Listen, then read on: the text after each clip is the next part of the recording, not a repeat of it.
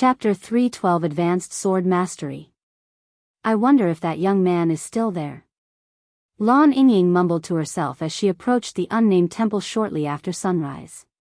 While she normally visits the temple once a week to clean the stone tablet, she has been experiencing a weird sensation in her chest ever since she met the masked man 2 days ago, almost like her guts was telling her to return to the temple.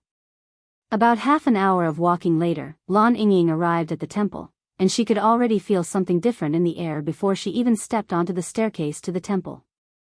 This aura. It can't be. Lan Yingying quickly ascended the staircase when she realized the type of aura she was experiencing. A few moments later, she stood at the entrance of the temple and looked inside, and to her surprise, the masked person was still there. Furthermore, there was even a subtle amount of sword aura emitting from his body. Of course, the most shocking part about all of this was his cultivation base, which had increased exponentially since their last meeting only 2 days ago.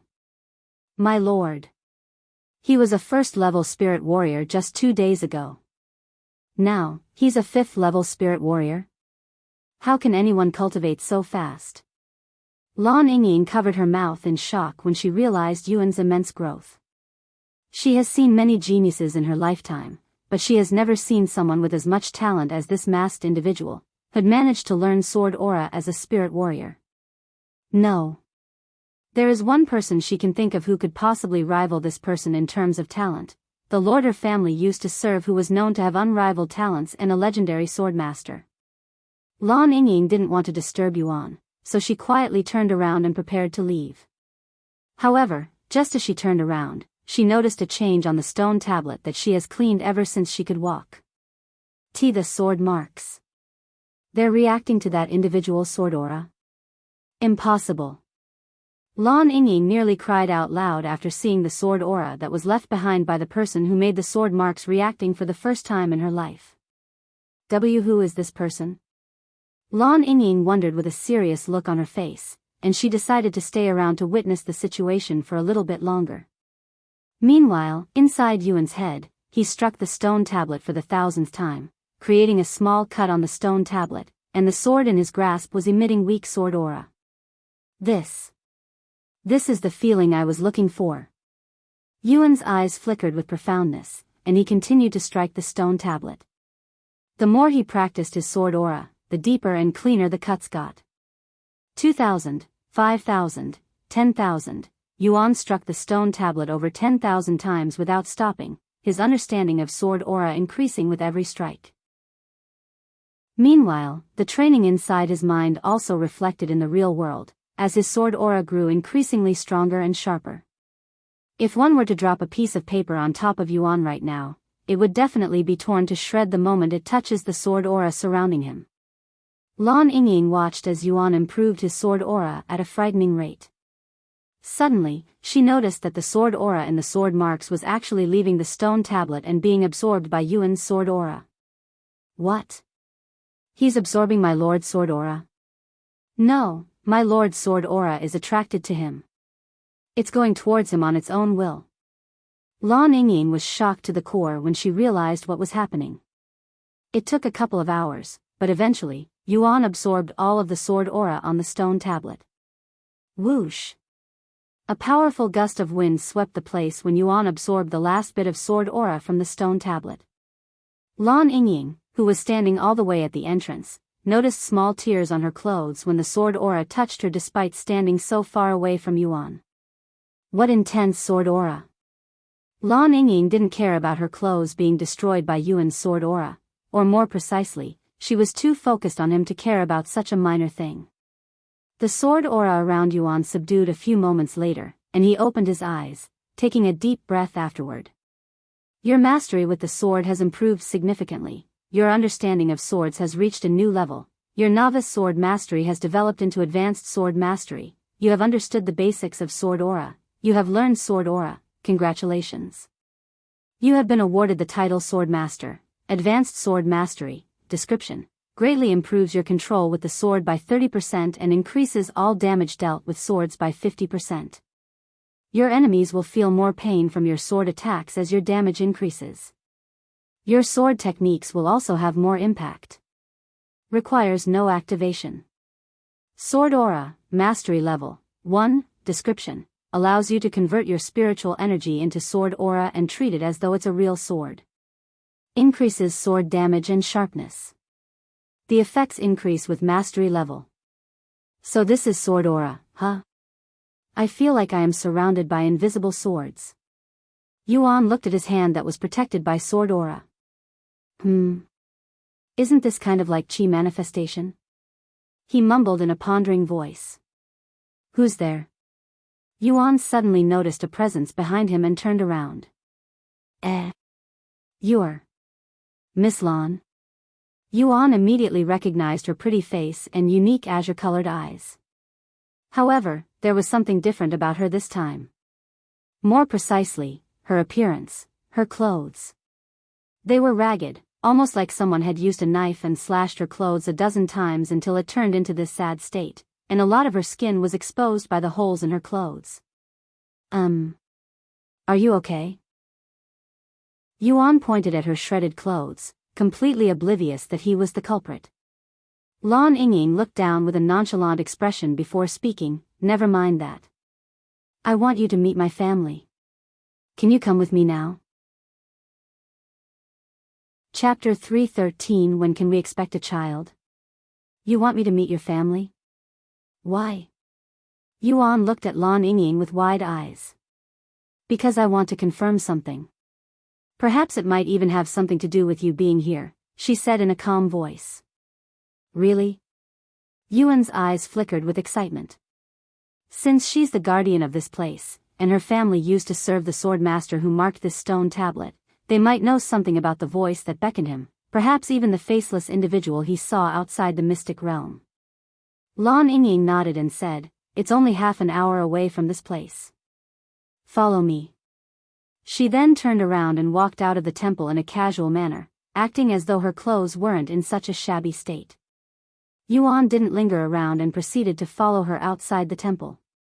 After some time, he could no longer hold his curiosity and decided to ask her, "What happened to your clothes? Did you encounter a powerful magical beast on your way here?" Lan Yingying looked at him without stopping her legs, and she said, "There are no magical beasts in this area." As for why my clothes are in this state, Lan Yingying raised her hand and pointed her finger at him. "You're the one who made my clothes like this, your sword aura, to be exact." What? I am terribly sorry. I didn't mean to. Yuan was shocked to hear that he was the cause of her ridiculous appearance. I know. You don't have to say anything. It was my fault for being so nosy and getting too close, anyways. Lan Yingying shrugged it off casually. Thank you, Miss Lan. Yuan said to her, feeling relieved that she didn't blame him.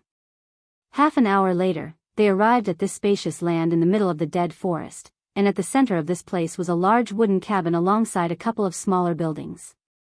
You live here? Yuan raised his eyebrows.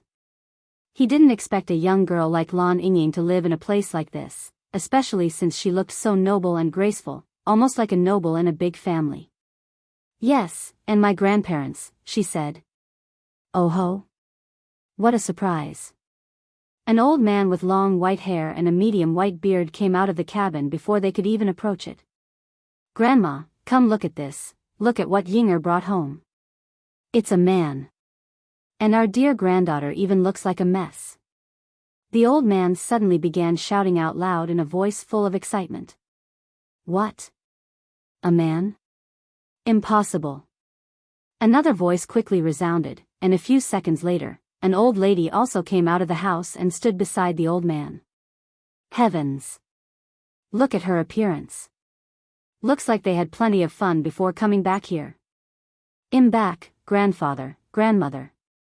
Lan Yingying said to them, acting like she didn't hear their loud words just now. Hey, boy. Are you my granddaughter's boyfriend? Where did you two meet? How long have you been dating? Have you done that yet? The old man suddenly began bombarding Yuan with questions. Calm down, you old fool. What if you scare him away? This is the first time she brought home a man, too. I'll skin you alive, old fool. The old lady even smacked the old man's butt as she scolded him. "Hello, young man. You can ignore this old fart. With that being said, when can we expect a child from you too?" The old lady spoke with a grin on her face. Meanwhile, Yuan was left speechless by their weird questions. "Grandfather, grandmother, stop joking around.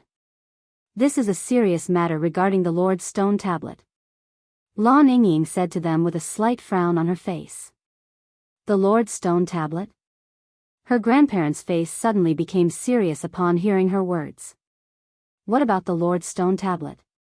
Did something happen?" The old man then asked with a frown on his face. Lan Yingying nodded her head before pointing at Yuan and speaking. The Lord's stone tablet reacted to him, allowing him to absorb the sword aura left behind by the Lord. "What?" The both of them exclaimed in a shocked voice. Don't tell me he's the Lord's descendant?" The old lady spoke in a trembling voice. "I brought him here to see if that is the case or not," Lan Yingying said. After a moment of silence, the old man said, "Come inside first. We'll talk once we are feeling more comfortable." The grandparents then entered the house. "Let's go, Yuan," Lan Yingying said to him before going inside the house. Although it felt weird to enter a stranger's home, Yuan didn't feel any malevolence from them and decided to trust them. Once they were inside, Yuan sat around a large table with the others. "Give me more context," the old man then said. Lan Yingying nodded and proceeded to recall everything she knew, from her first meeting with Yuan 2 days ago to their second meeting today. "I see. Can you tell me a little bit more about yourself, young man?" The old man then turned to look at Yuan. Yuan nodded and said, "I came here with my fellow disciples, but we got separated on our way here, and before I knew it, I was in the forest. Then I heard this voice that beckoned me, so I followed it, and the voice led me to the temple." The grandparents pondered for a moment before speaking. "If you don't mind me asking, what is your purpose for coming to this place?" "To be completely honest with you, I have no clue." Yuan shrugged. The grandparents exchanged looks with each other, and the old lady asked him a moment later, "Young man, did you perhaps come from the outside world?" Yuan's eyes widened. "The people here are aware of the outside world? That they're currently inside the mystic realm? Just what is this place?" Chapter 314 Mystic Realm Natives. "What? You think we wouldn't know about the world outside the mystic realm when you outsiders come here every 10 years? The old man said. And he continued, "You know, the people of this world, the natives. Our ancestors also used to live in the outside world, but they decided to live in this world instead, isolated from the outside world." "Huh. But how's that possible? I thought we only have a month inside the mystic realm before we must leave." Yuan spoke in a dazed voice. "Ha ha ha. Sure, that's how the mystic realm works nowadays. However, that wasn't the case during the ancient times when people could enter the mystic realm at will and without any restrictions," the old man said. And he continued, "The mystic realm changed when it got an owner, who turned this place into a massive trial of sorts, implementing the rules that you're experiencing now." Wow. I had no idea the mystic realm would have such a deep history. What about the people of this world? Can you guys leave the mystic realm? Yuan asked after his initial awe. The old lady shook her head and said, "Unfortunately, we're stuck in this world. Before the owner created the rules for this world, had asked everybody in this world if they wanted to leave or stay in this world, and at that time, our ancestors, with full knowledge that they won't be able to leave this place ever again, decided to stay in here. There is no way out of this world, only a way inside, not including the time limit of 1 month." The old man continued. "Don't you want to go outside?" Yuan suddenly asked. "Not really. According to our ancestors, the spiritual energy in this world is much better than the spiritual energy outside. Although it's much smaller in this world, we'll get to live longer since we have a higher cultivation base, and there are not as many worldly conflicts here," the old lady explained. I guess the spiritual energy in this place is much more abundant than outside overall. Yuan couldn't deny this since had experienced it for himself firsthand. To tell you the truth, not everyone in this world is like us, as most of the natives aren't very fond of outsiders, since many of them are jealous of your ability to leave this place. Therefore, it's best to keep your identity as an outsider hidden. The old man revealed to him, taking him by surprise. I see. Thank you for the heads up. Yuan nodded. Anyways, returning to the topic at hand. We believe you're a descendant from our Lord's bloodline in the outside world, and we would like to check your blood if you don't mind. The old lady said. I highly doubt it. But what if? What if I turn out to be a descendant? Yuan asked, his interest piqued.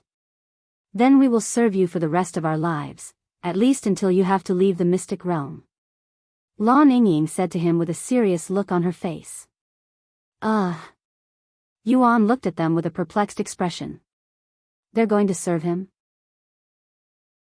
That didn't feel right to him for some reason. How will you test my blood?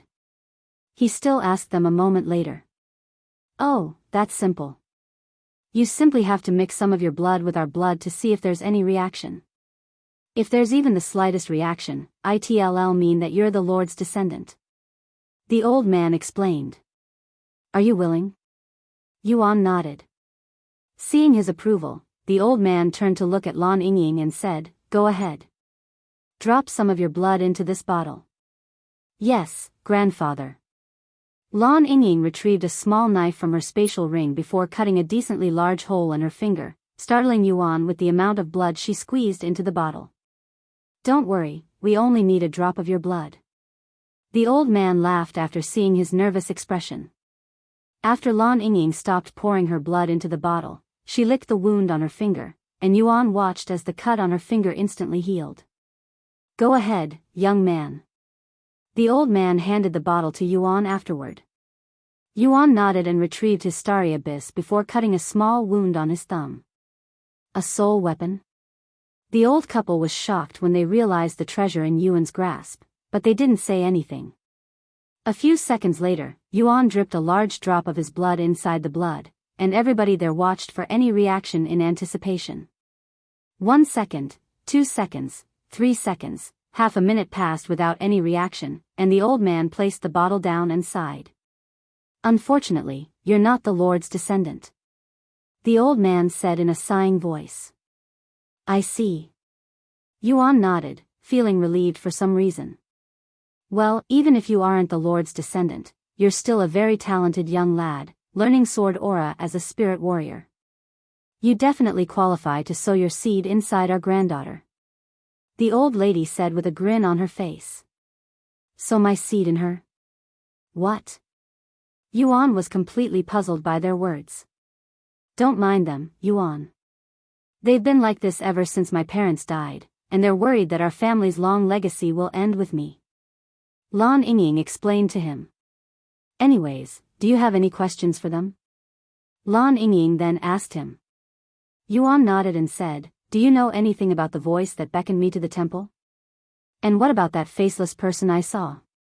However, the old couple didn't respond to him, and on their face was a gawking expression, their eyes filled with shock. What's the matter? Yuan asked them. Are you sure about that? A faceless person? The old man asked him in a trembling voice. Yuan nodded, yes. I'm sure. Do you know who that is? The old man swallowed nervously before speaking, that is most likely the Lord. Huh? Yuan's eyes widened with surprise after learning this new information. Chapter 315 Faceless Statue. See, can you please give some more description to this faceless person? What kind of clothes was he wearing? What color was his hair? How long was his hair? How tall was he? What kind of aura did he emit? The old man asked him in an anxious voice. Yuan nodded his head before closing his eyes to recall the faceless person. He was wearing black clothes with a golden outline. He had long black hair that was nearly as long as his body, and he looked a little bit taller than the average adult. Probably around 74 inches if I had to take a guess. As for his aura, he definitely gave the feeling of a noble or something otherworldly. What about his sword? Was he carrying a sword? The old man asked, his voice growing more excited as he spoke. A sword. Yuan pondered harder. After a moment of silence, Yuan said, "Oh, yeah, I think he was carrying a sword on his back. However, it looked like an ordinary sword, so I didn't pay too much attention to it." Ha ha ha. That's it. He definitely sounds like the Lord. The old man said as he stood up. Come with me. The old man then walked outside. Yuan and the others followed him outside. Once they were outside, the old man led them to a path that was behind the cabin. A few minutes later, they reached this small but empty area, and standing in the middle of this area was a statue made of some kind of metallic material. However, the most surprising part about this statue was its face, or more precisely, its lack of a face. Indeed, it was a statue of the faceless figure. This is... Yuan was dumbstruck the moment his eyes laid on the statue. Is this the person that you saw? The old man asked him afterward. Yuan nodded in a dazed manner, yes. Although he looks slightly different, he is, without doubt, the faceless person I saw. Despite being a statue, it gave off a domineering aura, almost like it was a real person standing there. Although you're not the Lord's descendant, you're most likely related to him in some way since he beckoned you to the stone tablet. The old man said. Just who is this Lord person anyways? Yuan asked, and he continued, and why is he faceless even as a statue? Let me answer your second question first. The Lord. Nobody has ever seen his face before, hence why his statue is faceless. Just like what you're doing right now, the Lord always wore a mask, ever since his first appearance to the day he disappeared from this world. The old man said. As for who the Lord is, we also don't know much about his existence except for the fact that Head showed up one day out of the blue, exhibiting heaven-defying talents and obtaining admiration from countless people. Our ancestors were one of these people, hence why they decided to serve him. Also, he somehow managed to obtain control of the mystic realm, becoming its master. Oh. So he was the one who closed the mystic realm and turned it into a place of trials? Why did he do such a thing? Yuan asked, his interest piqued. Nobody knows, honestly. The Lord was an eccentric person who exceeds all expectations. We will probably never know his true intentions. The old man sighed. I see. Then do you know anything about the mystic pagoda? Yuan decided to ask them since Senior Nia made it sound like an important place. The mystic pagoda? That's where the Lord used to live. The old lady said to him. And she continued, don't tell me the outsiders are still trying to open it. They should give up already. Seeing the puzzlement in Yuan's eyes, the old lady explained, every 10 years, the outsiders will try to open up the mystic pagoda, but it's useless. Only the owner of the mystic realm can enter that place, but nobody but the Lord knows how to do it. Even to this day, nobody else besides the Lord has managed to become the master of this place. Is that so? Yuan mumbled in a low voice. Anyways, do you have any more questions? If not, why don't you and our granddaughter here go conceive a child or two? After all, you only have a month in this world. The old lady suddenly said to him with a smile on her face. What? Yuan looked at the granny with wide eyes. Why are you still joking about that, grandmother? Lan Yingying shook her head in a calm manner. Joke? Do I look like I'm joking? Her grandmother turned to look at her with a serious expression on her face. Lan Yingying's eyes widened slightly at this. You're serious? She mumbled in a dazed voice. Of course. This young man has extraordinary talents. He definitely qualifies to help us continue our lineage. The old lady said. Our legacy has lasted for hundreds of thousands of years. We're not going to let it end with you, Yingying. The old man also said with a profound look on his face. The two old couple emitted a fearsome aura at this moment, causing both Yuan and Lan Yingying to shudder. It was at this moment a loud and sharp ear-piercing cry suddenly resounded in the area, but it didn't sound like it came from a human. Che. The old man sneered with an annoyed look on his face. They don't learn, do they? Then, to Yuan's surprise, the old man suddenly levitated off the ground and flew into the sky. A spirit grandmaster? Yuan exclaimed. However, Yuan quickly realized that the aura coming from the old man surpassed even Feng Yuxiang, who was a peak spirit grandmaster. In other words, there was a good chance this old man was a spirit lord. A few moments later, a very large bird covered in black, metallic feathers, could be seen flying towards their direction, and it emitted a familiar aura, the aura of a spirit grandmaster. What on earth is that?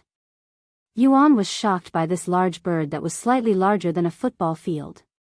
However, the old man remained completely tranquil despite facing such an intimidating monster. Did you anger your master or something? Why else would he send you here, to your death? The old man shook his head before lifting his hand and pointing at the large bird, mumbling in a low voice.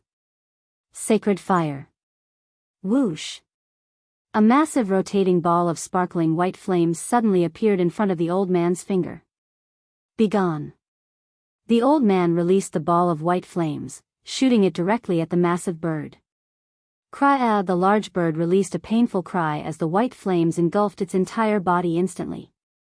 However, the noises didn't last more than a few seconds as the white flames quickly consumed its massive body until even its ashes completely disappeared from this world. After disintegrating the large bird, the old man returned to their side and spoke with an innocent smile on his face, acting like he'd just gotten rid of an insect and not a powerful magical beast. Anyways, why don't the two of you go find a room and start working on that child? We don't have that much time, after all. Chapter 316 Unique Charisma. Grandfather, we just met and are no different than strangers. How can you ask me to conceive a child with him? Not to mention our situation. Lan Yingying said to him. So what if you're strangers? Your relationship won't matter regardless since he'll be leaving in a month whether you like it or not. The old man said. Even if you say that. What about his opinion on this matter? Lan Yingying turned to look at Yuan, who looked very confused about the current situation. Do we even need to ask him? Who could possibly refuse our beautiful granddaughter? And why do you seem so reluctant? If you don't continue our lineage, who will take care of the Lord's stone tablet in the future? Who will be here to greet the Lord when he returns? The old man sighed. Wait a minute. Yuan suddenly interrupted. What do you mean by your last words? Hasn't it been hundreds of thousands of years since the Lord disappeared from this place? Can a human even live that long? The old man chuckled after hearing his words, and he spoke a moment later. Of course not. No human would be able to live that long. However, the Lord is not dead, and while we say he disappeared, the Lord merely left the mystic realm and hasn't returned since then. Although we don't know where he went or what he's doing outside, with his heaven-defying talents, we're certain that he could reach the peak of cultivation and become a real immortal. True immortals can live millions of years with ease, nor are they affected by the passage of time. They also can't die from natural causes such as diseases or old age, and the only way they can die is if someone kills them, but even that requires some effort. And as long as the Lord is alive, he'll definitely return to this world in the future. That's what he promised my ancestors right before he left, after all. The old man said with a confident smile on his face. Yuan was speechless. He was simply amazed by their loyalty to this Lord person. If he had to wait hundreds of thousands of years, even potentially millions of years for someone to return, he would have probably lost faith long ago. Anyways, thank you for teaching me so much about this world, but I have to leave now, as I still need to regroup with my team, Yuan said to them a moment later. What? You're leaving already? But you still haven't done anything with our granddaughter. At least sow your seeds in her before you leave. The old lady quickly said. I'm not exactly sure what you mean by that. Yuan then said. The old couple exchanged looks with each other. What kind of life has this young man been living that made him so innocent? What about his parents? Ahem. The old man cleared his throat and said, in other words, I want you and my granddaughter to have a child together. Yuan's eyes widened with shock. While he doesn't know anything about giving birth since nobody has taught him about the subject, he at least knew how much responsibility it was to have children. But I won't be in this world in a month. And I don't think I am ready to bear so much responsibility. Yuan said to them a moment later. It's fine even if you leave. We aren't asking for you to take responsibility, either. You simply need to impregnate our granddaughter so that our lineage will continue. We'll take care of everything else after that. The old lady said. Yuan looked at the old couple for a moment before turning to look at Lan Yingying. After a moment of silence, Yuan lowered his head and apologized to them. I'm sorry, but if I ever have children, I want to be there for them. You see, even though I was adopted at a young age, I never knew my real parents or what they look like, and I don't want my own children to experience the same loneliness I felt before I was adopted. I hope you can understand. The old couple was left speechless by Yuan's words. As much as they wanted him to conceive a child with their granddaughter, they couldn't force him. After a moment of silence, the old man nodded and said, I see. I will also apologize if you felt pressured by us. If you don't want to, we won't force you. What a pity. We have been looking for someone like you for such a long time, too. The old lady sighed in a regretful voice. The old man then said, Yingying, go show the young man the way out and take him to the nearest city. Although there should be no magical beasts around this place, there are magical beasts roaming outside, and they might be a little too much for him to handle even if he understands sword aura. Okay. Lan Yingying nodded. Thank you, seniors. It was nice meeting you. Yuan said to them. Just call us Grandpa Lan and Grandma Lan. I am also glad that we got to meet a genius like you since it gives us a feeling of what our ancestors might have felt when they met the Lord for the first time, said Grandpa Lan. If you decide to change your mind about having a child with our granddaughter before leaving this place, you can come back here at any time. My granddaughter will always be available for you. Grandma Lan said to him. Sometime later, Lan Yingying led Yuan away from the cabin and towards the direction of the unnamed temple. Isn't it strange, Grandpa? Grandma Lan spoke after Yuan left. What? How we don't dislike him even though he's a human. In fact, I even liked him very much, she said. I know how you feel, Grandma. There was just something attractive about him. Perhaps it's his unique charisma. I wonder if this is what our ancestors felt when they met the Lord. If so, I can totally understand why they decided to serve him. Grandpa Lan said with a smile on his face, and the two of them returned to the cabin shortly after. Chapter 3:17 Blue Star. Let me see the stone tablet one more time before we leave this place, Yuan said to Lan Yingying when they returned to the temple. Lan Yingying nodded her head, and they climbed the staircase, entering the temple a moment later. Yuan approached the stone tablet. Once he was directly in front of it, he clasped his hands together and bowed to the stone tablet. I don't know why you called me here, and I might never find out, but thank you for showing me this place, allowing me to learn sword aura. Yuan paid his respect to the stone tablet.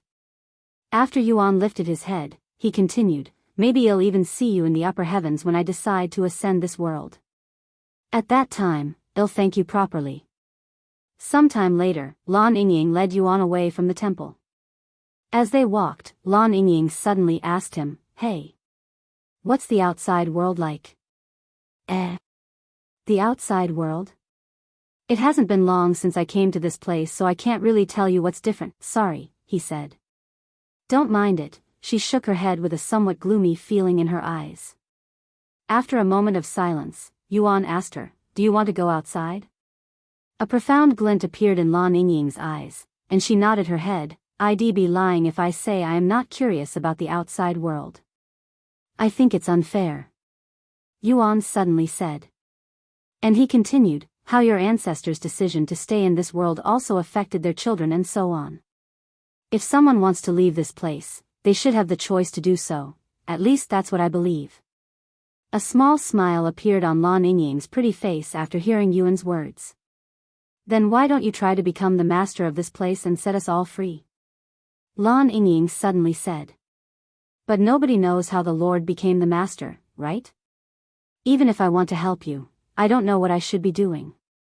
The Mystic Pagoda. Perhaps you'll find some clues there. Where is the Mystic Pagoda? Yuan then asked. Lan Yingying lifted her hand and pointed to a certain direction in the sky. Do you see that blue star? If you follow it, it'll lead you to the Mystic Pagoda. Following her fingers, Yuan's eyes widened with surprise when he realized what she was talking about. What? How could there be stars in the sky already? The sun hasn't even begun to set yet. Yuan exclaimed in a shocked voice. That star is a special star. You can see it throughout the day no matter if it's day or night. I see. Thank you. Yuan turned to look at Lan Yingying, and he continued in a somewhat awkward voice. By the way, are you sure you want to continue walking around in that appearance? What if someone sees you? Lan Yingying looked down at her own clothes that were still torn, and she said, Oh, right. I nearly forgot. Lan Yingying suddenly stopped walking and proceeded to remove her clothes on the spot, taking Yuan by surprise. You could have at least warned me. Yuan instinctively turned around to give her some privacy. Okay, I am done. Lan Yingying said a moment later, sounding very calm despite just changing her clothes in front of a man, and they continued walking shortly after, acting like nothing just happened. How far away is the nearest city? Yuan asked her after walking for an hour without seeing anything civilization in sight. About 7 days, give or take, she responded in a calm manner. 7 days? That's an entire week. Yuan's eyes widened with shock. Just where the heck did the mystic realm take him? At this rate, he won't regroup with the others until there are only a few days left in the mystic realm. We're in the most isolated area in this world, so there's nothing we can do about it. Lan Yingying said. I see. I'm sorry for making you go through the trouble, and thank you. Yuan said to her. It's okay. I have nothing better to do, anyway. Lan Yingying said. What do you normally do besides cleaning the stone tablet? Yuan decided to ask her. Cultivate, and hunting ignorant magical beasts that dare to enter our area without permission, just like that onyx crow. Lan Yingying said. Yuan swallowed nervously after hearing her words. After all, he also entered their place without any permission. Lan Yingying noticed his weird behavior and said, Don't worry, we are forbidden from harming humans unless they threaten us or show aggression first. This is a rule set by the Lord. I see, Yuan nodded, and they continued to walk in silence for a couple of hours until Yuan suddenly realized something. Oh no. I completely forgot about Meishio. Yuan stopped walking and exclaimed. Meishio? Lan Yingying raised her eyebrows. Give me a moment. I'll be back in a bit. Yuan said to her before logging off the game. Meishio? Are you here? Yuan called out for her when he logged off. I'm here, Yuan, she quickly responded. I'm sorry. I was too absorbed in the game and completely forgot to log off again. He said to her. Don't worry about it, she said to him. Let me go warm up your breakfast. After warming up the soup, she fed it to Yuan. Once again, I'm really sorry. It's okay, really. There's nothing else for me to do, anyway. Yuan then said, if you want, you can play the game with Feng Feng and the others. You don't have to wait for me to finish the Mystic Realm since that's going to take a while.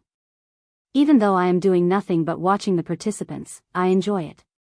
It feels like I am watching a movie or something, and the others are always engaged in something. Meishio said. Wait a moment. You can watch us from the outside? Yuan was surprised when he heard this. Yes, we can see everything the participants are doing using this treasure. However, for some reason, you're not shown, so we cannot see where you are or what you're doing. Meishio said to him. Chapter 318 Earth Dragon. If you can see the participants, does this mean you know where the other 2 disciples are at? Where are they? I need to regroup with them as soon as possible, and it would help a lot if I know where to go.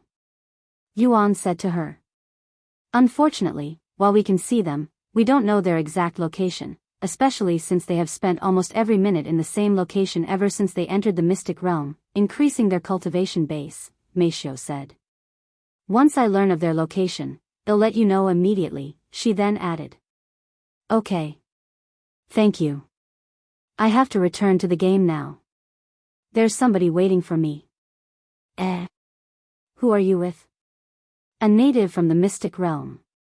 I met her on the first day, and she's currently helping me reach the nearest city. However, it's going to take a week.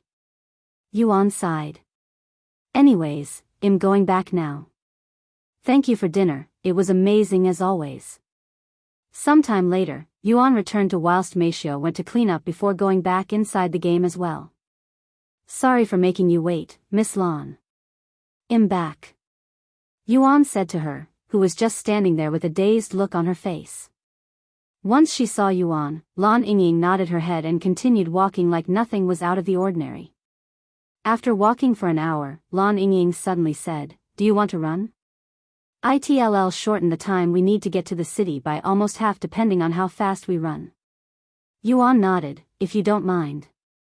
Thus, the 2 of them began speeding up and running across the empty grassland, following the direction of the blue star in the darkened sky. A couple of hours later, once the sky was completely dark and flickering with stars, Lan Yingying suddenly halted and said, Stop. Yuan quickly stopped and asked her, What's the matter? There's a magical beast ahead. First level Spirit Master. I'll handle it. Lan Yingying said to him. Wait a moment. Yuan suddenly stopped her, and he continued a moment later, Can I handle this? I want to try out my sword aura. You want to fight a Spirit Master as a Spirit Warrior? You're not even halfway to the peak of Spirit Warrior. Lan Yingying looked at him with wide eyes, almost like she was looking at a crazy person. I just want to hit it once with my sword aura. If it doesn't work out, I'll let you handle it. Yuan then said. Okay. Lan Yingying nodded her head. The 2 of them continued moving shortly after, but they stopped running. About 10 minutes later, they could see a massive reptile with a large jaw that resembled a certain type of dinosaur, and it was standing on 2 legs, almost like a T-Rex. Furthermore, there appeared to be rocks growing on its skin, kind of like an armor. What kind of magical beast is that? Yuan couldn't help but ask her. That's an earth dragon. They are incredibly tough and powerful. One would think they are slow due to their large figure, but they are actually the opposite and quite nimble. Lan Yingying said. And she continued, if you want to hit it, you'll need to take it by surprise.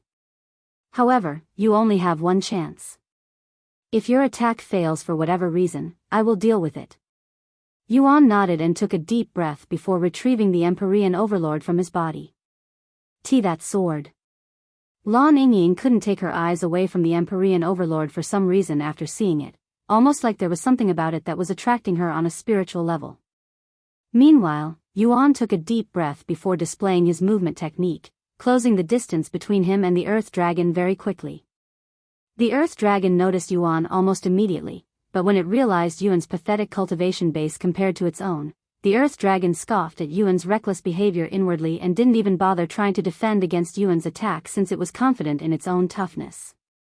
Once he was close enough, Yuan's eyes flickered with viciousness, and his body exploded with sword aura. The contempt in the Earth Dragon's eyes immediately disappeared, replaced with intense fear. Bloody sword strike. The Empyrean Overlord emitted a domineering red aura, and Yuan swung it at the Earth Dragon without holding back. Boom! The Earth Dragon was frozen from shock and felt suppressed by the sword's overwhelming pressure.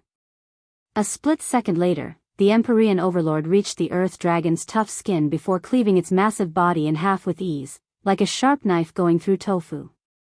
However, the Empyrean Overlord didn't stop after cleaving the Earth Dragon and continued to slam onto the ground, creating a massive fissure in the ground that spread out meters into the distance, resembling tree roots. Lan Yingying's jaw dropped when she witnessed the overwhelming prowess displayed by Yuan, who was merely a 5th-level spirit warrior. Heavens! What is his body made of? How can a spirit warrior have such strength? Lan Yingying cried inwardly. Forget about killing the Earth Dragon in one hit, she didn't even expect Yuan to penetrate the Earth Dragon's defenses. Is he really this powerful, or is it because of that mythical sword? Lan Yingying wondered to herself. After killing the Earth Dragon, Yuan went to check if it left behind its monster core, but alas, it was empty. A few moments later, Lan Yingying approached Yuan and looked at the Earth Dragon's corpse with a weird glint on her eyes before swallowing nervously. Yuan, what kind of sword is that? Lan Yingying asked him a moment later. The Empyrean Overlord? It's my soul weapon, he said. Soul weapon? What about the dagger? It gave off a similar aura. That's also a soul weapon. I have two, he calmly responded. 2 soul weapons. Lan Yingying was speechless. After a moment of silence, she asked him, by the way, if you don't mind, can I see that sword? I am getting some kind of feeling from it, and I don't know why. Chapter 319 Unknown Entity. Sure. Go ahead. Yuan nodded his head, not hesitating to hand the Empyrean Overlord to Lan Yingying since he trusted her, and even if she wanted to steal it, the soul weapon will automatically return to him if it gets too far away from him. Here you go. Yuan handed the sword to her in a casual manner. This sword is so heavy. Lan Yingying was taken by surprise by the weight of the Empyrean Overlord, nearly falling over trying to hold it at first. Oh, right, I forgot about that. It weighs about 1,000 genes naturally. Yuan had forgotten about its weight after handling it like a tree branch for so long. Where did you obtain such a treasure? And do you know its background? She then asked, her gaze staring at the beautiful sword with a somewhat mesmerizing look. Apparently, it was found in a legacy tomb 500 years ago. As for its background, it used to be wielded by a sword emperor. Yuan recalled what Feng Yuxiang told him and the Empyrean Overlord's description. Sword. Emperor? Do you, by any chance, know the name of this sword emperor? Lan Yingying asked. No, I don't. I see. Lan Yingying mumbled. Thank you for letting me see it. She handed the Empyrean Overlord back to Yuan a moment later. Let's continue moving. Yuan then said. Wait a moment.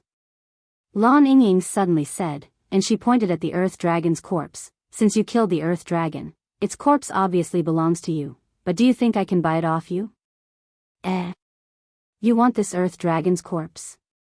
Yuan raised his eyebrows, wondering why she wanted it. If you want it, you can take it. Also, you don't have to pay me. Yuan said, as he doesn't have any uses for the corpse, nor does he plan on selling its materials. Really? Are you sure? An Earth Dragon's corpse will fetch a lot of money if you sell it. She asked him just to be sure. Yuan nodded, it's the least I can do for you, who's helping me reach the nearest city. Thank you very much. Lan Yingying bowed to him before collecting the Earth Dragon's corpse with her spatial ring. Shortly after, they continued to run across the grassland, encountering a couple more magical beasts in a few hours. Of course, Yuan wanted to fight these magical beasts despite having a lower cultivation base in comparison. And just like the Earth Dragon, these Spirit Master magical beasts looked at Yuan with contempt when they realized he was only a spirit warrior, lowering their guards. However, these magical beasts immediately regretted underestimating Yuan's low cultivation base the moment he released his sword aura, and they could only powerlessly stare at Yuan as he slashes their body into 2 parts. After Yuan killed these magical beasts, Lan Yingying would collect their corpses, almost like a trash collector picking up trash on the sidewalk. Do magical beasts not drop monster cores around here or something? I've killed over a dozen of them without a single monster core. Yuan complained after some time. The higher cultivation a magical beast, the less likely they'll drop a monster core. Lan Yingying said to him. Really? That doesn't make any sense, but alas. Yuan sighed. Once the sun began peeking at the horizon, Yuan logged off the game to eat breakfast prepared by Meishio. How are you doing in the mystic realm? Xiaohua wanted to know. Meishio said to him afterward. I'm still making my way to the nearest city. I've also been encountering more and more magical beasts the closer we get to the city. However, you don't have to worry since I can deal with them easily, especially ever since I've learned Sword Aura. I understand. I'll let them know. Once she returned to the game, Meishio relayed Yuan's situation to Xiaohua and the others. What? Sword Aura? Long Yijuan and the others expressed great shock after hearing this news. So Brother Yuan finally learned Sword Aura, huh? Xiaohua already knew that he would learn Sword Aura. It was just a matter of when. Meanwhile, Yuan continued to follow the blue star in the sky with Lan Yingying. We should arrive in the city by tomorrow afternoon, Lan Yingying said to him. Okay. After running for a couple of hours without stopping, Lan Yingying suddenly felt a cold shiver run down her spine, causing her to stop running, and she shouted in a panicked voice, Yuan. Stop. What happened? Another magical beast? Yuan stopped and asked her. However, when he turned around and saw the nervous look on Lan Yingying's face, even though she had remained relatively calm from their previous encounters with magical beasts, he realized something was amiss. It's worse than a magical beast. We need to get away from this place as soon as possible. Lan Yingying said to him. Get away? From what? Yuan raised his eyebrows. And before Lan Yingying could respond to him, a deep voice suddenly resounded. The little princess is together with a human? What an unusual sight. Boom! The ground shook as a figure suddenly descended from the sky and landed about 100 meters away from Yuan and Lan Yingying's location. What the heck is that? Yuan's eyes widened with surprise when he saw this person and its unique appearance, not to mention its tyrannical aura that was unlike anything he's experienced before. This entity was standing on two tall legs like a human, and it also had the body of a human. However, this human-like figure had glowing red skin and a single black horn directly in the center of its forehead. The sclera of its eyes was pitch black with its iris and pupils bright red. Furthermore, it had long sharp ears, sharp fingernails that resembled claws, and long black hair. If one looked closely, there was also a red crystal implanted in the middle of its chest. If one had to describe this entity with a single word, that word would be demonic. Where are you going with this human, little princess? The demonic being spoke with a large, diabolic smile on its face, showing its 2 rows of sharp white teeth. Chapter 320 Demon. Miss Lan, what is that thing? It can even speak. Yuan was more amazed by this unknown entity's existence than feeling fearful of it. You've never heard of a demon before? Lan Yingying looked at him with surprise. A demon? That thing? This is my first time hearing about them, much less seeing one. Yuan said, and he continued, how are they any different compared to magical beasts? They're vastly superior to magical beasts overall. Just like how magical beasts are stronger than human cultivators at the same cultivation level, demons are stronger than magical beasts and by a huge margin as well. A spirit apprentice demon can even defeat a spirit warrior cultivator with ease. Lan Yingying explained to him. Furthermore, they cannot be killed by normal means and are essentially immortal since they can survive most injuries, even if you put a hole in their heart. What? Such powerful entities exist? How come nobody talks about them outside? Yuan was speechless. I can't tell you since I don't know what it's like outside, but in this world, they are very infamous for their brutality and tremendous strength. However, they are also very rare, and most people live their entire lives without even seeing one. Then I guess we're super lucky to encounter one right now? Yuan asked. Hey, what are you two talking about? I also want to join in on the conversation. The demon suddenly said to them. However, it remained standing there, seemingly unwilling to approach them for some reason. How are you unaffected by the Lord's sword aura? You demons shouldn't be able to get this close to the divine forest. Lan Yingying spoke with a frown on her face. The demon laughed before speaking. It's all thanks to your parents. Thanks to their blood, we've gained some resistance to the sword aura, but this is the furthest I can go for now. Sooner or later, we'll be able to enter the divine forest and consume you and those old bastards. Lan Yingying gritted her teeth in anger after hearing the demon mention her parents, and she lifted her arm with her spirit master cultivation fully activated. Shut up. Sacred fire. She shouted. A ball of white flames appeared in front of her palms before flying at the demon. However, despite seeing the ball of flames flying at it, the demon didn't even bother to move and remained standing there with a nonchalant look on its face. The white flames engulfed the demon a moment later, but it didn't show any reactions. You've improved, little princess. However, compared to those old bastards, your sacred fire is still too weak to do any real harm to our bodies, much less kill us. The demon spoke as it bathed in her flames casually. A few moments later, the white flames disappeared on their own, leaving behind minor burn marks on the demon's red skin. However, these injuries immediately healed within seconds as well. Miss Lan, you. Instead of paying attention to the demon, Yuan was fully focused on Lan Yingying at this moment, mostly because her appearance had experienced some changes. It wasn't anything shocking, but Lan Yingying's black hair had suddenly turned pure white, and her azure-colored eyes turned into a beautiful pink color. Lan Yingying's minor transformation reminded him of Feng Yuxiang's transformation when her hairs and eyes changed colors after consuming his blood. However, it didn't immediately occur to Yuan that Lan Yingying could be a magical beast like Feng Yuxiang, since he thought Feng Yuxiang was unique as a divine beast and a phoenix, not to mention her curse, hence why she could transform into a human. The demon suddenly spoke. Don't worry, little princess.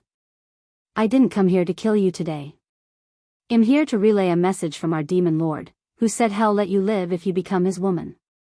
If you don't, the demon clan will raid the divine forest in 2 weeks when we fully absorb your parents' blood. I'd rather die than to become that bastard's plaything. Lan Yingying spoke with a fierce look on her face. Don't be so quick to make up your mind. You have 2 weeks to decide. The demon shrugged. Then it turned to look at Yuan and continued to speak. As for you, human, I won't let you go so easily.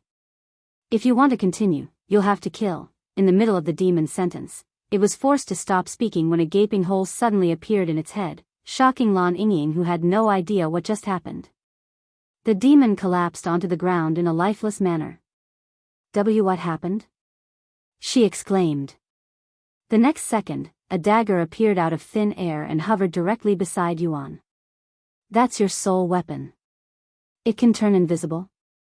Lan Yingying was left speechless by the starry abyss' ridiculous ability. Yes. Yuan nodded with a calm look on his face, and he said, I hope you don't mind my actions just now. That demon is clearly very dangerous, and it made you cry, so I decided to take care of it.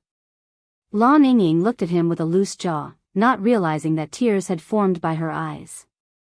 But alas, one cannot kill a demon with raw strength. Take care of me? A mere spirit warrior human? Ha ha ha. That's the funniest thing I've heard all year long. The demon's voice suddenly returned, taking Yuan by surprise. What the heck? It's still not dead even with an injury like that? Yuan turned to look at the demon with a surprised face, and sure enough, it was standing again. The gaping hole in its face also began to close back up, and in just a few moments, the demon healed fully. I'll admit that you'd managed to surprise me with that invisible attack just now. However, no matter how many times you open a hole in my face, you won't be able to kill me. The demon looked at Yuan with immense contempt in its gaze, almost like it was looking at an insect and not a human. Chapter 321 3 Free Attacks. This is indeed quite troublesome. How can I kill that thing if it can survive even with a hole in its face? Yuan sighed. I'm sorry, Yuan, but let's give up on going to the city for now and return to my grandparents to see if there's anything we can do about this situation. Although I have the power to defeat that demon, I don't have the power to kill it. Lan Yingying said to him. Wait a second, Miss Lan.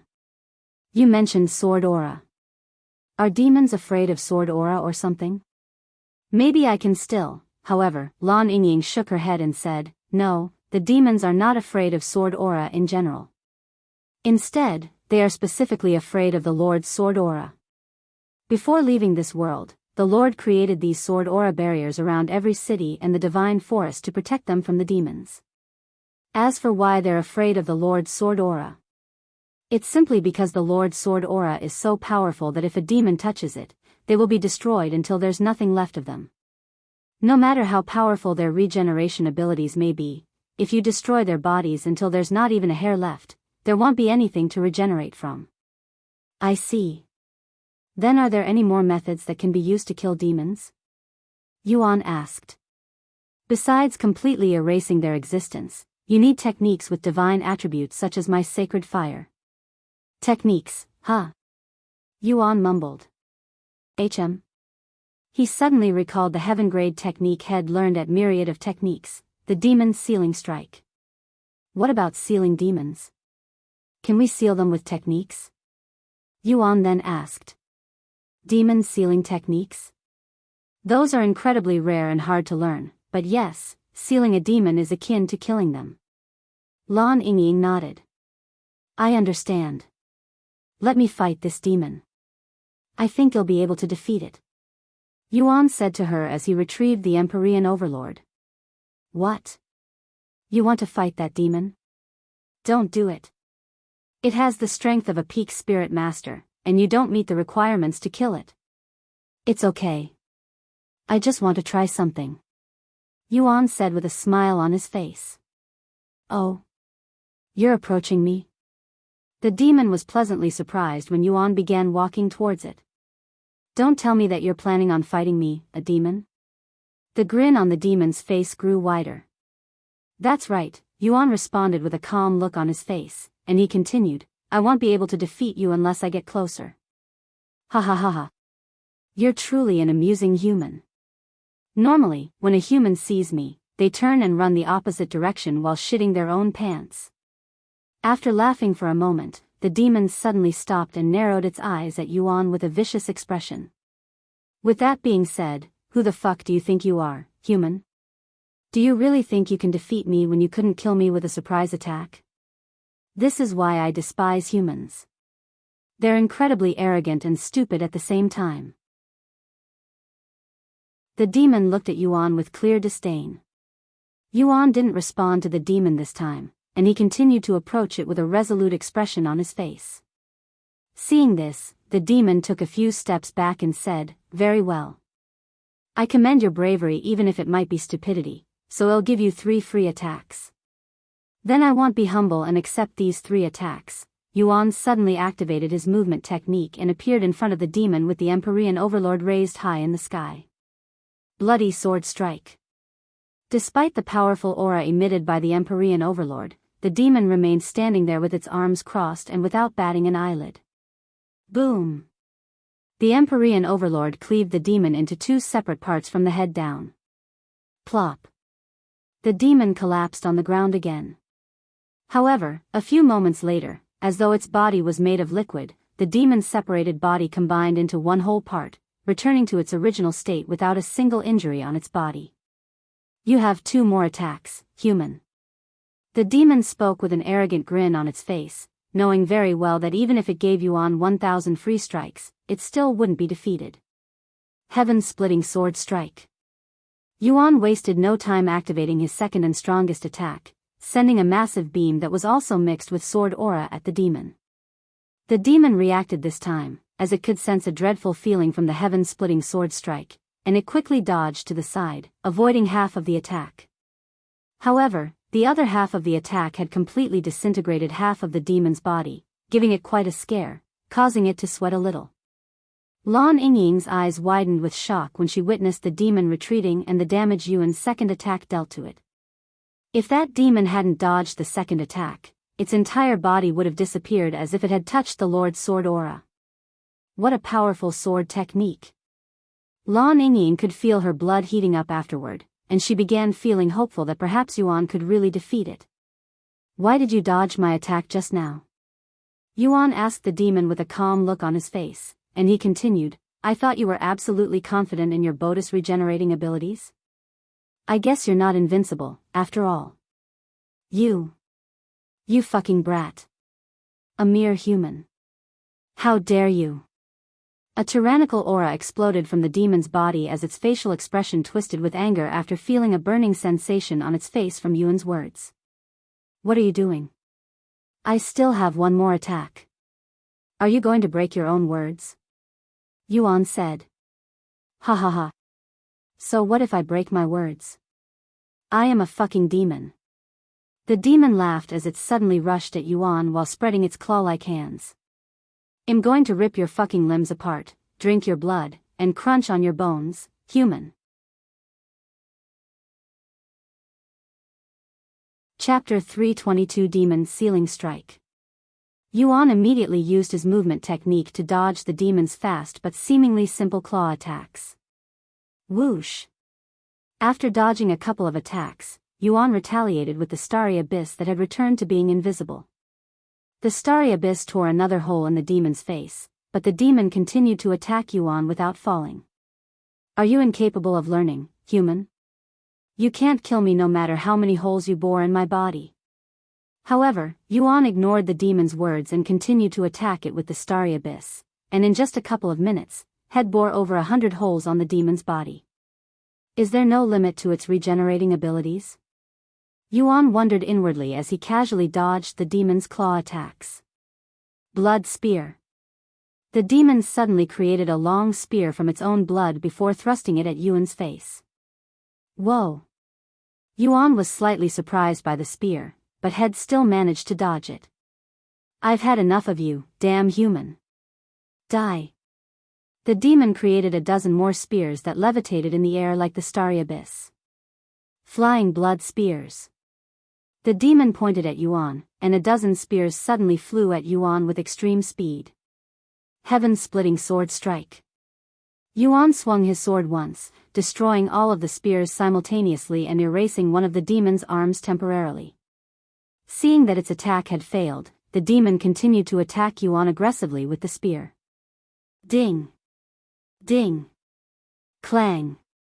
Yuan defended himself with the Empyrean Overlord whilst attacking the demon with the starry abyss, waiting for the perfect opportunity to use the demon's sealing strike. However, the demon completely ignored the starry abyss and focused on attacking Yuan. Meanwhile, Lan Yingying watched their intensive fight from a place where the demon cannot enter with a dazed expression on her face. This is her first time seeing a human fight a demon and on such an equal standing. Even though demons are known for being insanely powerful, this demon appears to be struggling against a human cultivator who is only a spirit warrior. Stop running away. What are you, a cockroach? The demon exclaimed in an agitated voice when it realized that it couldn't defeat this human's profound movement techniques. If you don't want me to dodge, then you should probably stop attacking me. Yuan casually responded. Like hell. I'll fucking kill you at all cost. The demon shouted as he continued his endless wave of assaults. And you humans have limited energy. Unlike us demons, you're useless once your spiritual energy runs out, and you'll be no different than a mortal with no powers. Lan Yingying then warned him, Yuan. You must finish this fight as soon as possible. The longer you fight a demon, the more disadvantaged you are. Demons have nearly unlimited stamina and spiritual energy. You won't outlast him in endurance. Why don't you come out here and help your human friend, little princess? However, I can't promise you that I won't accidentally eat you as well. Ha ha ha. The demon provoked her. It's okay, Miss Lan. You don't have to worry about me. It won't be long before I defeat this demon. Yuan then said. I'd like to see you try. The demon coldly snorted. While it was afraid of Yuan's heaven-splitting sword strike, it was confident that Yuan wouldn't be able to use this technique too many times since it looked like it would consume a lot of spiritual energy. Furthermore, the technique itself was easy to dodge as long as one remains vigilant, and as long as it doesn't hit its entire body, it'll be able to regenerate itself. Yuan and the demon clashed against each other hundreds of times over the next few minutes, and once they were beginning to get into the rhythm, Yuan's aura suddenly exploded, and a pressurizing aura appeared around them, restricting the demon's movements. Heavenly Domain. The demon was taken by surprise by this mysterious pressure that slowed down its movements by a fair amount. What is this uncomfortable feeling? However, slowing down the demon's movements was just a ploy to distract its attention and also the beginning of Yuan's plan. Hey! Demon! Yuan suddenly called out to it, causing it to subconsciously turn to look at him. The moment the demon's gaze met with Yuan's eyes, his eyes turned golden and assaulted the demon with an invisible mental attack that was unlike anything the demon has experienced before. The world suddenly turned dark for the demon, and all the demon could focus on at this moment was a pair of majestic eyes from an unfathomable existence hovering behind Yuan that looked down at it as though it was a mere ant. What the fuck are you? You're not human. The demon mistook Yuan as a monster in human skin when it experienced the dragon's gaze, and it feared for its life for the first time. However, Yuan didn't say anything and took this chance to attack the demon when it was frozen from fear. Demon Sealing Strike. Yuan stabbed the Empyrean overlord that was emitting an ancient aura directly in the demon's chest, not noticing the symbols that had appeared on the sword's blade. Huh. The demon didn't feel any pain, only a numbed feeling, and it didn't realize that it had a sword piercing its body until it looked down and saw the massive sword between its chest. What do you think you're doing? You really don't learn. The demon halted its sentence when it realized something was amiss, that its body was getting stiffer by the second. The demon looked down again for the second time, and to its surprise, the wound around the sword was actually transforming. It was turning into stone. What is this? What did you just do to me? The demon roared out loud and attacked Yuan in a panicked manner, but it struggled to release any strength. Yuan kicked the demon in the stomach and pulled out the Empyrean overlord from its body simultaneously before speaking in a calm voice. Who knows, but I hope this demon sealing technique works on you. Demon sealing technique? Why do you know something like that? Don't tell me you're a descendant of the demon sealing clan? The demon exclaimed while it kneeled on the ground powerlessly, feeling its body getting weaker as the petrifying effect from its wound spread throughout its body. Demon sealing clan? Never heard of them before. I learned this technique from a technique store some time ago. Yuan calmly responded, feeling quite happy that the technique appeared to be working perfectly against this demon. Curse you! I curse you, damn human! The demon shouted loudly, and it felt an intense urge to rip Yuan to pieces, but alas, all four of its limbs and the majority of its body had turned to stone. If I ever get out of this seal, I will fucking kill you. The demon's shouting halted when its mouth turned into stone, and a few more seconds later, the rest of the demon became petrified, transforming into a stone statue completely. Yuan, you really sealed the demon? Lan Yingying approached him and the petrified demon sometime later with clear disbelief on her face. I hope so, he said. Chapter 323 Demon Slayer. What should we do with this sealed demon now, Miss Lan? How long do you think it'll be sealed for? And is there anything else we can do? Yuan asked her afterward. It would be disastrous if the demon becomes unsealed a few days later if he doesn't take care of it properly now. However, he also didn't want to accidentally break the seal. It depends on how powerful your sealing technique is. Looking at it right now, the demon should remain sealed for a few hundred years. Lan Yingying looked at the fully petrified demon with a feeling of awe and admiration for Yuan, who sealed a demon as a spirit warrior. However, I think you should still take care of it entirely. You know that technique you used during your second free strike? Do you think you can completely obliterate the demon with it? Lan Yingying then asked him. It won't break the seal if I hit it in this state? Yuan asked just to make sure. It'll be fine. Even if your attack doesn't kill it, the seal won't be undone, and the demon won't be able to regenerate until the seal is completely gone, so you can take your time killing it. That's why demons are so afraid of sealing techniques. Lan Yingying explained to him. I see. Okay, I'll destroy it completely so it won't be able to cause any more trouble for you in the future. Yuan nodded before distancing himself from the sealed demon. Once he was far enough, Yuan held the Empyrean overlord in front of him and took his time to gather his spiritual energy. Lan Yingying's eyes widened when she saw this and realized that Yuan's previous heaven-splitting sword strike wasn't at its full power despite showing immense strength, enough to kill a demon. At this moment, Yuan's body was gushing with sword aura, and the sword in his grasp was glowing a beautiful golden color. Heaven-splitting sword strike. Once had gathered enough spiritual energy, Yuan released his ultimate attack at the demon and completely covered its entire figure this time. Under this intense power, the demon's figure quickly disintegrated until not even a speck of hair remained. Lan Yingying swallowed nervously at Yuan's destructive power, as it was unlike anything she had experienced before. After killing the demon, a notification appeared in front of Yuan. Congratulations! You have slain a demon, obtaining the title Demon Slayer. Meanwhile, outside the mystic realm, an announcement appeared in the skies for the players to see. Player Yuan has become the world's first player to have killed a demon. The players wondered what a demon was and how they are different from magical beasts. Feng, what's a demon? Wuxia asked her after seeing the notification. Huh? A fiend? Why are you suddenly asking about fiends? They are incredibly evil and powerful beings that used to rule the cultivation world. Feng Yuxiang looked at her with raised eyebrows.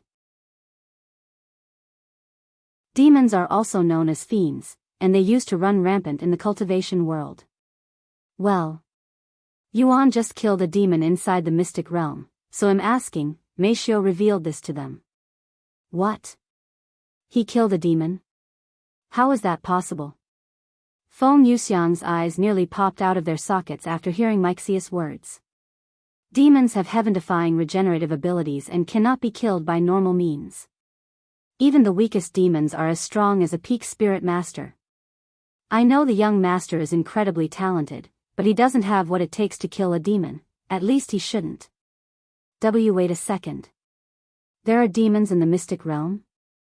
How come no participants have encountered one until today? And I thought they went extinct after the demon sealing clan purged them from the cultivation world. Long Yijuan mumbled in a dazed voice. The mystic realm is an ancient treasure, so it's not impossible that there might be some demons inside. However, to actually run into one and even kill it. Disciple Yuan is an entirely different type of existence. Elder Xian said. I still can't believe it. How did the young master kill the demon? One must either know demon sealing techniques or have special spiritual energy that has divine attributes. However, know for sure that the young master's spiritual energy doesn't have any divine attributes because I didn't sense it in his blood. Feng Yuxiang said, as Shed tasted his blood before. Then it could only be the demon sealing techniques. However, Xiaohua shook her head and said, Xiaohua has been with Brother Yuan even before he was a cultivator, and she doesn't recall Brother Yuan learning any techniques that allow him to seal demons, because she'd been separated from Yuan in the myriad of techniques. Xiaohua wasn't aware that Yuan had learned the demon sealing strike. No matter how the young master killed that demon, I'm relieved to hear that he's safe despite encountering a demon. I still remember my first encounter with a demon in the upper heavens. It was a terrifying experience, to say the least. Feng Yuxiang sighed. Madam Feng. You came from the upper heavens? And demons still exist in the upper heavens? Elder Xian looked at her with a surprised expression. Unfortunately, they still exist. They're just not as active and always in hiding. And yes, I came from the upper heavens. Due to circumstances, I am now here. Feng Yuxiang sighed. I see. Elder Xian nodded. Meanwhile, inside the mystic realm, at a place isolated from the rest of the world, a red-skinned figure lifted its head to look at the cloudy sky with a narrowed gaze as it sat on a red throne. That fool perished. Did he get too full of himself and went too deep into that man's sword aura? Even though I specifically warned him to not get ahead of himself. This demon mumbled, yet it expressed no sorrow after knowing that a fellow demon had just died.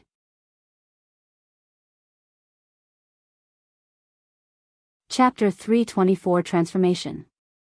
Demon Lord, what should we do now that there's one less demon? Another demon suddenly asked after sensing the death of the demon Yuan had slain. Change? Nothing will change, except that we'll have more blood now to consume that he's gone. Perhaps we'll even be able to attack those annoying things a few days earlier now. The Demon Lord spoke as it turned to look at the other 3 demons. There used to be hundreds, thousands of us. However, that fucking human with the sword aura slaughtered us as though we're insects, and in just the span of a few years, our numbers have reduced to a mere dozen. Unlike humans and magical beasts that have to increase their lifespan through cultivation, demons have a near-infinite lifespan at birth, meaning they're immortal regardless of their cultivation base. The Demon Lord's gaze turned to look at the small pool of blood in the center of these 3 demons and continued, that Lan family wanted to completely wipe us out, so they continued to attack us even after that human long disappeared. Although they'd managed to kill 10 of us throughout the years, we also managed to kill 2 of them. Now, there's only 4 of us and 3 of them. In this world, they are the only beings that can threaten our existence. Once we get rid of them, we can finally rule the mystic realm. We're going to enslave the humans and drink their blood every day. If not for that damn human and his sword aura, we wouldn't be in this pitiful situation and be soaking in the humans' blood already. That bastard even covered every city in this world with his sword aura, preventing us from gaining strength by eating humans. Another demon expressed his frustration for the Lord.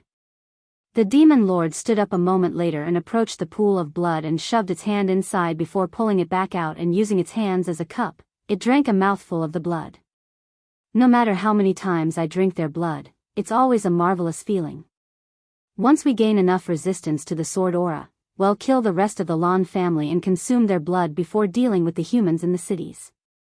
Eventually, we'll find a way to control the mystic realm and open this world back up, allowing us to go outside, where there'll be even more humans for us to play with. While the demons prepared their attack, Yuan went to pick up something that was left behind by the demon after he killed it. What's this? Yuan showed the red crystal to Lan Yingying. That's a demon core, somewhat similar to monster cores, but they contain much more spiritual energy. However, they also contain a lot more impurities and can even make a human go mad if not handled properly. Lan Yingying explained to him with a somewhat weird expression on her face right now. Similar to monster cores. Yuan looked at the demon core with a pondering look on his face, wondering whether he should try to eat this thing or not, as it gave him an ominous feeling, almost like it was taboo to consume them.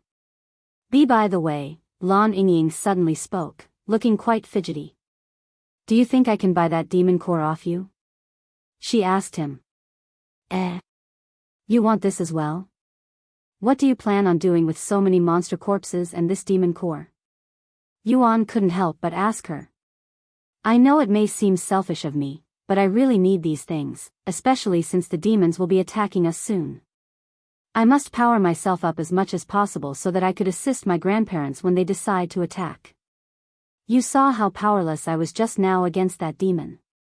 At this rate, it'll only be a burden. Lan Yingying sighed.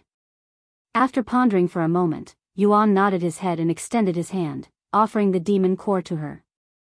Here. I don't need any money. Instead, can you tell me more about your situation? I want to see if he'll be able to help you out. Yuan said to her. Are you sure? Lan Yingying looked at him with a dazed look on her face. What about your friends? Don't you need to regroup with them? I do, but I cannot just leave you alone after learning about the demons. Furthermore, if he helps her situation and slays the demons, the Dragon Essence Temple will still earn points. After all, there was no rule that said one couldn't act independently and earn points this way. I still don't know where the other 2 are, anyway. Yuan thought to himself. After a moment of silence, Lan Yingying accepted the demon core before nodding her head. Okay.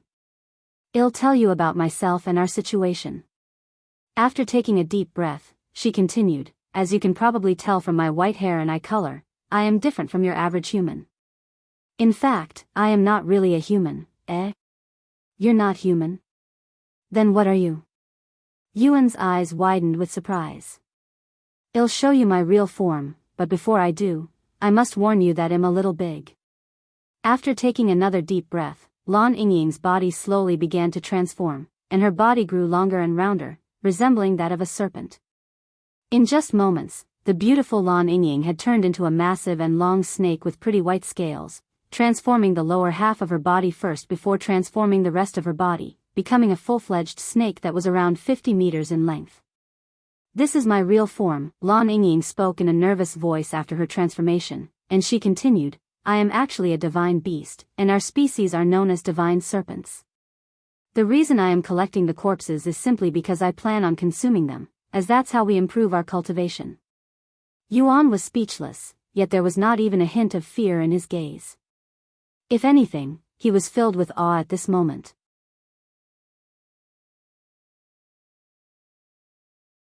Chapter 325 Riding Lan Yingying. Wow. You're actually a big snake?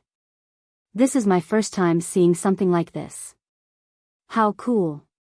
Yuan said to her in an excited voice after a moment of silence. See cool?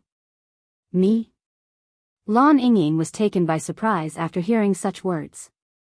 This is also her first time encountering a human who doesn't show even the slightest feeling of fear even after seeing her true form. Although there have been humans who didn't express fear towards her true form before, she knew they were nervous and fearful of her inwardly, and they were just too scared of expressing it, fearing that it might anger her and be the end of their lives. Do you think I can touch your body? Yuan suddenly asked her. Sure. Lan Yingying nodded after a brief moment of hesitation. Hearing her approval, Yuan immediately approached her and caressed her beautiful white scales with his hand. Wow. It's so smooth. Yuan mumbled after feeling its unique texture that was unlike anything he's touched before. Lan Yingying felt a little bit embarrassed at this moment even though she didn't feel any shame when she was half naked in front of Yuan before, as this is her first time letting a human being touch her divine scales. How does your transformation work? I know a phoenix who is also in human form, but her situation is a little bit unique. Yuan then asked her. Why you know a phoenix? Lan Yingying's body shuddered after learning this. Yes. We're good friends, he said. Well. All magical beasts have the ability to transform into humans after they reach a certain cultivation level, but this requirement differs with each species as some magical beasts can transform much earlier than others. However, divine beasts such as myself usually require a much higher cultivation base to transform into a human since our bodies are somewhat unique. With that being said, my species is also unique in this sense since we can transform into humans as early as reaching Spirit Master. Lan Yingying explained to him. What about your human body? Are they any different compared to normal humans? Lan Yingying shook her head and said, No, there aren't any differences as far as I'm aware. We have the same internal organs and reproductive systems as normal humans when we transform. After a brief pause, she continued, Actually, there is one thing that's different, our dantian. Even if we can transform our bodies, we cannot transform our core dantian or spiritual energy, and that's how people usually tell us, well, normal magical beasts, apart from real humans. Divine beasts are different and can imitate human spiritual energy almost perfectly, so most people can't tell the difference between divine beasts and humans. I see. How amazing. The cultivation world is truly a mythical place where anything is possible. Yuan expressed his awe for the cultivation world again. Sometime later, Lan Yingying asked him, What do you want to do now, Yuan? I have to return to my grandparents to warn them about the situation, so I won't be able to accompany you any further. I'll come with you, Yuan said. Are you sure? This is a fight between demons and divine beasts. You will get hurt, even die. Lan Yingying warned him. As much as she wanted Yuan to help them with his sealing techniques, she couldn't bear to see him die because of their situation. I'm sure. I can't just leave you alone, especially not after what that demon said. Yuan sighed, recalling how the demon talked about drinking her parents' blood. After a moment of silence, Lan Yingying nodded and said, Get on my back. I'll let you ride me. Well, travel faster this way, too. I can ride you? Yuan's eyes flickered with excitement, as he has never imagined riding a massive snake like a mount before. Lan Yingying nodded. Seeing her approval, Yuan jumped on Lan Yingying's back. I'll move slowly at first so you can get used to it. Lan Yingying said as she began slithering her massive body across the ground gracefully. Oh. Yuan was surprised when he could barely feel Lan Yingying's body moving despite her movements, almost like there was some sort of invisible force keeping him stable and safe. It was so stable that he could probably take a nap without falling off. Lan Yingying increased her movement speed every few minutes, and after some time, she was moving faster than flying swords. Are you okay, Yuan? She asked him just in case. Yes. This is awesome. We should return to my grandparents' home in a few hours. Lan Yingying said to him. Okay. Yuan nodded. Meanwhile, in the real world, Meishio sat before her laptop with a cup of cold water in her hand. There was only a couple of hours left for the frozen Jade Zither auction before it officially ends, and the 411 million had increased to a grand $525 million. Yu family has bid 526,100,000. Anonymous has bid 526,200,000. Music Genius has bid 526,300,000. Meishio watched as the price for the frozen Jade Zither skyrocketed, albeit at smaller increments. Although it may seem crazy that someone would be willing to spend so much money on a virtual item in a video game, when the world is dominated by video games with the majority of people in the world playing games actively, the abnormal slowly becomes the norm, especially with how hyped and popular Cultivation Online has been. Furthermore, spending astronomical amounts of money on video games has long become the norm ever since the creation of the legacy families. 530 million. 540 million. 550 million, the number grew closer and closer to 600 million, and the number of viewers on the website has returned to its peak numbers when the auction first started, as everyone there wanted to witness and be part of history when the most expensive in-game item is being sold. When there were only 10 minutes left in the auction, the number stopped exactly at 600 million without any more bids. As for the highest bidder, it was the Yu family that had plenty of money to spare.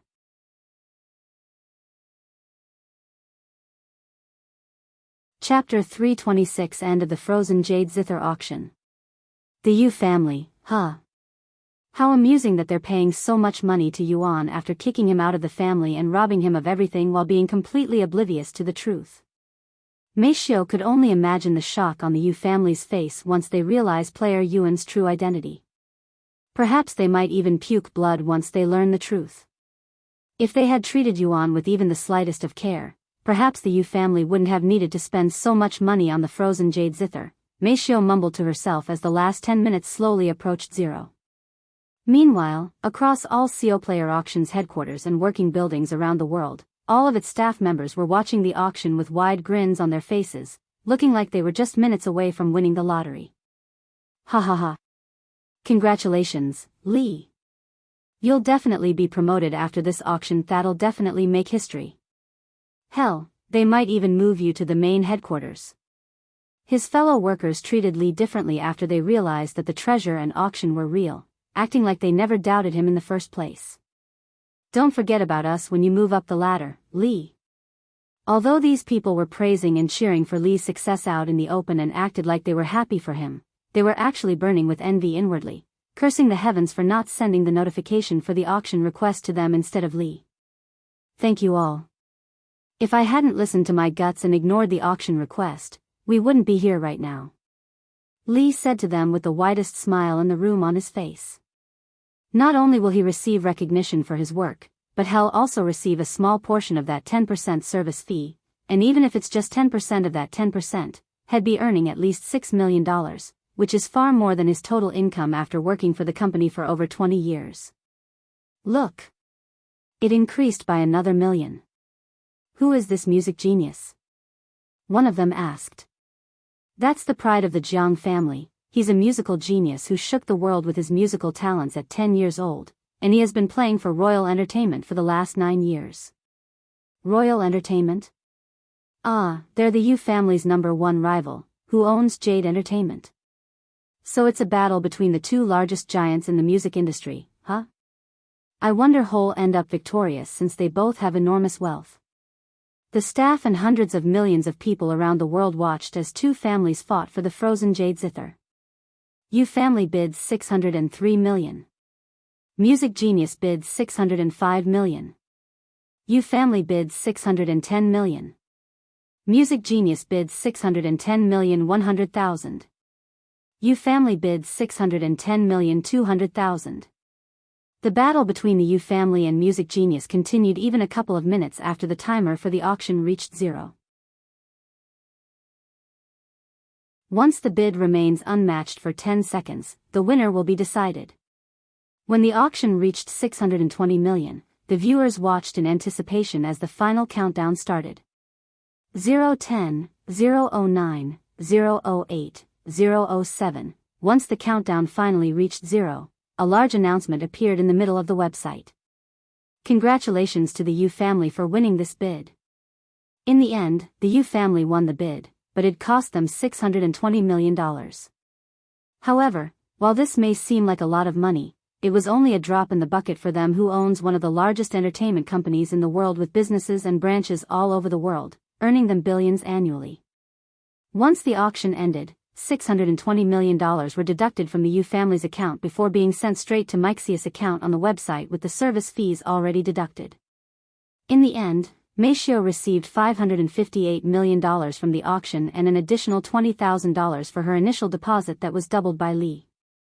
Wuxia wasted no time withdrawing the money, depositing it directly to the bank account that she shared with Yuan.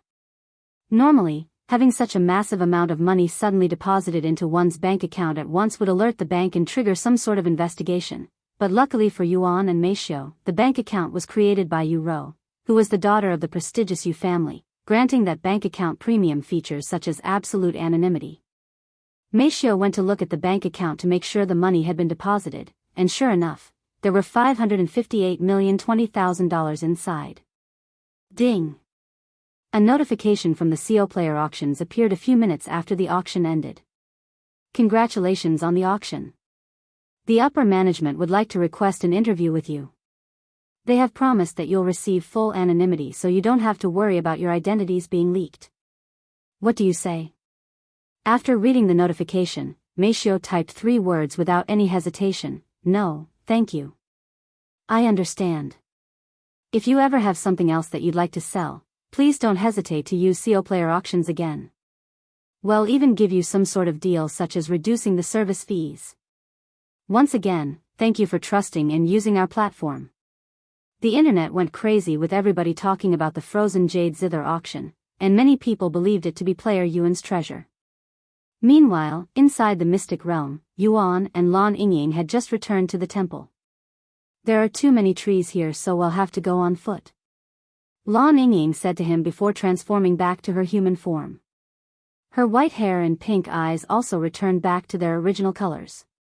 Sometime later, they arrived at the cabin. Grandfather. Grandmother. Lan Yingying called out to them as they approached the cabin. HM. You're back with the young man already? Did you decide to change your mind and impregnate our granddaughter, after all? The grandparents were pleasantly surprised to see Yuan return with Lan Yingying so quickly.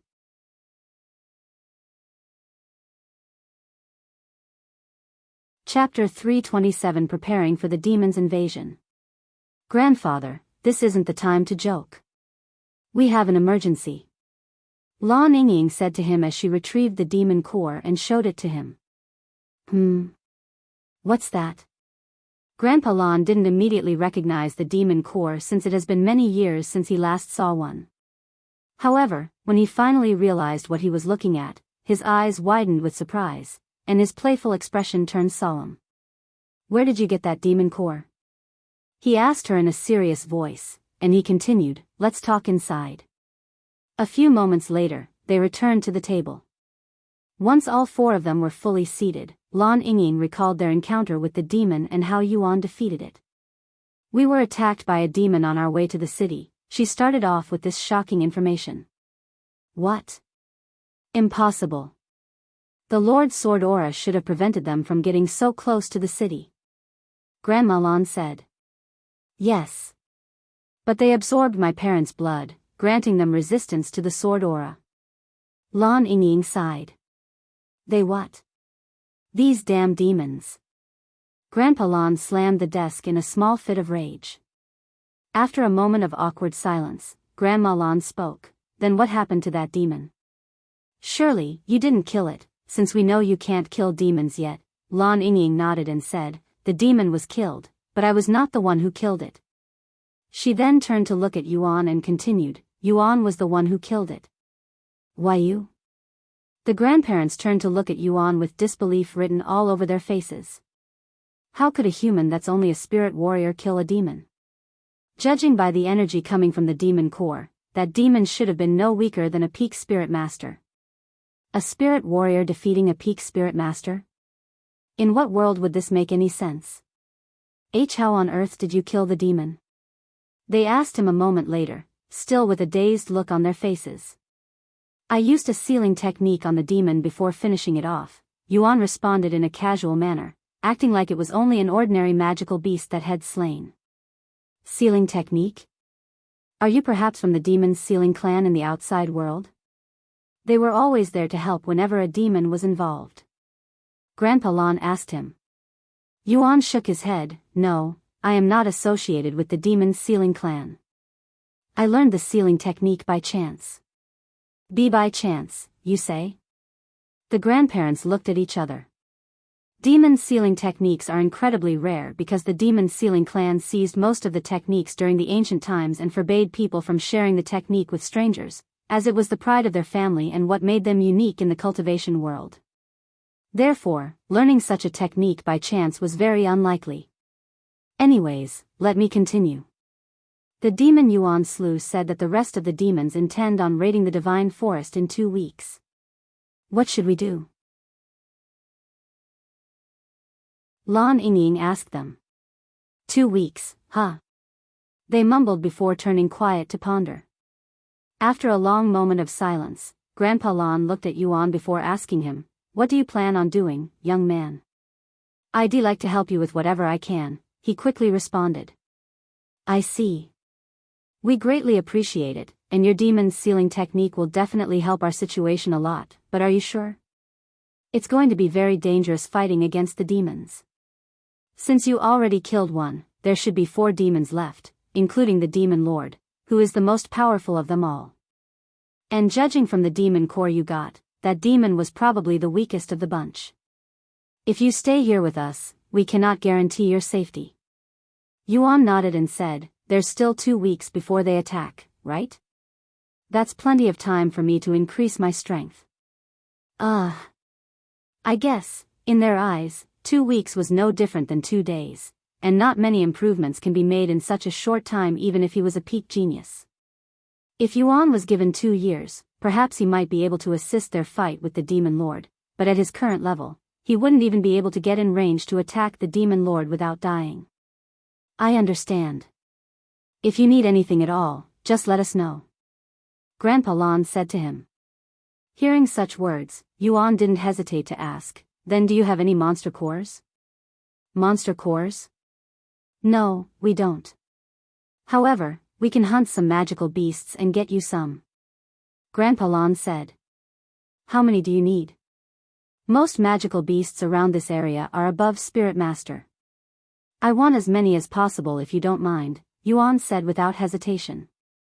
I understand. I'll go hunt some magical beasts after this. Thank you for the trouble, Yuan said to him. Ha ha ha. Don't mind it. No amount of monster cores will be able to match a demon core for us. Sometime later, Yuan asked them, by the way, I have been wondering. Since Miss Lan is a divine beast, does this mean both of you are also divine beasts? Oh. Yingying told you about it? Yuan nodded. That's right. I am also a divine beast. However, Grandma Lan here is not a divine beast. My real form is a jade serpent, I am just an ordinary magical beast. Grandma Lan said.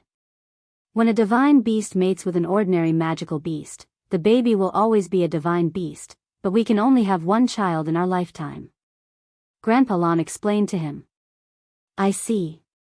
Yuan mumbled. Anyways, if the demons want to attack us, we'll be fully prepared for them. Grandpa Lon said. However, it won't be easy defeating 4 demons when there are only 2 of us who can actually kill the demons, me and you, young man. I'm going to hunt some magical beasts right now and see if I can get you some monster cores. In the meantime, you can stay here with the other 2. Of course, if you want to be more productive, you can always mate with Yingying. Grandpa Lon said with a smile on his face before leaving the cabin.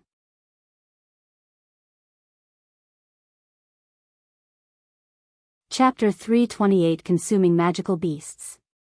Once Grandpa Lon left the cabin, the atmosphere immediately turned silent. Young man, would you like some tea? Grandma Lon suddenly asked him. I do, he quickly nodded. Okay, I'll go prepare some for you right now. Lon Yingying then said, I'm going to increase my cultivation.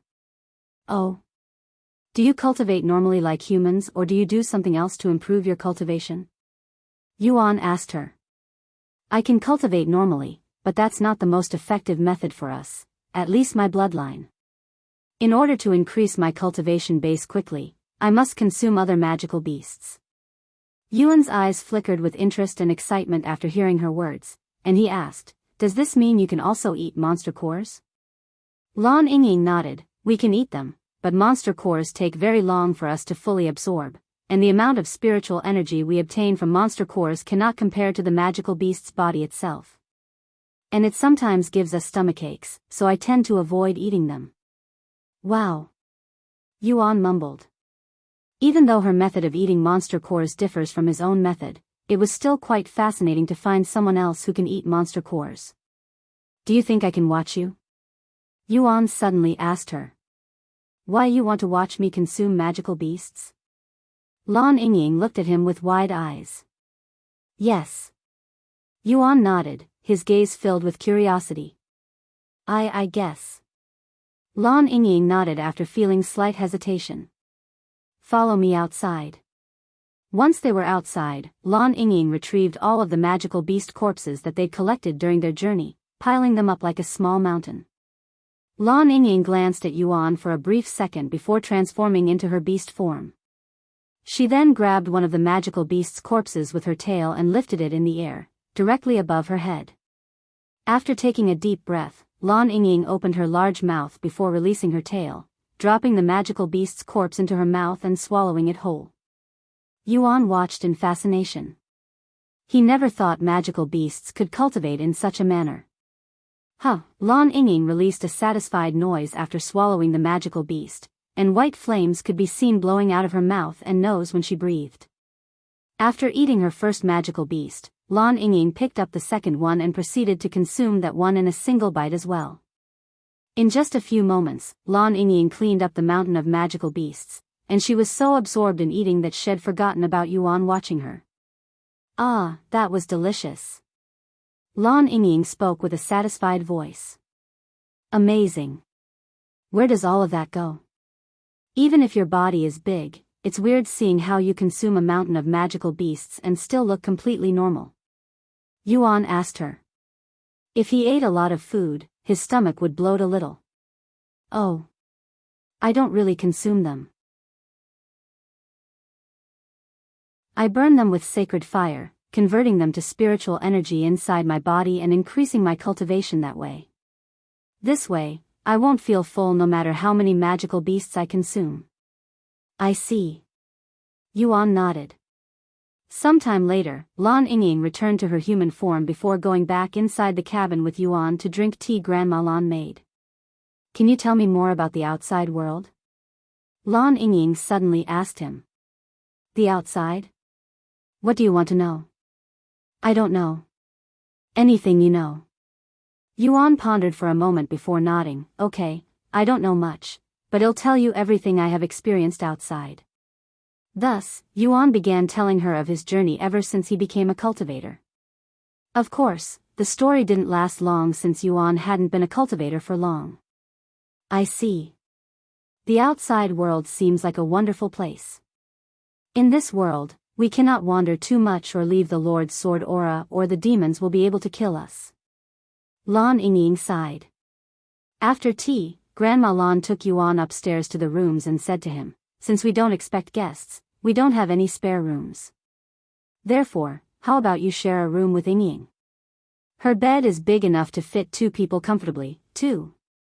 The smile on her face grew wider and wider the more she spoke. "It's okay, I don't need a room," Yuan said, dumbfounding Grandma Lan. "Then where will you sleep?" she asked. "I will be cultivating, so it doesn't matter if I have a room or not," he responded. Is that so?" Grandma mumbled, feeling that getting this young man to mate with their granddaughter might be harder than defeating even the demon lord. Yuan logged off sometime later as it was getting late. "Yuan, the auction ended," Meishio said to him during dinner. "Really? How much did it sell for?" "The frozen jade Zither sold for $620 million, and we got $558,020,000 after the service fees. Now we can pay for the rent of this place even though Rouse friend is willing to lend it to us for free," Yuan said. Meishio raised her eyebrows. This is the first thing he thinks about after obtaining so much money? Paying for rent? If he wanted, he could even buy this entire building and still have plenty left. Can you tell Xiaohua and the others that I most likely won't be able to regroup with the other 2 disciples anytime soon?" Yuan suddenly said. "Huh? Why? Did something happen?" "Yes, and it's not something I can ignore," Yuan said, and he proceeded to explain the Lan family's situation to Meishio. "Demons, huh? I understand. I'll let them know when I log on tomorrow." "Thank you," Yuan said. "Oh, right. One more thing, Meishio. If you need to buy something, just use the money we got from the auction.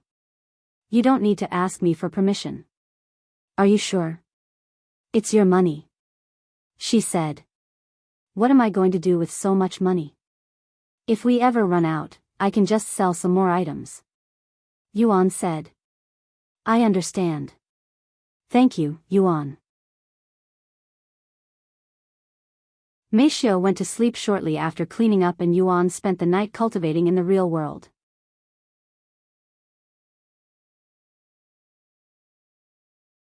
Chapter 329 Heaven Refining Physique. The following morning, Meishio logged into the game after feeding Yuan breakfast, and she relayed to them Yuan's situation.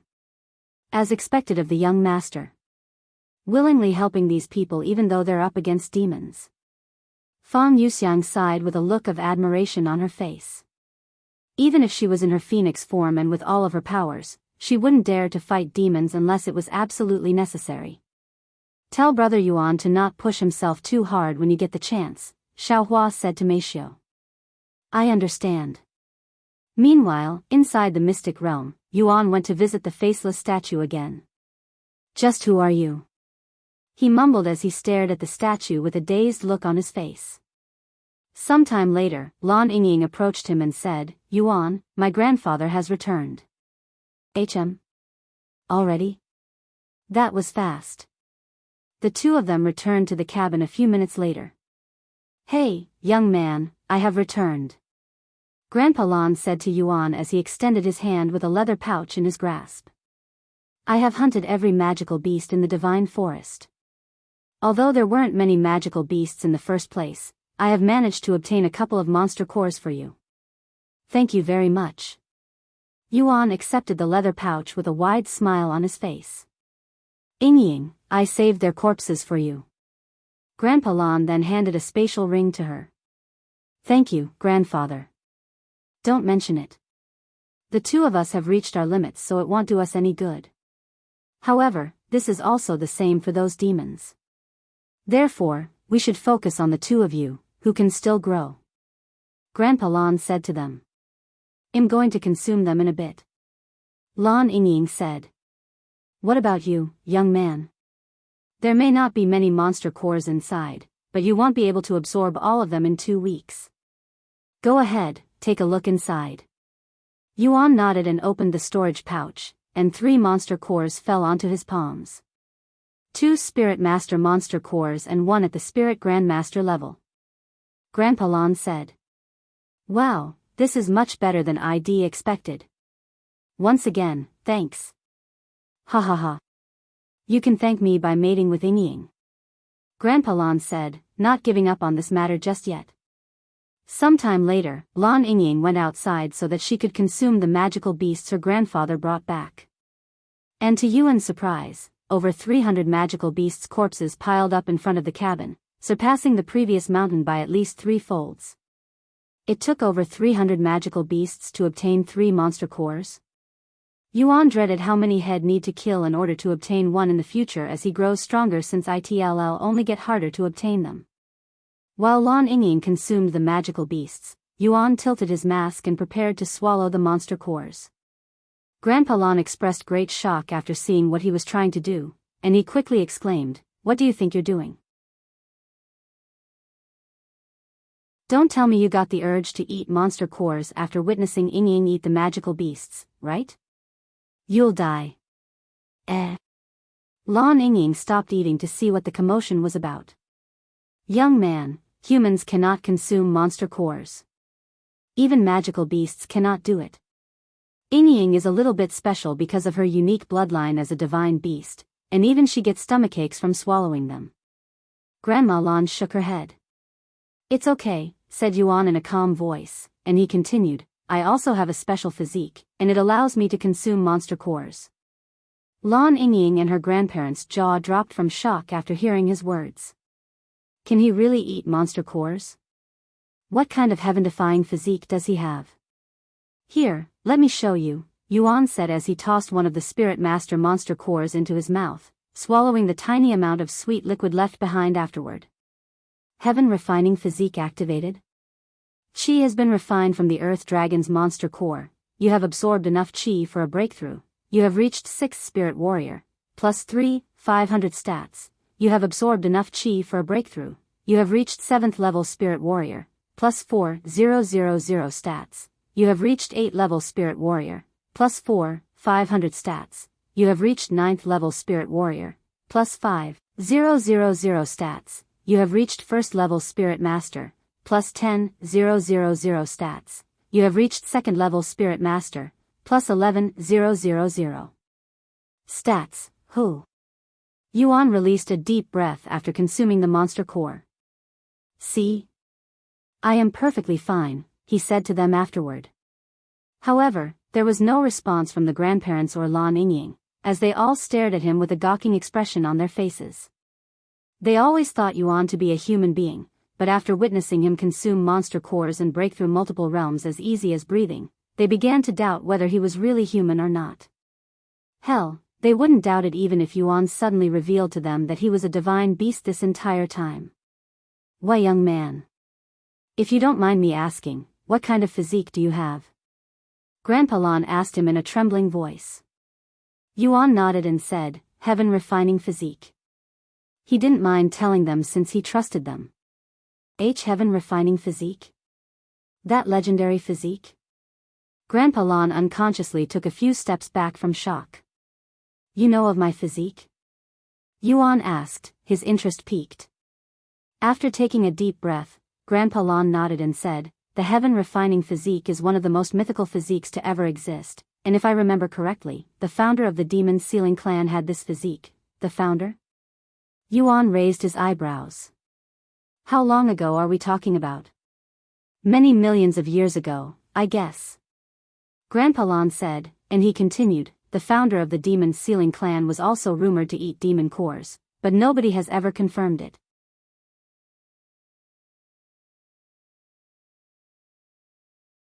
Chapter 330 Bane of Demons.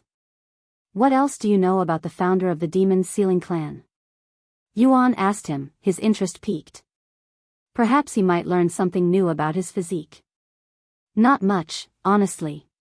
He was a powerful man, one of the most powerful entities during his time, and he founded the Demon Sealing clan to slay demons. Nobody knows his background or his motives for founding the clan, but all of the humans and even magical beasts admired him like a god. As for the demons, well, they'd run just from the mention of his name." "What was his name?"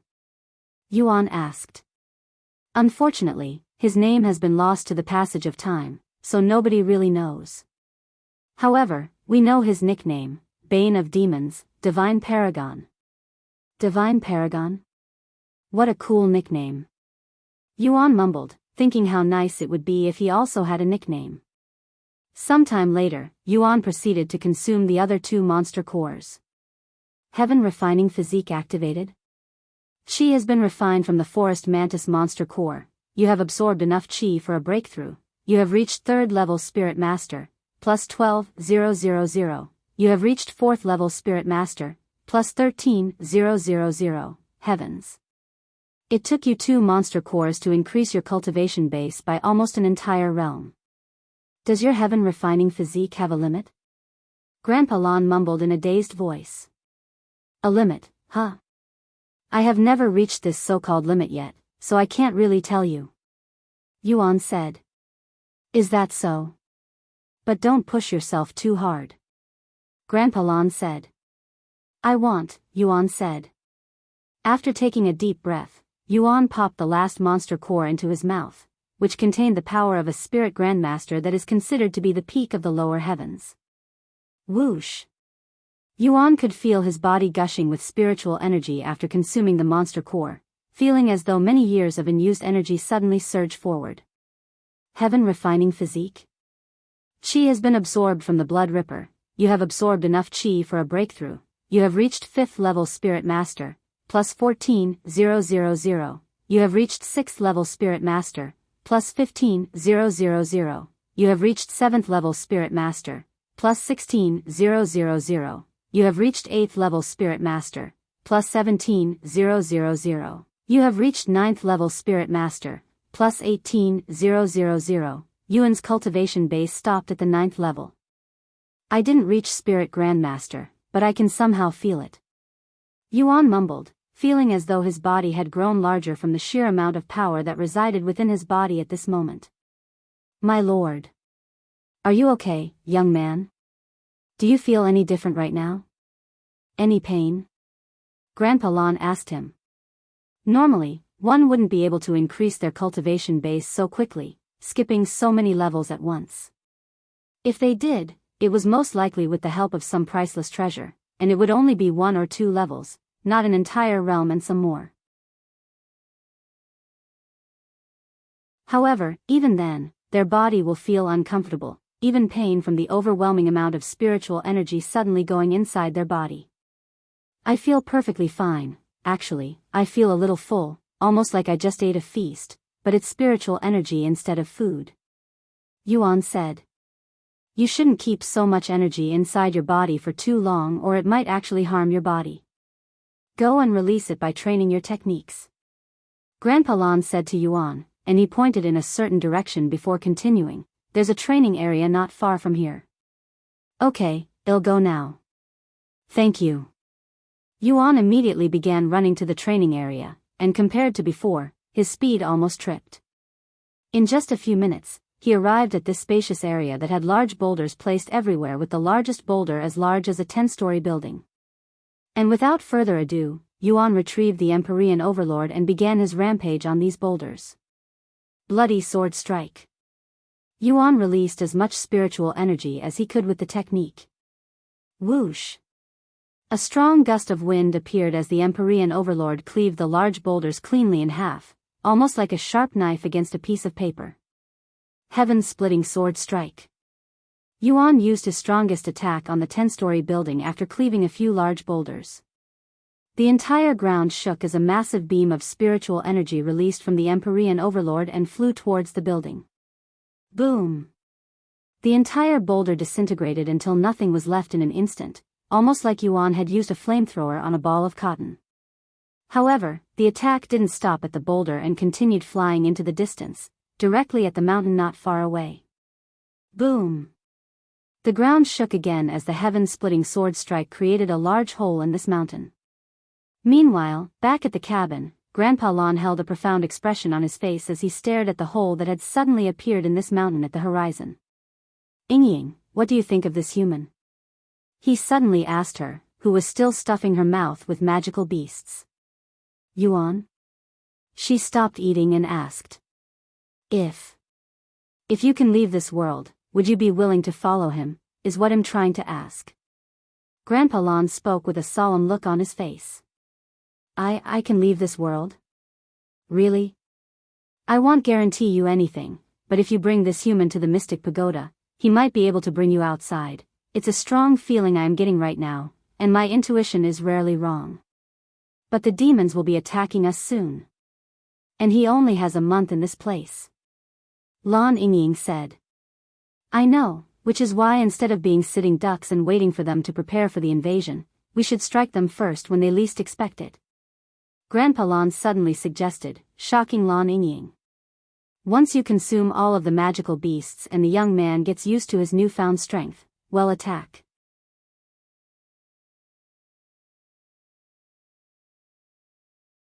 Chapter 331 Learning to Fly. After spending almost the entire day exhausting himself, Yuan returned to the cabin. Welcome back, young man. How do you feel? Grandpa Lon said to him.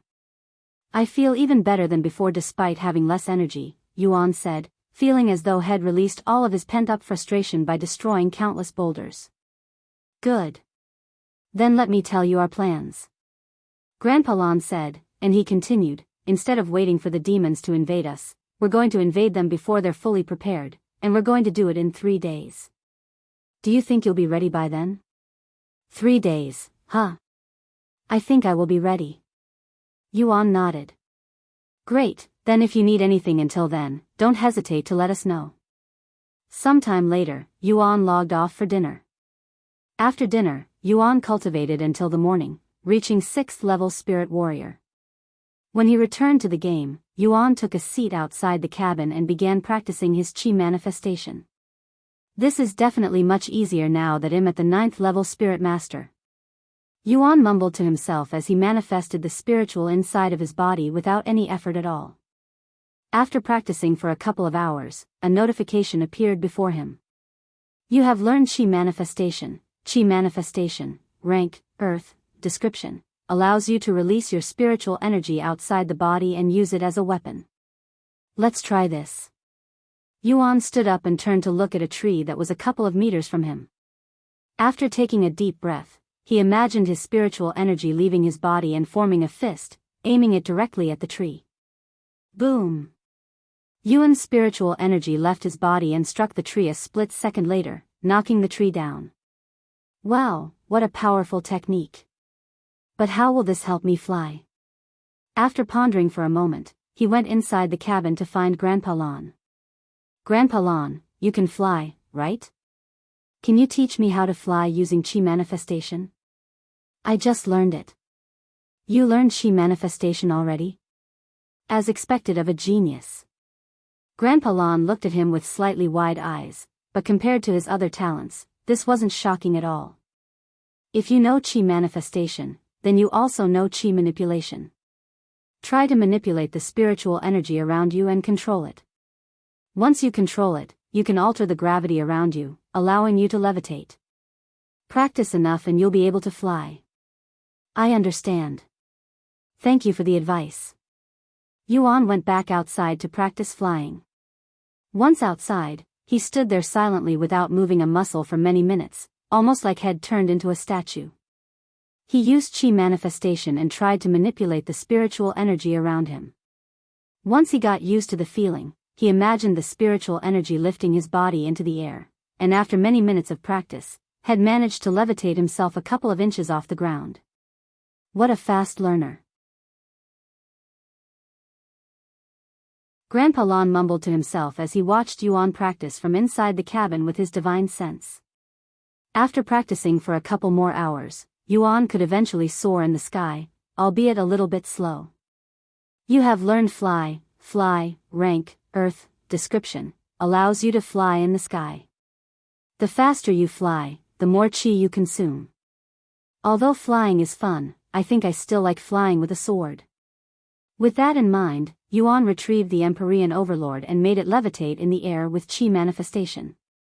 Once he got used to controlling the sword in the air, he jumped on the sword and began surfing the air for the first time without Xiaohua's assistance. Ha ha ha. This is great. Yuan proceeded to fly around the divine forest for the next few hours until he was almost out of spiritual energy and covered in sweat. I can fly around perfectly right now, but I wonder what will happen once I leave the mystic realm and lose my current cultivation base. Will I still be able to fly around since I have already learned the skills? And how much of my current cultivation will be transferred outside? Yuan wondered to himself as he returned to the cabin. Welcome back, young man. Grandpa Lan said to him when he returned. And when he noticed Yuan's sweaty appearance, he said, there's a small waterfall not far from here. Go clean yourself there. Do you need directions? Yuan shook his head and said, I saw that during my training, so I know where to go. Thank you. He left the cabin again shortly after and flew to this waterfall that was a couple of miles away. A few minutes after Yuan left, Grandpa Lan called for Lan Yingying. What's the matter, grandfather? She asked him. A large grin appeared on his face before he spoke. The young man's cleaning himself at the waterfall. This is your chance to seduce him. Enter the water with him. Are you serious, grandfather? Lan Yingying looked at him with wide eyes. Does it look like I am joking? Grandpa Lan responded with a serious expression. Old fart, don't force Yingying if she doesn't want to do it. Nonsense. She shares the same bloodline as me. I can tell if she likes someone or not. Tell me, Yingying, do you not like that young man? Even if you don't, it's your duty to continue our bloodline. Grandpa Lan said to her. After a moment of silence, Lan Yingying nodded with a solemn expression, I understand. I'll do my best. Meanwhile, at the waterfall that has fresh and clean water, Yuan removed his clothes and quickly rinsed them in the waterfall before hanging them on a tree nearby. After hanging the wet clothes, he went to test the waters before jumping right inside. This is his first time washing himself at a river, and there was even a waterfall right behind him.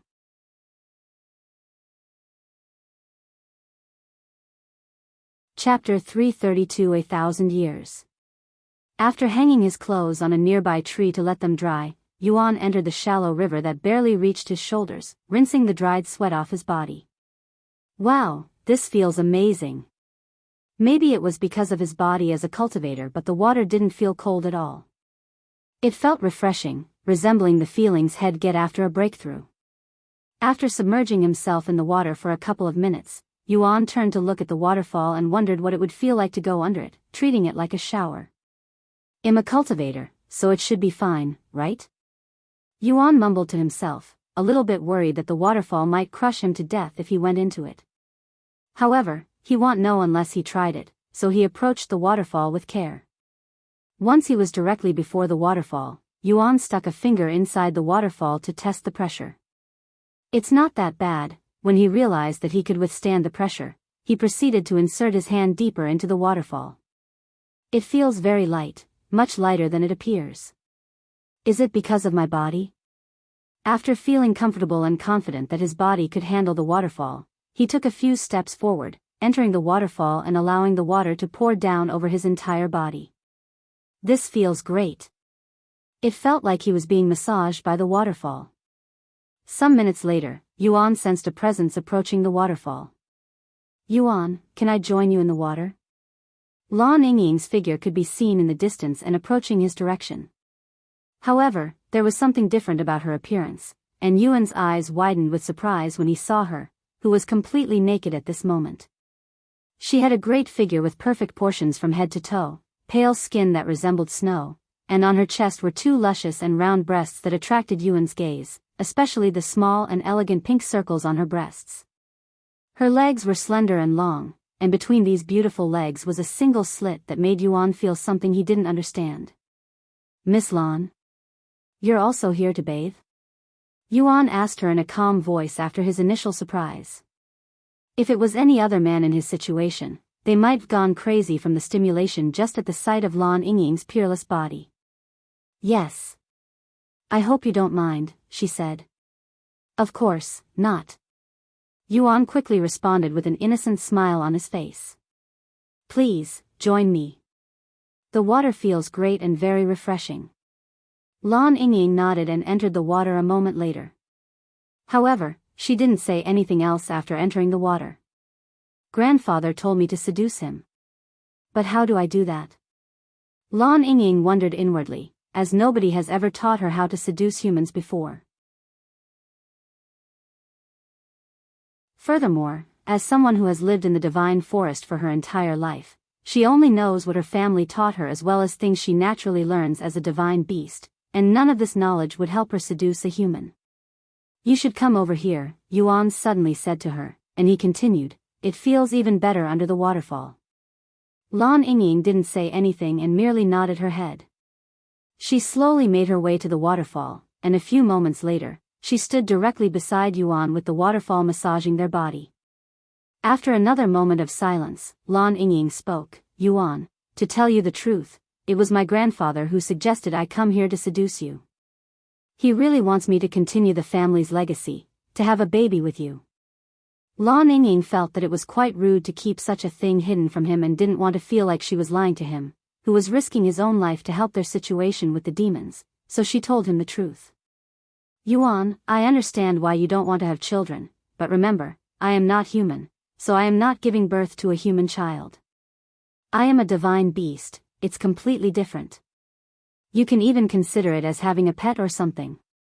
Yuan turned to look at her with wide eyes, and after a moment of silence, he said, even if you say that.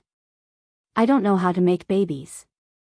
I was only taught how to play instruments and memorize songs. It's really simple. Lan Yingying realized that she had a chance, so she quickly responded. I only need your blood and spiritual energy. Lan Yingying then said. My blood and spiritual energy? I don't know how to make babies, but this doesn't sound right. Yuan said with a confused look on his face. Lan Yingying then said, I don't know how humans make babies, but this is how we, divine beasts, conceive. Through blood and spiritual energy. Yuan closed his eyes to ponder. After a few minutes of silence, Yuan opened his eyes and said, okay, I'll help you. Really? Lan Yingying exclaimed. Yuan nodded. As you'd said, I am not really giving birth to a human child, and this is just a game, thank you. Let's begin immediately. Lan Yingying wasted no time transforming into her beast form. What should I do? Yuan asked her. You just need to retrieve some of your blood and mix it with your spiritual energy. Okay, tell me when to stop. Yuan took out the starry abyss and slit his palms before collecting his blood with chi manifestation. That's enough blood. Lan Yingying suddenly stopped him. Yuan nodded and stopped draining his own blood. What should I do now? Yuan asked as his own blood floated in front of him in the shape of a sphere. Mix it with your spiritual energy until I tell you to stop. Lan Yingying said. Yuan followed her instructions and proceeded to mix his spiritual energy with the blood. Slowly, his blood began glistening like there were stars living inside. A few more moments later, his blood began to solidify and clear up, almost like it was crystallizing, and it was also growing smaller in size. Okay, that's enough. Lan Yingying said to him once the crystallized blood was the size of his thumb. Here you go. Yuan handed his crystallized blood to Lan Yingying, who accepted it with her tail. Thank you very much for this, Yuan. I will never forget it. Lan Yingying said to him before throwing the crystal inside her mouth and eating it. This is? What kind of blood is this? I have never tasted anything this pure and delicious before. Lan Yingying's eyes widened with shock a few seconds after swallowing Yuan's blood. She then turned to look at Yuan with a weird glint in her eyes. If she wasn't a divine beast but an ordinary magical beast, perhaps she might have gone crazy and attacked Yuan purely because of his blood, especially when it's enhanced with his rich spiritual energy. Are you done?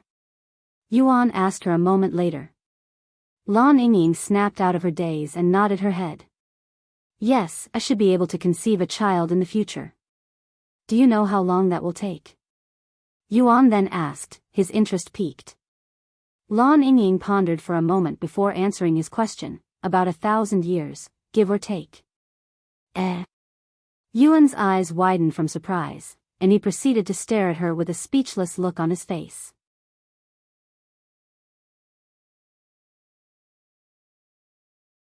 Chapter 333 A Cup of Blood. 1,000 years?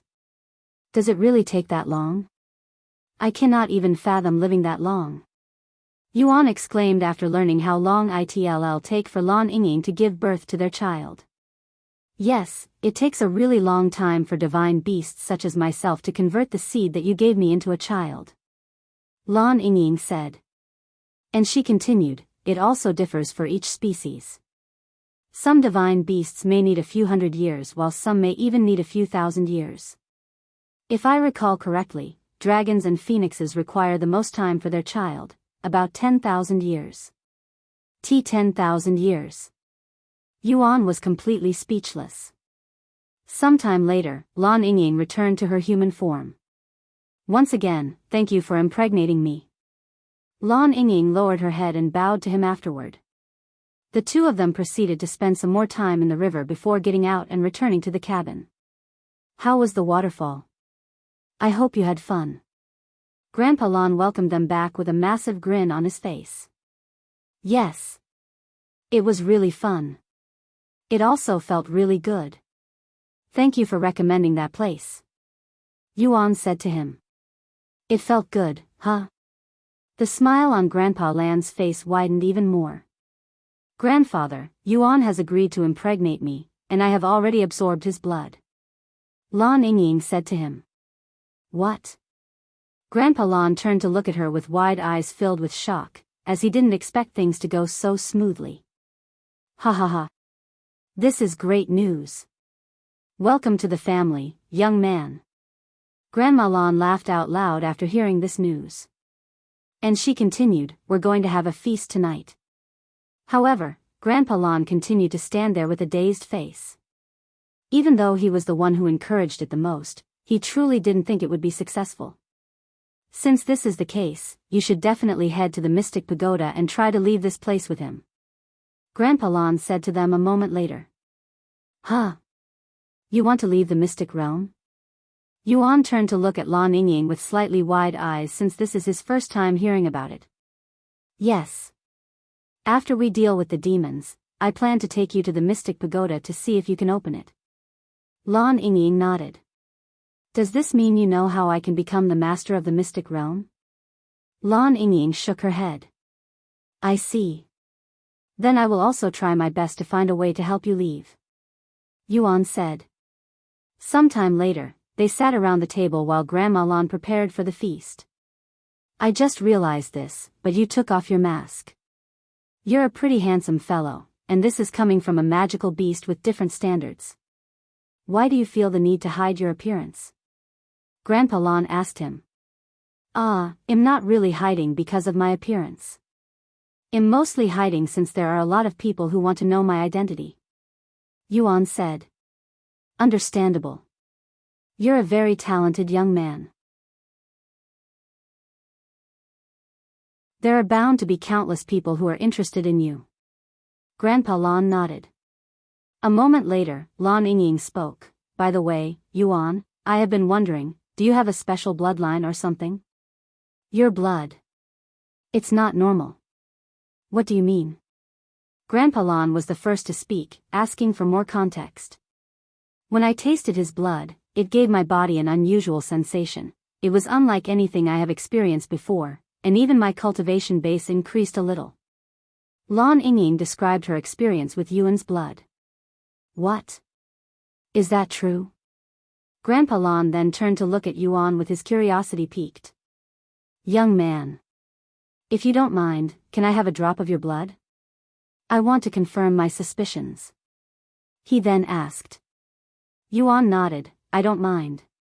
He then poked a small hole in his finger and retrieved a drop of his blood before handing it to Grandpa Lan with chi manifestation. After dropping the blood onto his tongue, Grandpa Lan closed his eyes and silently analyzed the blood. A moment later, he opened his eyes with disbelief written all over his face. My lord. You really have a bloodline that's at the very least divine grade. This is also my first time tasting something this exquisite. Grandpa Lan mumbled in a dazed voice. Yingying, quickly, give the young man some of your blood. Grandpa Lan said. And he continued, as divine beasts, our blood has the property to awaken human bloodlines. However, Yuan shook his head and said, I have already tried that, with phoenix blood. You tried to awaken lock your bloodline with phoenix blood, and it didn't work? Grandpa Lan looked at him with wide eyes. Yuan nodded. After a moment of silence, Grandpa Lan continued, although phoenixes are at the top of the divine beasts ranking, their blood isn't as powerful when it comes to awakening human bloodlines. That's where we, divine serpents, come in. Our blood can awaken most bloodlines in existence unless you have a godlike bloodline.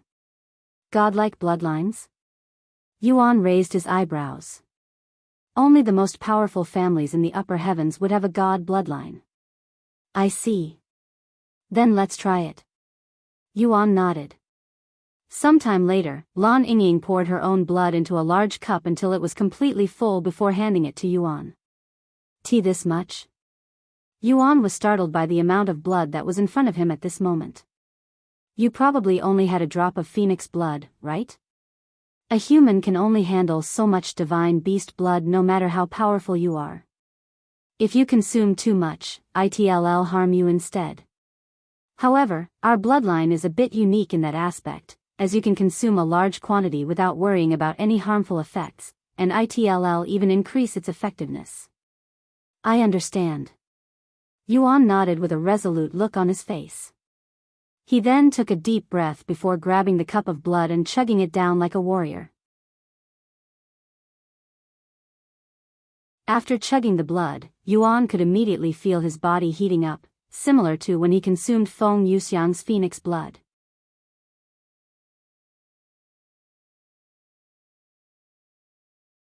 Chapter 334 Awakened Bloodline. Arg. So hot.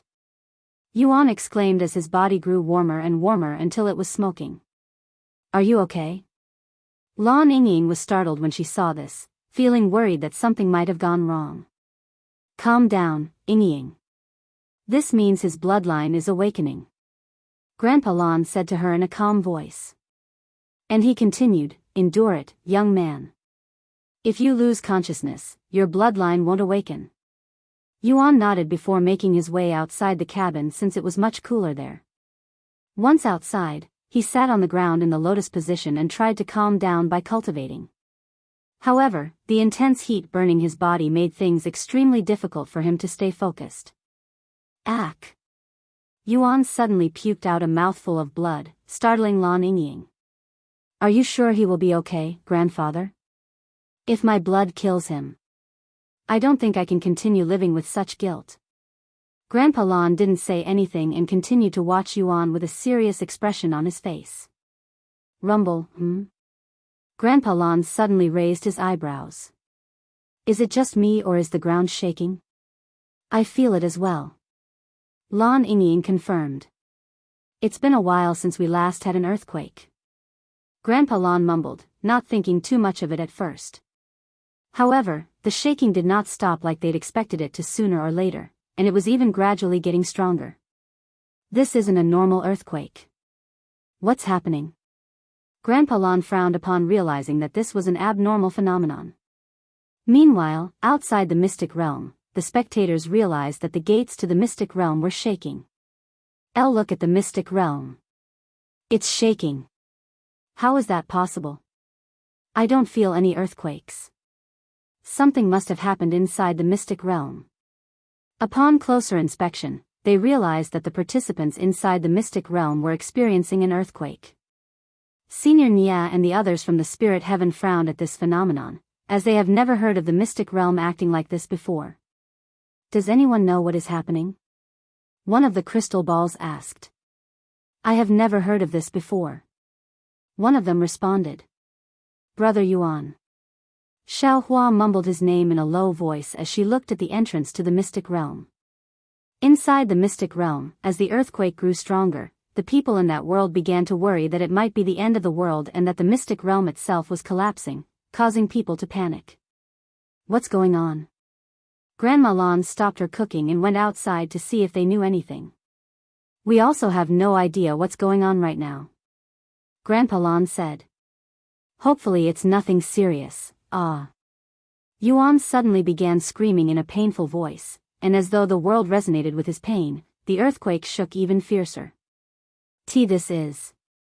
It can't be. Grandpa Lan stared at Yuan with a dazed look on his face. Surely, he's not causing this earthquake from trying to awaken his bloodline, right? What? Yuan's the cause of this earthquake? Lan Yingying exclaimed. I don't know yet, but there's a good chance, especially since it started shortly after he started awakening his bloodline. However, what kind of bloodline could possibly cause such a phenomenon? Grandpa Lan mumbled. Attempting to awaken bloodline, failed, attempting to awaken bloodline, failed, attempting to awaken bloodline, failed. Yuan had expected the awakening to stop after 3 attempts like previously, but to his surprise, after his 3rd failure, it continued to try and awaken his bloodline. Attempting to awaken bloodline, failed, 10 failures, 20 failures, 50 failures, 6th, 70, 80, 90. 95. 99. After 99 attempts to awaken his bloodline and 99 failure, there was finally some change within the notifications. Attempting to awaken bloodline, attempt successful, you have awakened your bloodline. Ding. Immortal Monarch Bloodline, Grade, Royal, Description. You will obtain increased stats whenever your cultivation increases. Stats obtained from breakthroughs will also affect soul strength. Our royal grade? How is that possible? Yuan stared at his bloodline with disbelief on his face. The lowest quality of bloodlines was royal grade and definitely below divine grade, but if that was the case, Feng Yuxiang's phoenix blood should have been able to awaken it, so why does his bloodline show royal grade? Could it be a bug in the system? Or is there something special about this bloodline that he has yet to understand? Once Yuan awakened his bloodline, the earthquake in the mystic realm also came to a halt. Are you okay, Yuan? Lan Yingying approached him with a worried look on her face. Yes. I am fine, thank you. Yuan nodded his head, which was dripping with sweat. Thank the Lord. Lan Yingying released a deep sigh of relief to know that her blood didn't harm him. How about it, young man? Did you manage to awaken your bloodline? Grandpa Lan asked him a moment later. Yes, I did. However, it's royal grade. What? Royal grade? How is that possible? I tasted the blood myself. There's no way such powerful blood could only be royal grade. Grandpa Lan expressed the same disbelief as Yuan after hearing the news. Can I taste your blood again just to make sure? Grandpa Lan asked him. Yuan nodded and quickly gave him a few drops of his own blood. After tasting the blood, Grandpa Lan became even more puzzled. I have tasted royal grade bloodlines before, and this is definitely not royal grade. Is that so? Yuan mumbled, believing this to be a bug in the game more and more. Meanwhile, somewhere in this boundless universe, an old man with an ancient and timeless aura sat before a seemingly ordinary but massive jade tablet that had the word destiny carved into it, looking like had been in the same position for countless years. The jade tablet that was almost 100 times the old man's size suddenly began to glow, and the engraved word destiny began glowing golden. The old man opened his eyes to look at the jade tablet with a sentimental feeling in his gaze. Alas, you have finally returned to us. The old man stood up a moment later and immediately kneeled onto the ground before the jade tablet, kowtowing to it. Welcome back, Master. The 9 heavens will soon tremble before your might once again, and for the final time.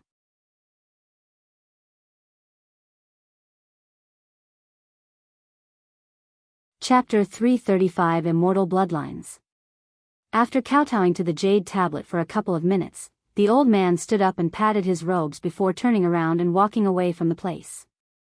This subordinate will come to get you as soon as possible, Master. Meanwhile, back inside the mystic realm, Yuan sat around the table with the Lan family as they began their feast. Good Lord, you appear to have a bigger appetite than even us, divine beasts. Grandma Lan exclaimed when Yuan displayed his eating talents before their very eyes for the first time. Ha ha ha. At this rate, you'll even eat our portions. Well, eat all you want. You're going to need all your strength when fighting the demons. Grandpa Lan said to him. Sometime later, after the feast, Lan Yingying turned to look at Yuan and asked him, "Your bloodline awakened, right? Do you know what kind of bloodline you have?" Yuan nodded and said, "Something called Immortal Monarch Bloodline. PFT. Grandpa Lan directly spat out the tea in his mouth after hearing Yuan's words. "I immortal? You have an immortal bloodline?" He looked at Yuan with disbelief in his gaze. There's no way an immortal's bloodline could possibly be royal grade.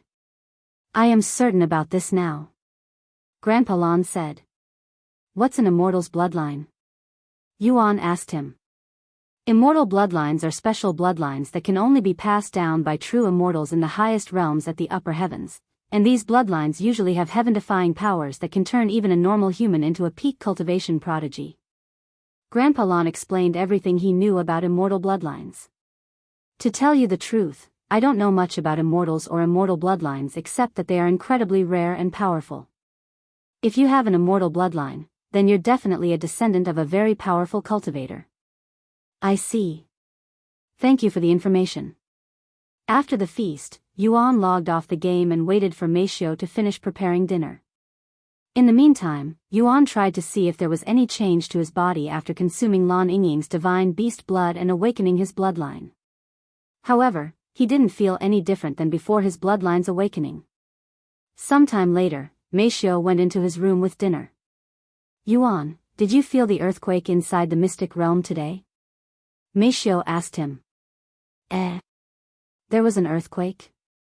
I didn't notice it," Yuan said, as he was too focused on awakening his bloodline to notice the massive earthquake.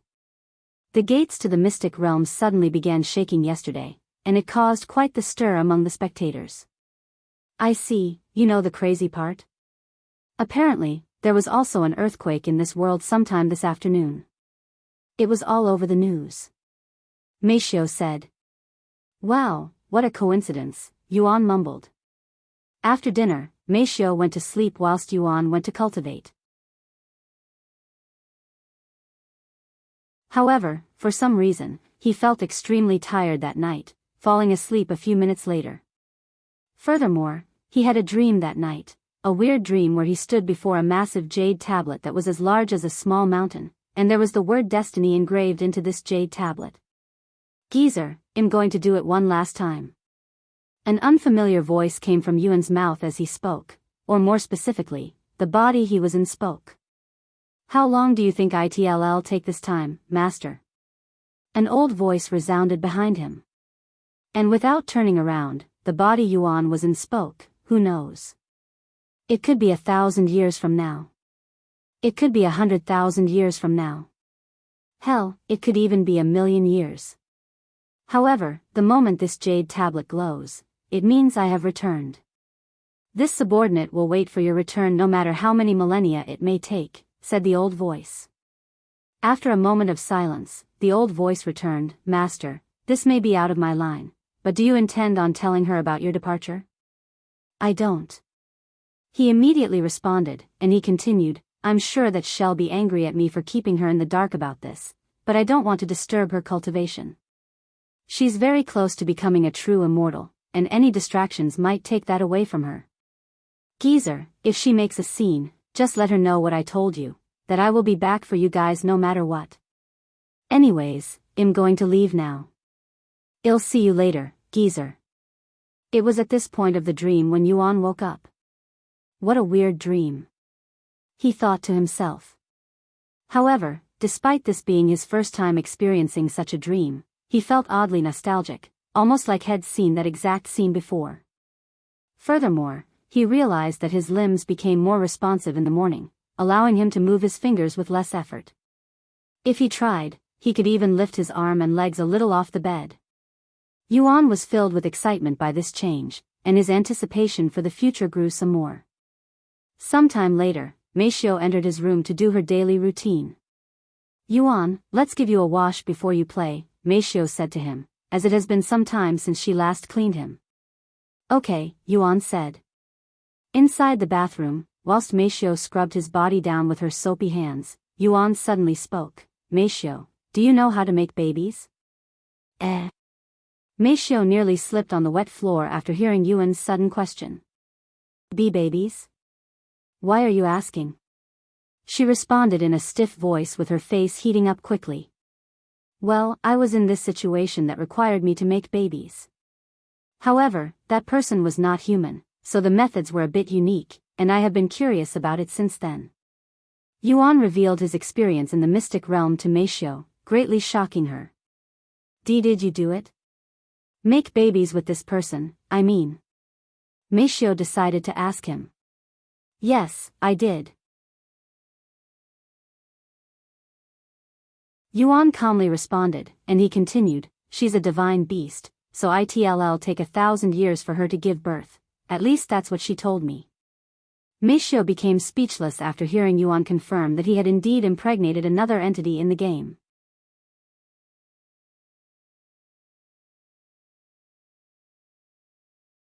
Chapter 336 How to Make Babies.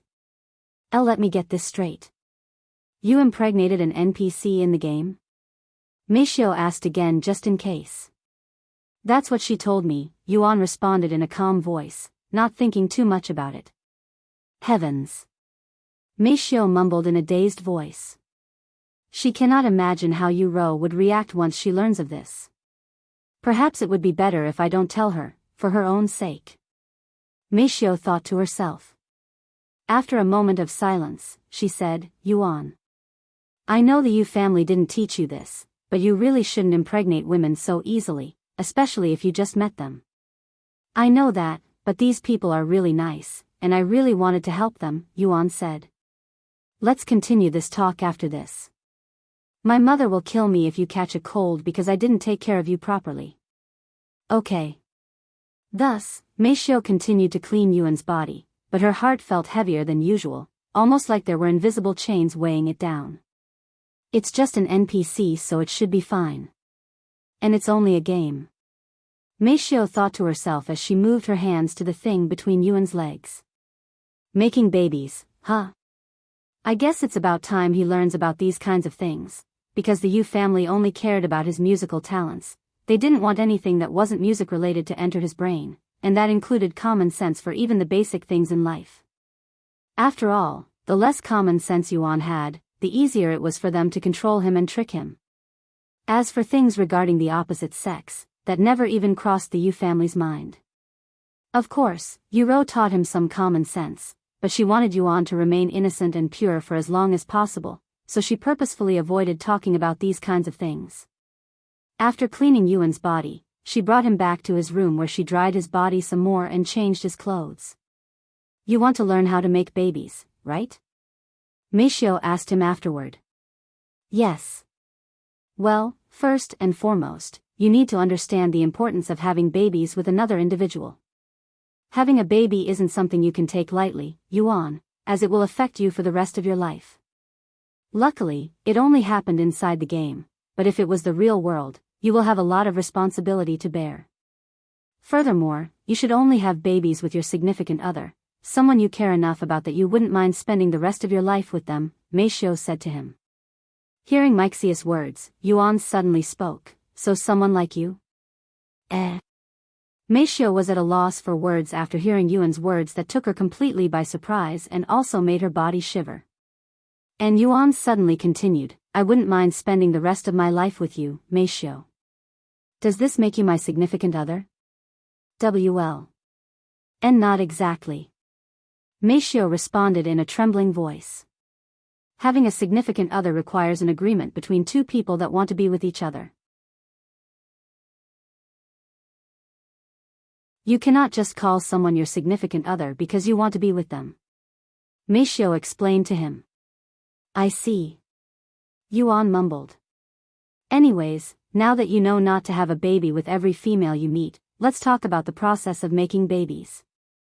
After taking a deep breath, Meishio continued, in order to make babies, a man needs to connect bodies with a female, or more specifically, use the thing between their legs to connect with the female's body.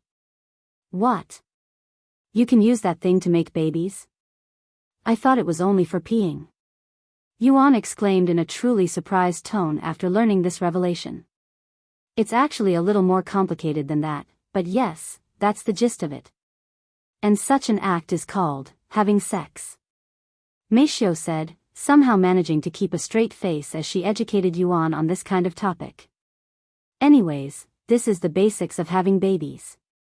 Do you have any questions? Meishio said to him. This is just the basics? Heavens, I never knew it would be so complicated. Yuan mumbled. And he continued, thank you for telling me, Meishio. I have learned a lot today, and it's just the beginning of the day. Don't mention it. You would have learned it sooner or later even without me, anyway. Meishio said. Sometime later, Meishio returned to her room after helping Yuan enter the game. He doesn't mind spending the rest of his life with me, huh? A warm smile appeared on Meixia's beautiful face as she placed the helmet on her head. After entering the game, Meishio looked at Feng Yuxiang and spoke to her. Feng, I have a question. What is it? How do divine beasts make babies? And can they really mate with humans? Meishio asked her, as this has been on her mind ever since Yuan told her about it. What? Why are you asking me such questions? Feng Yuxiang looked at her with wide eyes. I'm just curious. Meishio said.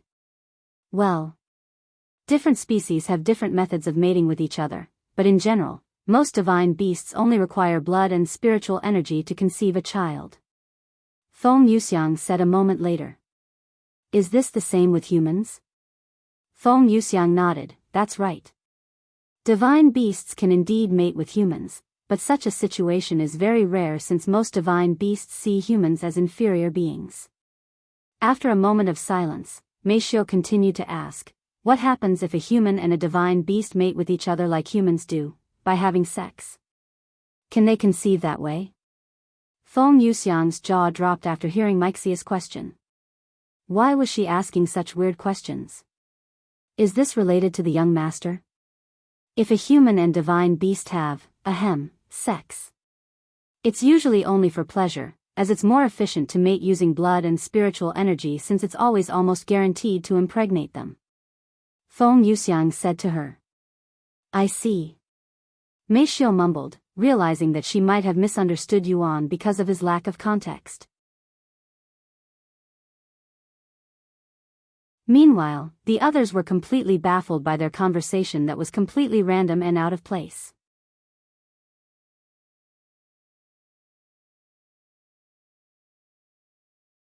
Chapter 337 Abandoned Valley.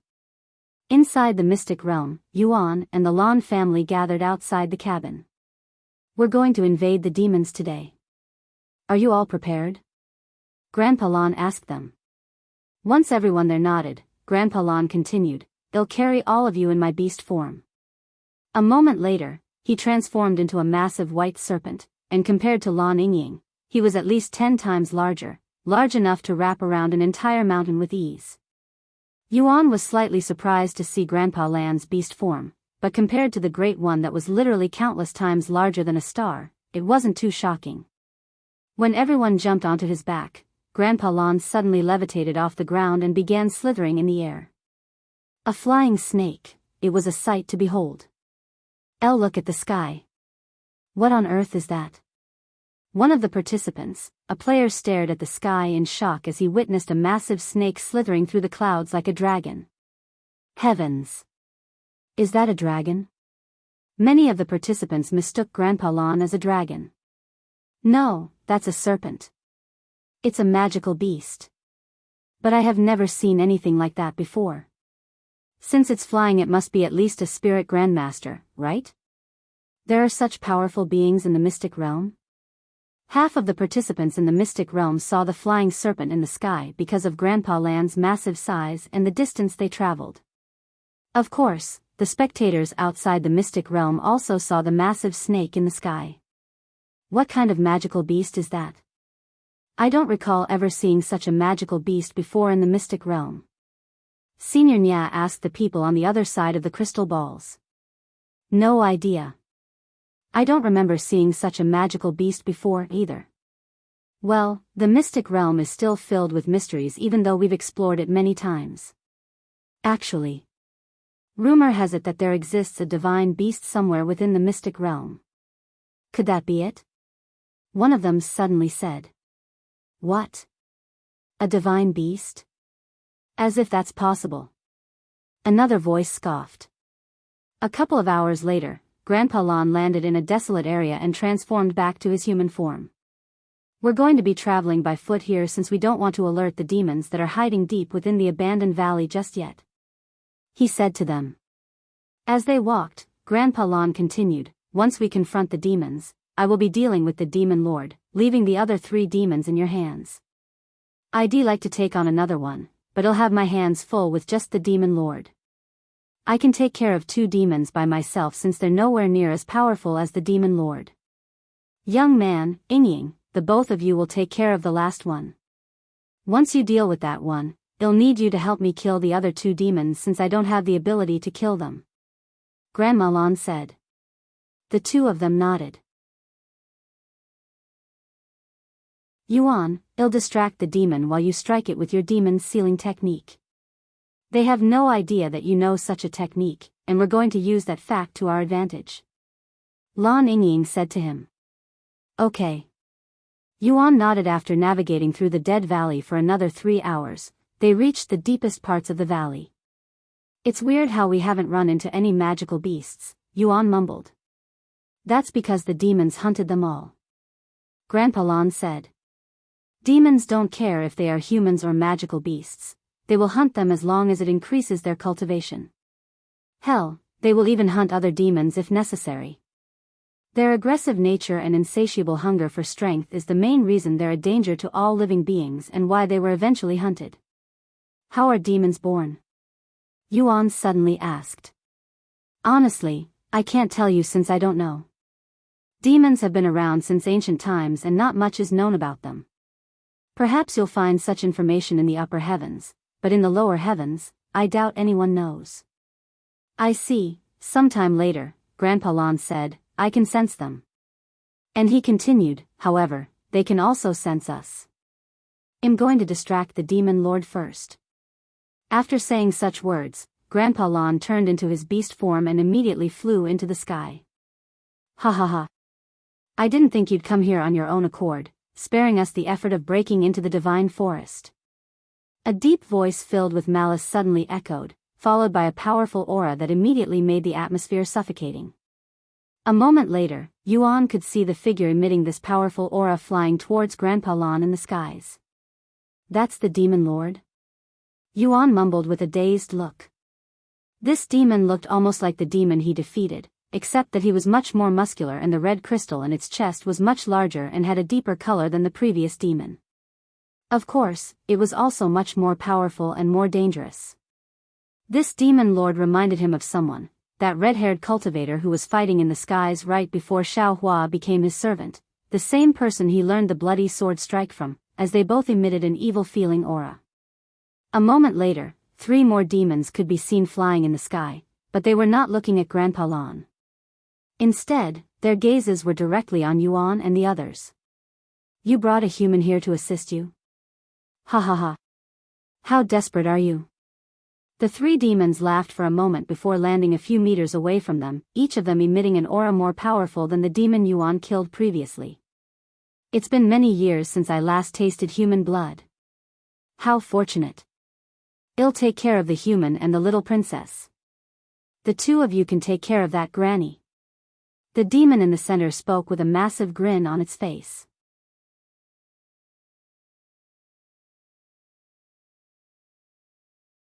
Chapter 338. As if such a toy could injure me. Make sure to save some of that human's blood for us, and try not to kill the little princess. The Lord would like to have some fun with her before chewing on her meat and drinking her blood. Another demon said. Yuan, follow me. Lon Yingying suddenly mumbled to Yuan. Once Yuan nodded his head, Lon Yingying turned around and began running away. Seeing this, Yuan also turned around and followed her. Where the hell do you think you're running off to when you were the ones who came here first, you little shits? The demon standing in the front immediately began chasing after Yuan and Lan Yingying. Grandma Lan didn't even bother to block this demon and allowed it to chase after them. When the other two demons saw this, their eyebrows raised. Grandma Lan smiled and said, "They don't need my help. What's more, I already have my hands full with you little demons." After saying that, she transformed into a large serpent with green scales that resembled Jade. "What are you going to do? Even if we cannot defeat you, you won't be able to kill us either." The two demons chuckled after seeing Grandma Lan transform. Meanwhile, in the skies, the demon lord spoke as it hovered before Grandpa Lan. "Do you really believe that you'll be able to defeat us because you attacked us before we attacked you? Because we're not prepared?" And it continued, "Did you already forget what happened last time you tried to invade us by surprise? You lost your son and his partner. This time, you'll lose your wife, your granddaughter, and your own life." After a moment of silence, Grandpa Lan spoke, "I remember very well what happened. Their death was unfortunate, but Wed managed to reduce your kind by more than half. This time, we're going to kill all of you and clean up the mystic realm." The smile on the demon lord's face immediately turned upside down after hearing Grandpa Lan's words, and it spoke in a grim voice, "Let me see you try." Boom! The demon lord exploded with a massive aura, and it rushed at Grandpa Lan. Sacred fire. Grandpa Lan opened his mouth and spat out fire flames at the demon lord. Scatter. The demon lord used its bare hands to punch the white flames, causing it to scatter all over the place and making it rain small fireballs all over the place. Thus, the demon lord began fighting Grandpa Lan in the skies. Meanwhile, Lan Yingying and Yuan continued to run away until they were many miles away from the others. "How long do you plan on running for? Did you come all the way here just to abandon those old people?" The demon shouted at them as it chased after them. A few more minutes later, Lan Yingying finally stopped running and turned around. "We can stop now, Yuan." The demon also came to a sudden halt and stared at them with narrowed eyes, wondering what they're planning. "Yuan, I'm going to distract it as planned. Strike it with your sealing technique when you see the chance," Lan Yingying said to him using divine sense. Yuan nodded his head. After taking a deep breath, Lan Yingying turned into her beast form and immediately rushed at the demon. "Oh? You're going to attack me by yourself? Did you bring that human just to spectate?" The demon was surprised when Yuan stayed behind whilst Lan Yingying attacked it alone. Pap! Lan Yingying used her tail like a whip, attacking the demon with it and cracking the air on impact. The demon didn't even bother to avoid the attack and merely used its arms to block it. Boom! The demon was sent flying off into the distance from the impact, but it didn't sustain any injuries in the end. Haha! Come at me. Entertain me for a bit before I kill that human. The demon and Lan Yingying began attacking each other, quickly turning the scene into a mess. "Little princess, your parents were a treat. My body still trembles when I recall how delicious their meat tasted. I wonder how you'll taste." The demon licked its lips, treating its fight with Lan Yingying as a joke, almost like it was playing around with her. "Shut up." Lan Yingying's attacks immediately grew more aggressive, clearly agitated by the demon's words. "Ahaha. Are you angry, little princess? Do you want to kill me? Unfortunately, you don't have the power to kill me. And in just a moment, you'll witness those two old bastards enter our stomachs." The demon continued to provoke Lan Yingying. A few minutes later, once the demon was fully absorbed in fighting Lan Yingying, it forgot about Yuan's seemingly insignificant presence. Sacred fire. Lan Yingying opened her mouth and released a torrent of white flames at the demon, who didn't even bother to dodge it. "You don't learn, do you? You won't be able to injure me with such weak flames, much less kill me." The demon patted the white flames off its body as though it was mere dust. "I've spent enough time messing with you. I would love to eat you right here and now, but alas, the demon lord would kill me if I do, so I'll have to endure not it and not kill you." The demon suddenly stopped talking when it felt something pierce its body, causing it to look down. Huh! The demon raised its eyebrows when it saw a huge sword piercing its body from the back. It turned around to look at the masked figure standing behind it with an annoyed expression on its face, and it spoke in a calm voice. "What the fuck do you think you're doing, human? You should have run away when you had the chance. I had even forgotten about you since your presence is akin to an ant." However, Yuan didn't say anything and merely pulled the Empyrean overlord out of the demon's body and took a few steps back. "Humph. What a joke. As if such a toy could injure me." The demon looked at Yuan with clear disdain on its face. "Are you sure about that?" Yuan spoke as he pointed to the demon's body.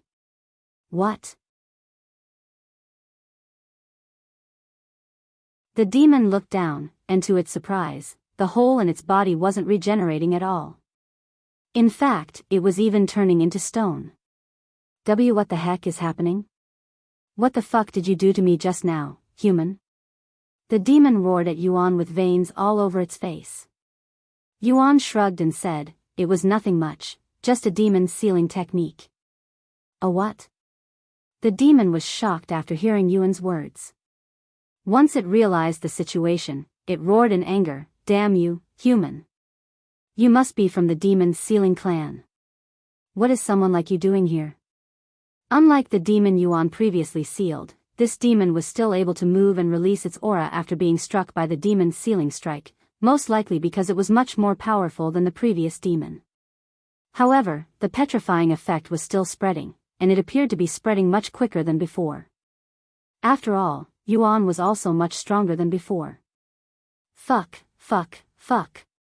I curse you, human. I curse you, demon sealing clan." Alas, the demon wasn't able to finish its last sentence before being sealed by the demon's sealing strike. "Yuan, let's leave this demon alone for now so we can help my grandparents. We can finish it off afterward," Lan Yingying said to him. And she continued, "This way, we won't alert the other demons. Once sealed, they won't be able to move for at least a few hundred years." Yuan nodded, and they proceeded to return to Grandma Lan's side.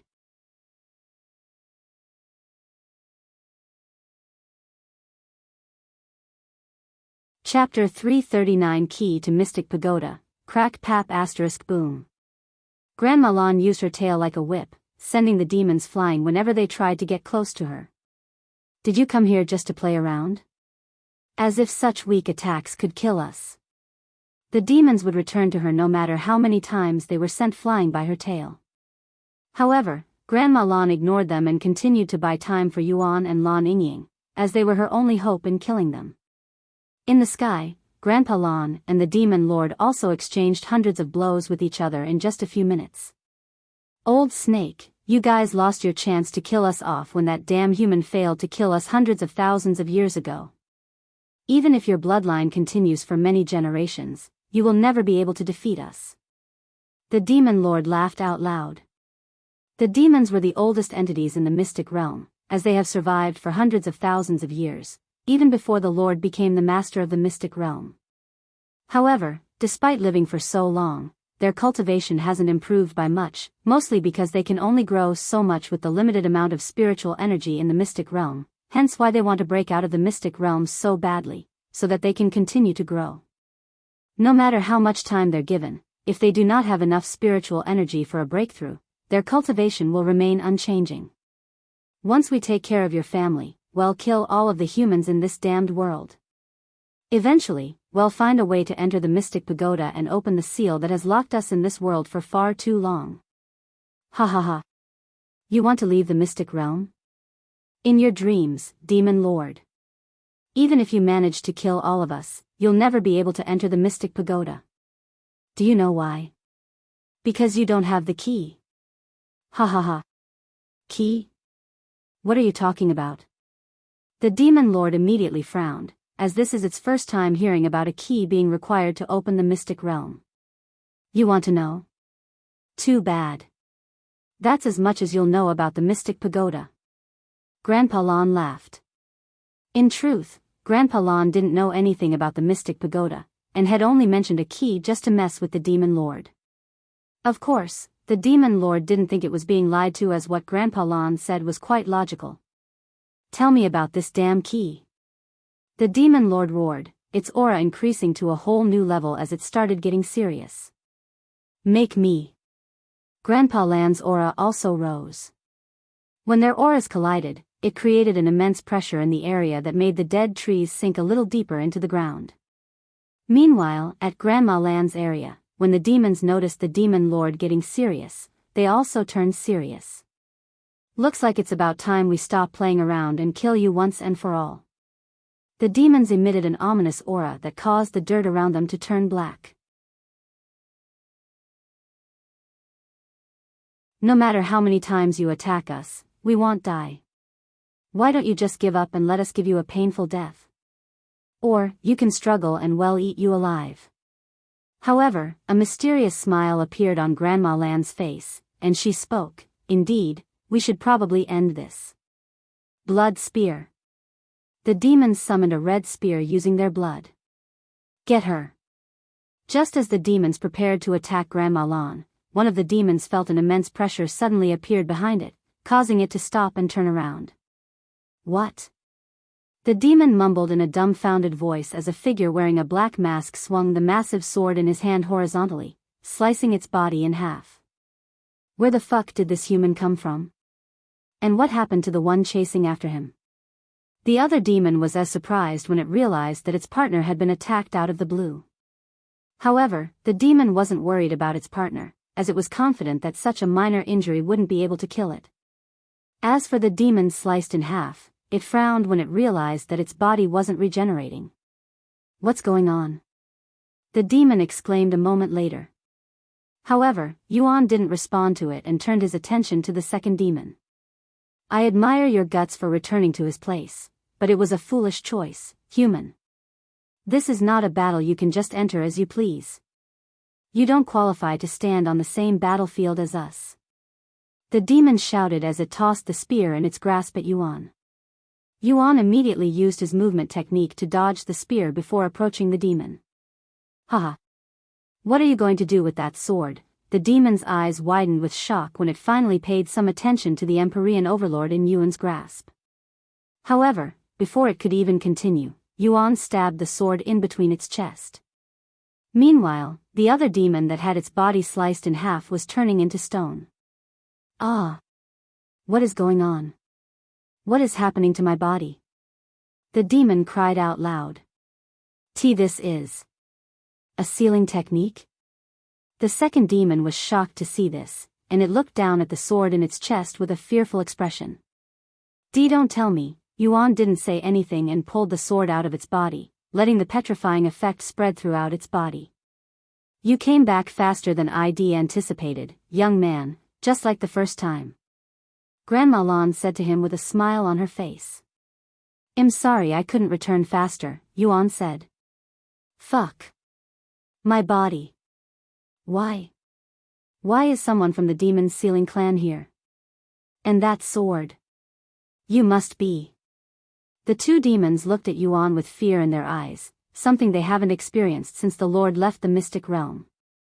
Meanwhile, in the air, the demon lord noticed something was amiss and turned to look at the ground where Yuan and the others were. When it noticed Yuan and the Empyrean overlord in his hands, the demon lord's eyes widened with shock, and it roared in a spiteful voice, that sword. Impossible. You have returned?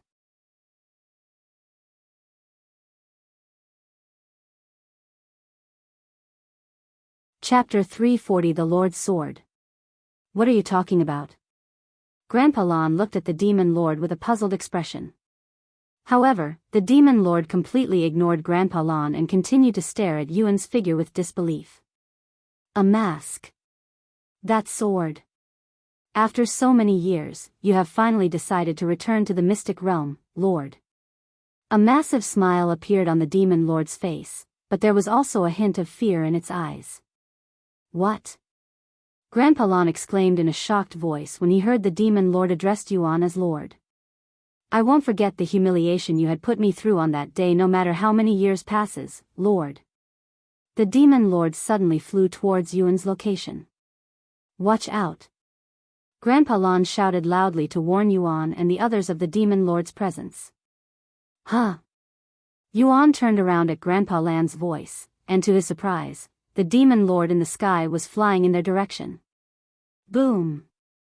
The Demon Lord punched Yuan with all of its might, as it didn't want to risk this chance to take him by surprise. Luckily for Yuan, Grandpa Lan had warned him right before the Demon Lord made his strike, giving him a split second to react and protect himself with the Empyrean Overlord. However, the impact was an entirely different matter, and Yuan was sent flying many meters away, crashing into trees and destroying them with his back. Yuan managed to stabilize himself after flying about 200 meters. He coughed up a mouthful of blood afterward. What a powerful strike. If I hadn't blocked that attack, I would have probably died just now. Yuan's body trembled at that thought, yet his eyes didn't have even a hint of fear within them. Instead, it flickered with excitement, as he has never been pushed to such an extent before. Yuan. Are you okay? Lan Yingying quickly approached him.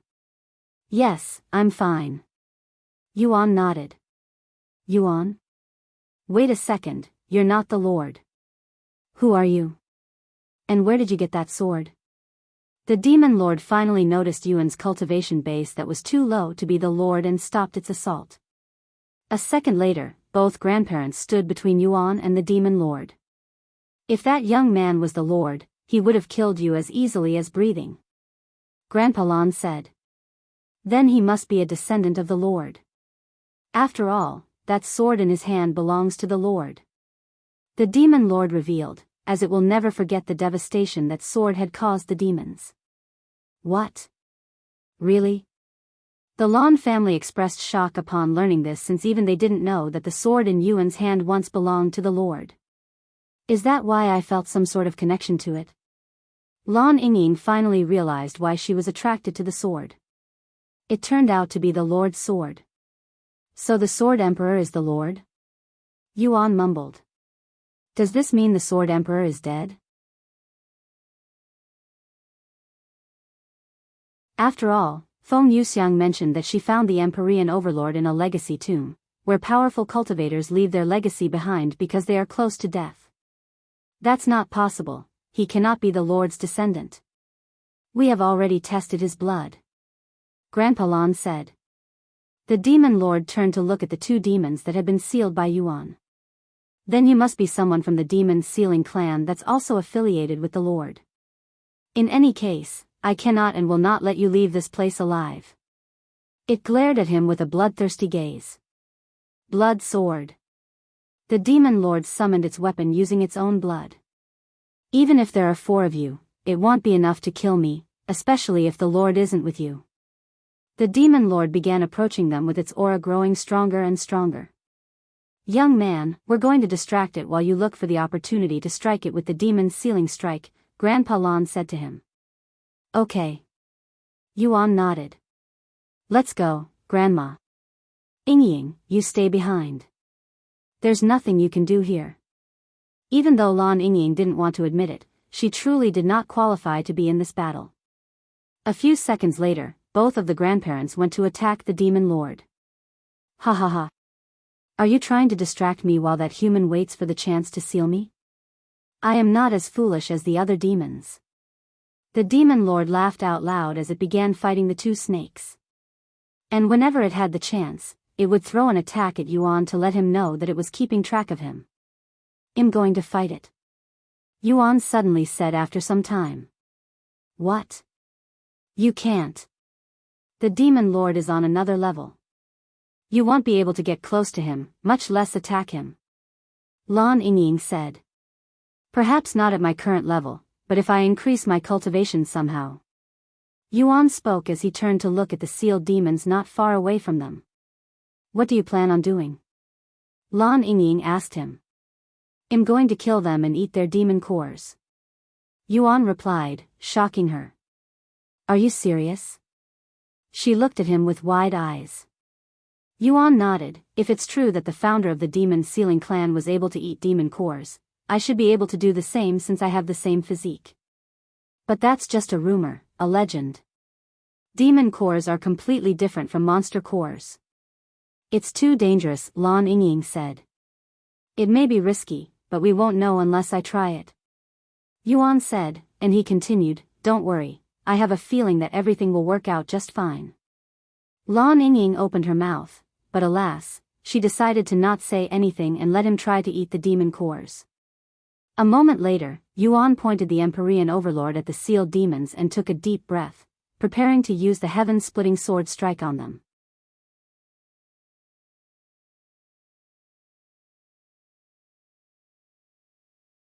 Chapter 341 Perfect Regeneration. What do you think you're doing? The Demon Lord immediately noticed Yuan gathering his spiritual energy, clearly preparing for an attack, and it immediately rushed at him. However, the grandparents also went to block its path. You think you can just ignore us? Pap! Grandpa Lan slapped the Demon Lord with its powerful tail, sending it further away from Yuan. Get out of my way! Just as the Demon Lord roared, Yuan released the heaven-splitting sword strike, completely missing the Demon Lord. Ha ha ha! Where the hell are you aiming? The Demon Lord laughed in a slightly nervous tone afterward, as it felt the immense power within the strike released by Yuan just now. If that thing had hit me, I would have been in danger. This human is truly too dangerous to be left alive. Luckily, this human doesn't have any control over it. The Demon Lord cried inwardly, thinking that Yuan had only missed because he doesn't have full control over the technique. However, it suddenly noticed that Yuan wasn't even paying attention to it. Instead, he went to where the sealed demons were before they were accidentally struck by the attack and picked up their demon cores. What the hell is he doing? The Demon Lord raised its eyebrows at Yuan's puzzling actions. A moment later, Yuan tossed one of the demon cores in his mouth, shocking the Demon Lord and the grandparents. Ha ha ha. What is that idiot doing? Does he want to kill himself? That makes things much easier for me. The Demon Lord burst out laughing like a maniac after witnessing Yuan's actions. Young man. What are you doing? Grandpa Lan exclaimed. While he knew that Yuan could consume monster cores, he was still shocked speechless by Yuan's actions just now. After all, demon cores are completely different from monster cores. If eating monster cores is akin to drinking water, then eating demon cores is akin to drinking alcohol. Meanwhile, Yuan could feel his tongue beginning to burn after consuming the demon core. Demon cores are spicy. Yuan exclaimed, recalling the first time he accidentally ate spicy food. However, the demon core was spicier than anything he's ever experienced before, feeling like he'd just poured a bottle of hot sauce in his mouth. Heaven refining physique activated? Qi has been absorbed from the demon core. You have absorbed enough qi for a breakthrough. You have reached first level Spirit Grandmaster, plus stats 25,000, ding. Your body has cleansed the impurities from the demon core. Demon core has been refined. Your skill superior regeneration has developed into perfect regeneration. Perfect regeneration, rank, divine, description, can restore even a missing limb. When the Demon Lord, who was waiting for Yuan to explode from consuming the demon core, realized that Yuan was perfectly fine, even experiencing a breakthrough from it, the Demon Lord nearly lost its mind from shock. What? That's impossible. How can a mere human consume a demon core? You should have died the moment you ate it. The Demon Lord exclaimed in a voice filled with bewilderment. However, Yuan ignored the Demon Lord and proceeded to consume the second demon core. Heaven refining physique activated? Qi has been absorbed from the demon core. You have absorbed enough qi for a breakthrough. You have reached second level Spirit Grandmaster, plus stats 26,000. You have reached third level Spirit Grandmaster, plus stats 27,000. Your body has cleansed the impurities from the demon core. Fuck. It wasn't a fluke that he survived the first demon core. The Demon Lord was hoping that Yuan was only lucky enough to survive at first, but after witnessing him consume a second demon core, it concluded that it was not coincidence or luck that Yuan could eat demon cores. Is this human really human? How can a human survive the chaotic spiritual energy within a demon core? Even a demon would go mad if it consumes a demon core. He's even more dangerous than the Lord in some ways. So this is what being a Spirit Grandmaster feels like, huh? As expected, my body is filled with energy, and it feels like I won't lose no matter what I'm fighting. Yuan mumbled to himself before turning to look at the demon lord who was staring at him with its face twisted in disbelief. I wonder how your demon core will taste, demon lord. Yuan suddenly said to it, causing a chill to go down the demon lord's back. Try to get my demon core if you can, you damn monster. The demon lord roared before it rushed at Yuan with the bloody sword in its grasp. Oh no. Watch out, young man. The grandparents reacted a little slow this time around, mostly because they were still shocked by Yuan's unbelievable appetite, allowing the demon lord to slip right through them. It'll be okay. Yuan said to them as he raised the Empyrean Overlord and welcomed the demon lord. Once it was close enough to strike, the demon lord swung its blood sword at Yuan. Boom! Yuan blocked the attack with his own sword, causing the ground to shake from the impact. However, unlike previously, he wasn't sent flying. Furthermore, the blood sword in the demon lord's grasp even cracked a little. The demon lord sucked its teeth before quickly repairing the sword with its blood. Blood arms. The demon lord suddenly grew 2 arms behind its back. Blood sword. Then 2 swords appeared in those arms. Die for me. The demon lord struck Yuan again, this time with 2 extra swords. Yuan immediately used his movement technique to dodge the strikes before activating Heavenly Domain, restricting the demon lord's movements to a small extent. Forearms? That's not fair. Yuan exclaimed after dodging its strikes. Humph. You don't get to say such words after what you just did. Are you really human? Damn monster in human skin. The demon lord said to him. Young man. Are you okay? The grandparents returned to his side after their quick clash. I'm okay, and let me fight the demon alone, Yuan said to them. Why you want to fight it by yourself? Grandpa Lan looked at him with a dazed face.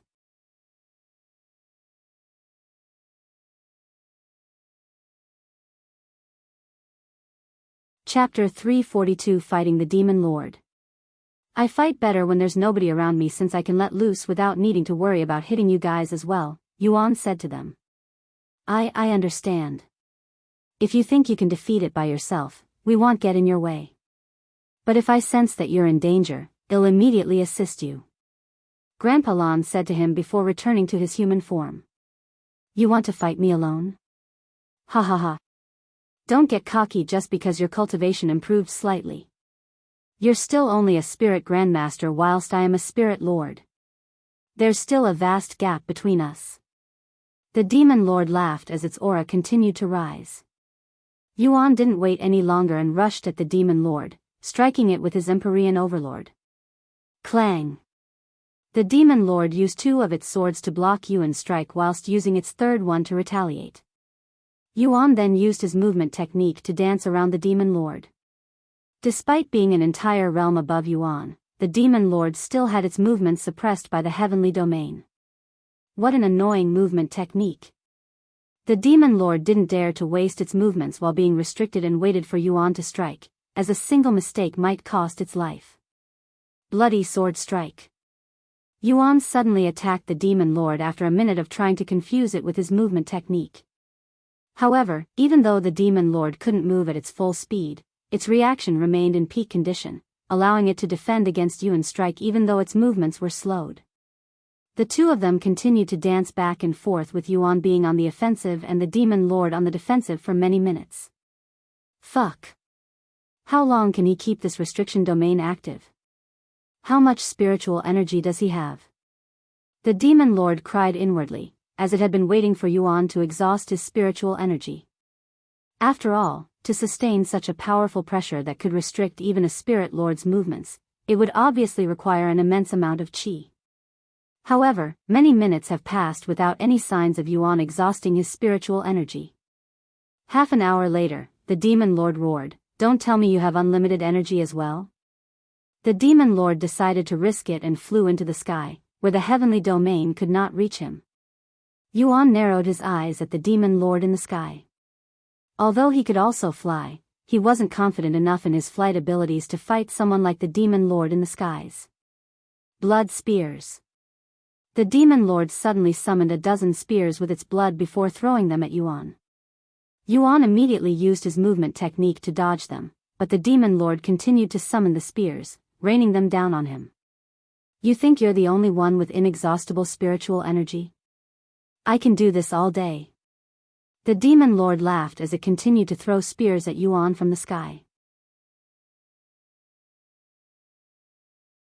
Hundreds of spears later, Yuan left the ground and flew into the air as well. So you've finally decided to fight me? The Demon Lord said as it summoned its swords and flew towards him. Clang! The two of them clashed in the air, causing the clouds around them to ripple away. You fell for it, human. The Demon Lord suddenly grinned. The next second, two more arms appeared behind the Demon Lord's back, preparing to strike Yuan at any moment now. Let's see if your movement technique works in the air. However, Yuan remained calm despite the Demon Lord's surprise.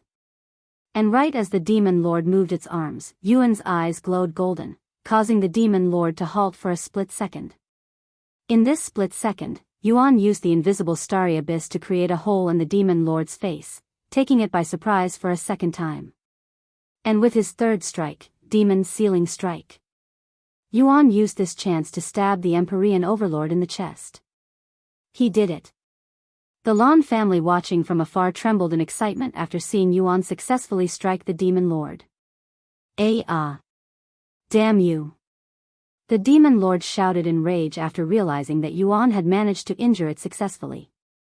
Normally, it wouldn't react even if it had its entire body crushed into meat paste, but a single strike from someone with a demon sealing technique is akin to death no matter how minor the injury. Hell, even an injury as small as a paper cut will seal a demon's fate.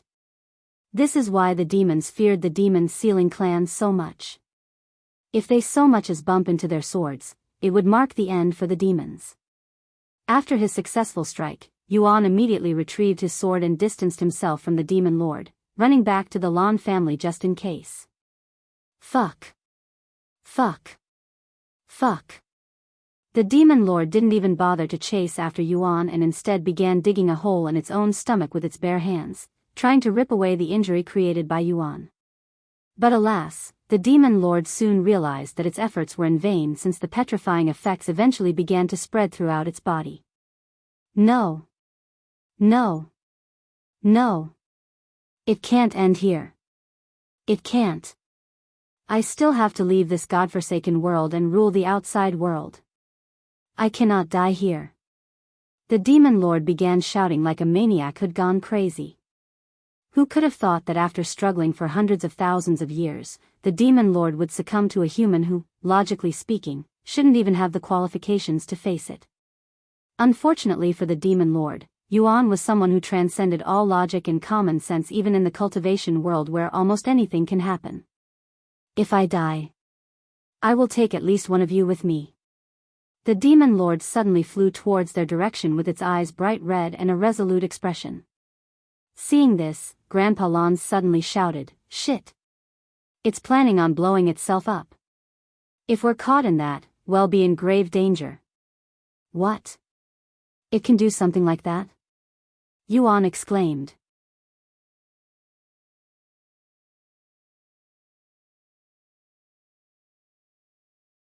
Chapter 343 Core Detonation. Is there anything we can do to stop it? Yuan asked them. There is none. I'll try to stop it. The rest of you run away. Grandpa Lan said, prepared to lay down his own life for them. However, Yuan said to him, "No. I will take care of it." What? You'll die. Lan Yingying said to him. That's fine. I won't die forever even if I die. However, that might not be the case for you guys. And without waiting for them to respond, Yuan made his move, flying towards the Demon Lord. Wait! Young man! Grandpa Lan tried to stop him, but alas, Yuan completely ignored him and continued moving forward. Ha ha ha. So you want to die, huh? This is perfect. The Demon Lord laughed as its aura grew more volatile and intense. The Demon Lord was not only getting more powerful, but its body was also glowing redder and redder. As Yuan got closer to the Demon Lord, he wondered if there was anything he could do, but alas, he could not think of any methods that would save him in this desperate situation. Humph. So what if I die? I'll just respawn. So what if I lose my cultivation base? I'll just cultivate some more. If I become a cripple, it won't be my first time. And it's not like I won't be able to walk or move. I'll still be able to explore this world, whether I'm a cultivator or not. Yuan changed direction midway, leading the Demon Lord further away from the Lan family.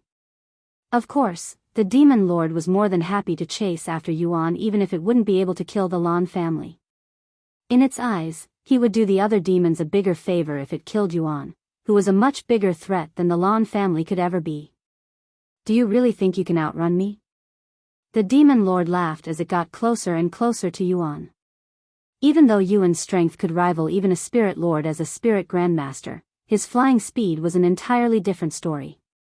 Slowly but surely, the Demon Lord caught up to Yuan, and it was just a matter of time before it blew its entire cultivation up.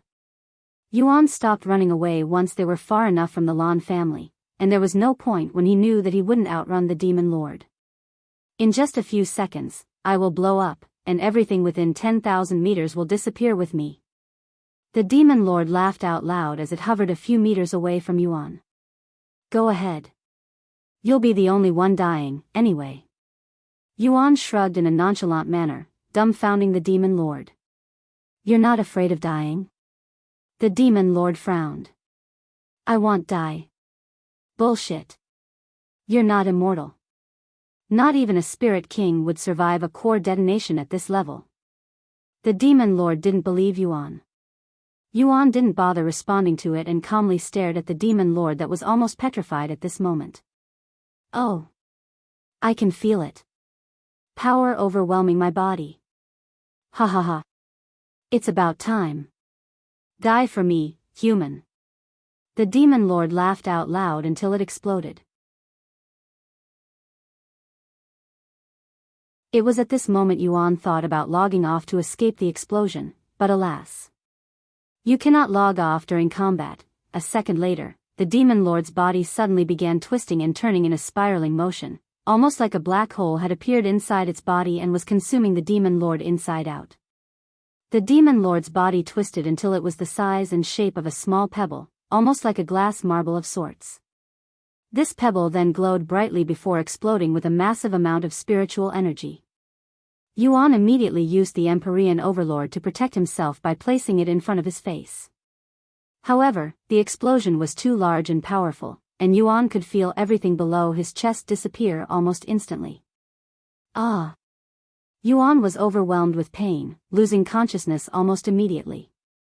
Meanwhile, the Lan family could see a bright light in the distance, followed by a strong earthquake a second later. Yuan. Lan Yingying felt her heart being squeezed when she saw this light, and tears quickly flowed from her eyes. Alas! This young man actually sacrificed his life for us. Grandpa Lan sighed, feeling an indescribable feeling in his heart.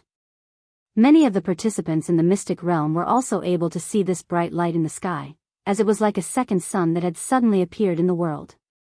The sun created by the Demon Lord remained for a good minute before it finally began to subside.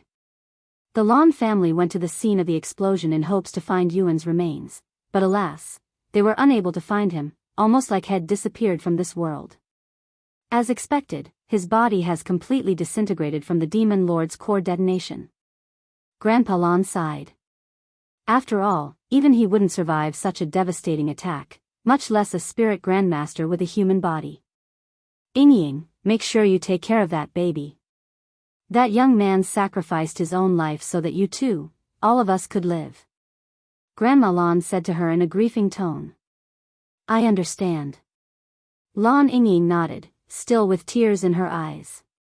Meanwhile, about 100 miles away from where the explosion had occurred, a body that was anything but complete laid on the ground, looking like a corpse that had recently been chewed on by wild animals. Heavens! That almost scared me to death. The voice of a young lady resounded after this disfigured body suddenly dropped from the sky and landed behind her. Just what on earth happened to this person? His body looks like it just ate an explosion. Was he a victim of that random explosion just now? The young lady inspected the corpse out of curiosity, not feeling grossed out by the awful sight that would normally make any young lad's stomach churn with disgust. And why does it feel like I have seen him somewhere before? Ding! Perfect regeneration has activated.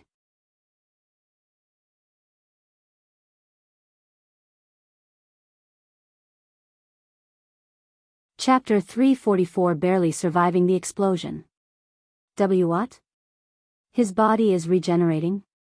The young lady was shocked when the mutilated body suddenly began healing, and she watched as this half-completed body regrow the rest of its body as well as all 4 limbs in just a matter of moments, almost like she was before an immortal monster or something. The young lady took a few steps back just in case. A few moments later, the mutilated body recovered perfectly. It was unlike anything the young lady had seen before. Ugh! Yuan slowly opened his eyes to see the sunlight assaulting his eyes. Did I die? Did I respawn outside the mystic realm? Yuan slowly sat up, still recalling the pain he'd felt before losing consciousness.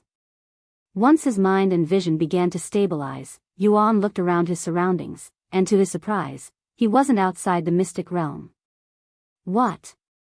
Don't tell me I didn't die from that explosion. This is a miracle. Yuan quickly stood up with excitement on his face. Fortunately, had managed to protect his head and heart. Although his regenerative abilities are not as exaggerated as the demons, it was pretty close, allowing him to regenerate as long as his head and heart are unharmed.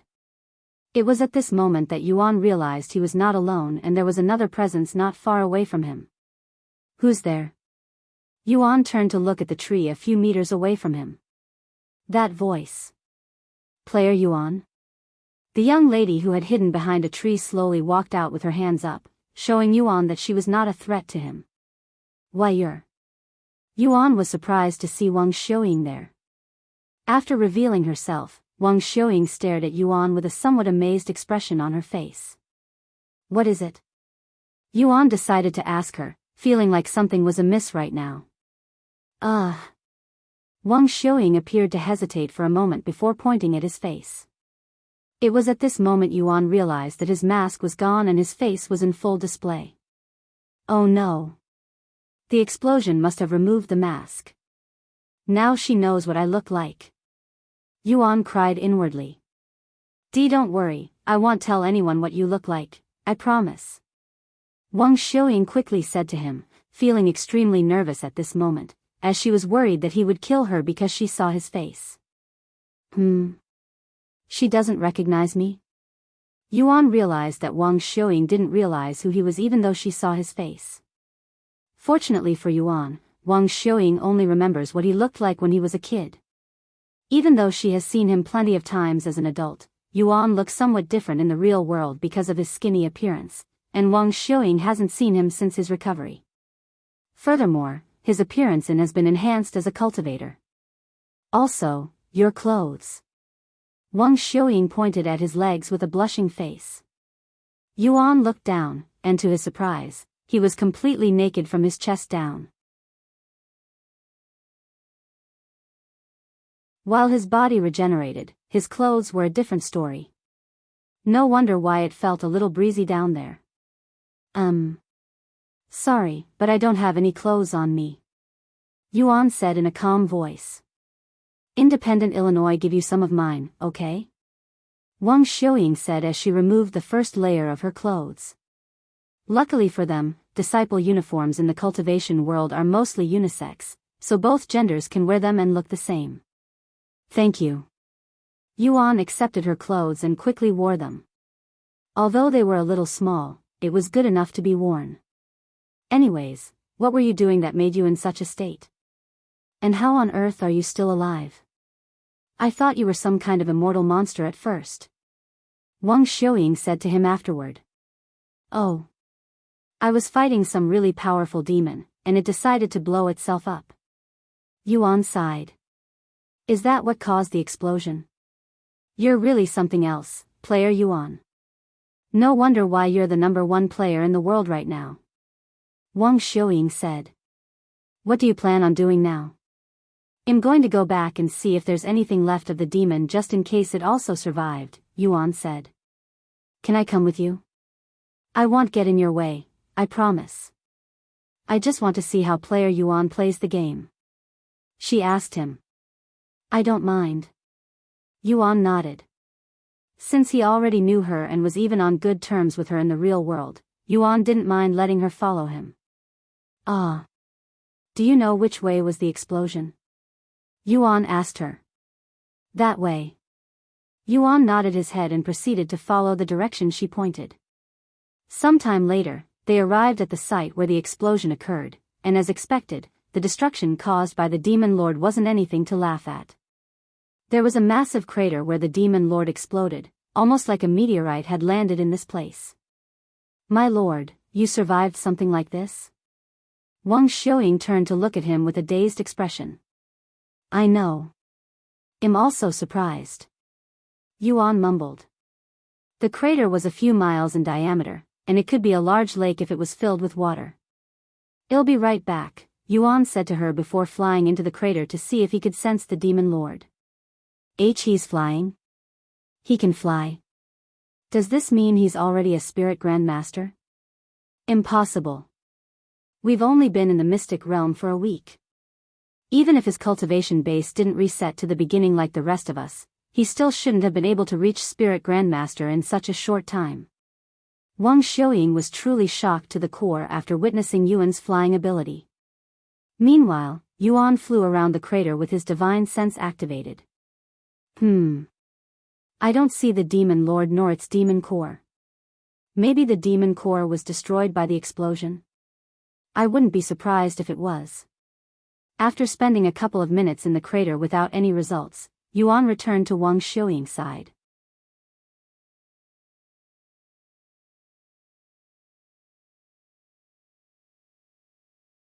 Chapter 345 Unsuspecting Victims. Did you find what you were looking for? Wuxia asked him after he returned. No, I didn't. Which is probably a good thing, he said. What are you going to do now? Head to the Mystic Pagoda? It's only a day from this place. I still have one more place to visit. Wuxia nodded and followed him. Sometime later, they arrived at the abandoned valley. The only reason Yuan came to this place was for the Lan family. I hope they're fine. The explosion was extremely powerful, after all. Yuan sighed inwardly. It would be dreadful if the Lan family was also affected by the Demon Lord's explosion. Wang. Healer Wang, how long was I knocked out after the explosion? Yuan turned to ask her. A couple of minutes? What about a white snake? Did you see any white snakes in the sky recently? Yes. I saw a flying white snake sometime before the explosion. It was really mythical. Wuxia nodded her head in excitement just recalling the flying white snake in the sky. Before the explosion? Then they probably haven't left yet. Yuan wondered where the Lan family could have gone after he was blown away. Surely, they didn't return to the Divine Forest, right? If they did, he won't be able to return to them since he doesn't know where the place was located. Hopefully, they're fine. Yuan prayed inwardly for their safety. Sometime later, Yuan turned to look at Wuxia and asked her, I'm going to head to the Mystic Pagoda now. Do you also want to come with me? I do. Wuxia quickly nodded, as she wouldn't miss this chance that every other player hoped to have, playing alongside player Yuan. Yuan looked in the sky to find the blue star before following the direction. Player Yuan, if you don't mind me asking, why did you decide to play? Wuxia asked him as they walked. Because I want to feel alive, he calmly responded. Alive? Wuxia raised her eyebrows in a puzzled manner. Yes. In the real world, even though I am living, I never felt like I am truly alive. At least that was how I felt before I started playing this game. Yuan said. Oh. I think I get what you mean. I have had a lot of patients who told me the same thing. Wang Xiuying said. And she continued, oh, I am a nurse outside. Yuan merely smiled. I know, he said inwardly. What do you do outside? If it's too personal, you don't have to answer. I know you're skeptical since everyone is trying to learn your identity, but I personally don't care about any of that. I don't really do anything outside, unfortunately. I stay at home all day. So you're a modern-day hermit? Wang Xiuying said. A what? Yuan raised his eyebrows. A modern-day hermit. Someone who stays at home and doesn't go outside unless absolutely necessary. There are many people like that nowadays due to how popular gaming has become. Wang Xiuying explained. Well, I do it not because I like to.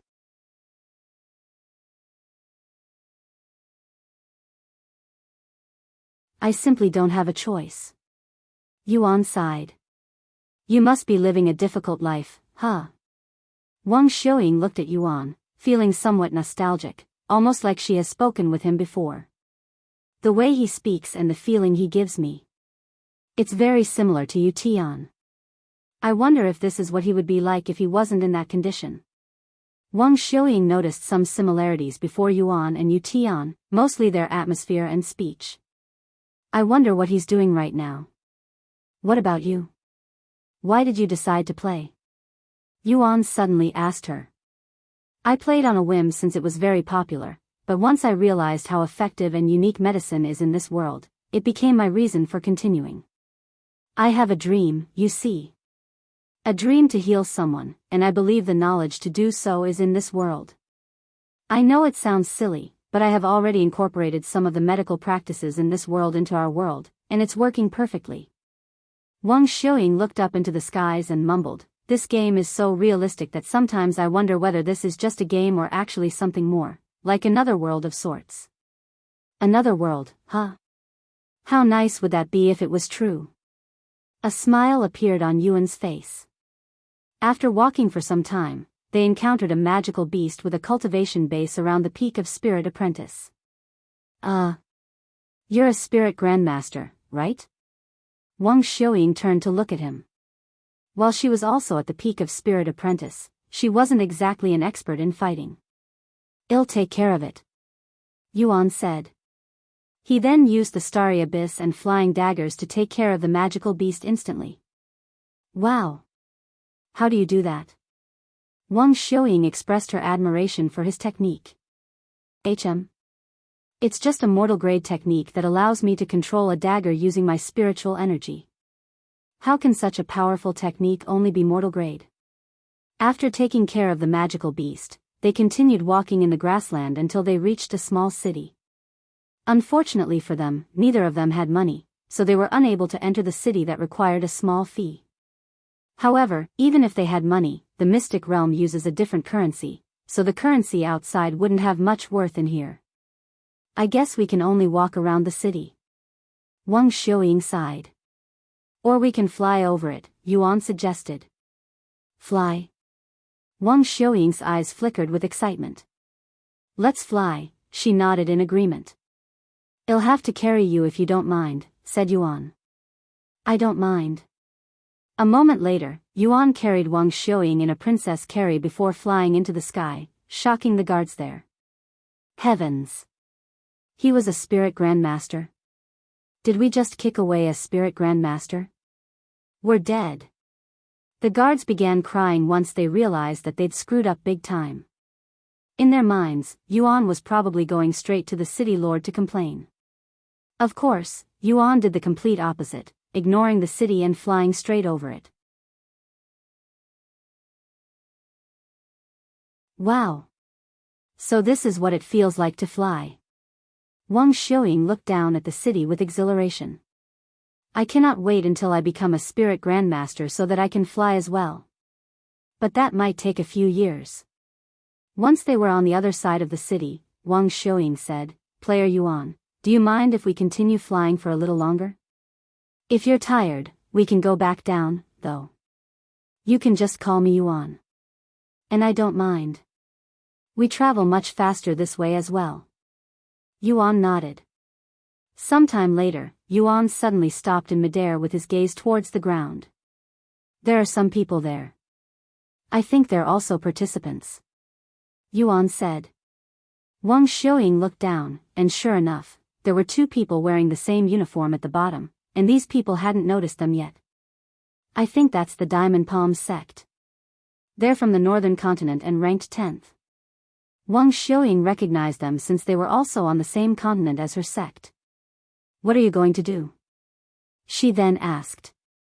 Well, my sect master told me to get rid of the other participants as soon as I see them, Yuan said. Get rid of? Wang Xiuying's body shivered at his words. Yes. If I kill them inside this place, they'll be teleported outside and disqualified. Yuan nodded. Then he added, don't worry, I won't disqualify you. Really? Wang Xiuying released a sigh of relief after hearing that. Really? Anyways, I don't want them to see my face, so I'll get rid of them from up here. After taking a deep breath, Yuan retrieved the starry abyss and made it turn invisible. He then used flying daggers to control the starry abyss, commanding it to fly towards the two unsuspecting victims on the bottom. A second later, two holes appear in their faces, instantly killing them. Wang Xiuying swallowed nervously when she saw this. He can kill us as easily as breathing, and we won't even know what hit us, she sighed inwardly. The difference between them was simply too vast. Meanwhile, outside the Mystic Pagoda, the sect master of the Diamond Palm sect was shocked to the core when his disciples suddenly died out of the blue. What? What the fuck just happened? Who killed my disciples?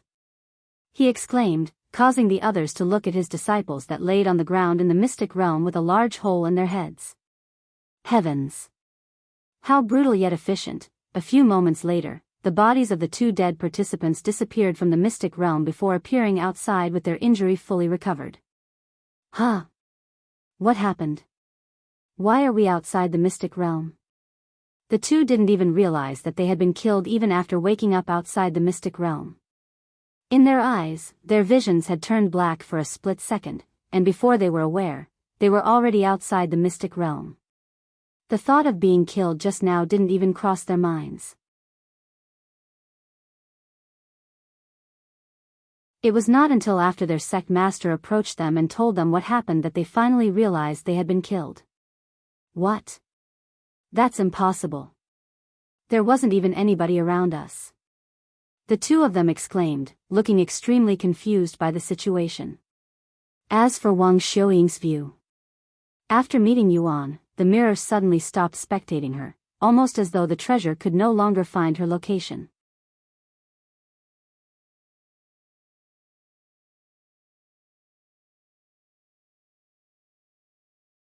Chapter 346. Who is responsible for this? Are you sure you weren't ambushed or something? The Diamond Palm sect's master asked the two disciples that had been brutally killed. I'm confident that we were alone, sect master.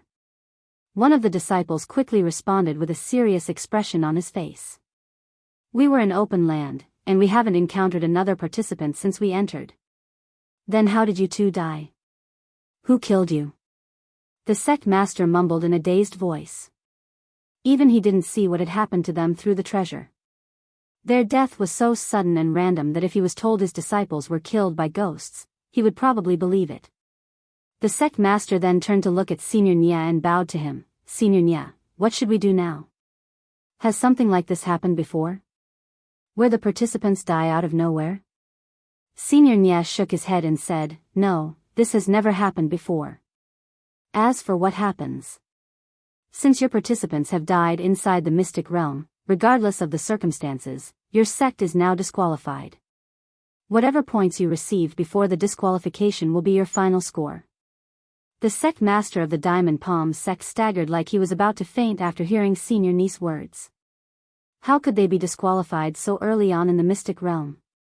They have been in the top 10 for over 100 years. At this rate, it would be a miracle if they managed to even get into the top 100.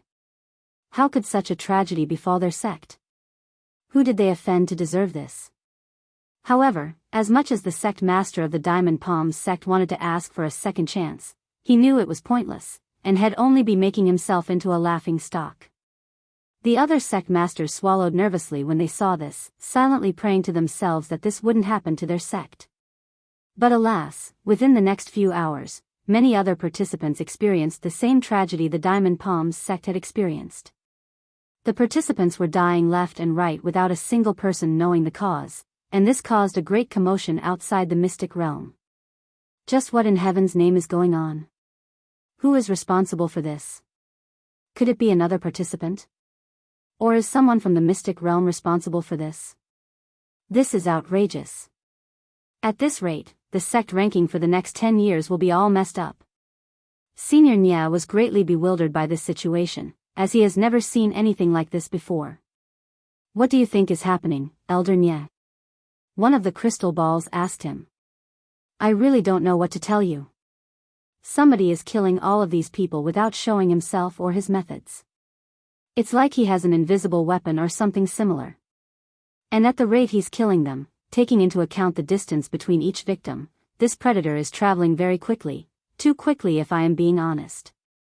What does this all mean?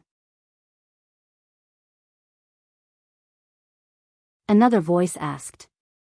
After pondering for a moment, Elder Nya said, this may sound absurd, but if we cannot see this killer from the treasure, he's probably a mystic realm native, and for some reason, he's killing every single participant. As for his reason for doing so, we will probably never know. We have known that the natives inside the mystic realm aren't very friendly towards us outsiders, but they have never outright hunted the participants until today. Did something change within the mystic realm? One of the voices from the crystal ball spoke. What should we do about the sect ranking this year? It's a freaking mess already, and there are still 3 weeks left. At this rate, all of the participants will be disqualified. Senior Nya then said, the cultivation world is volatile in nature.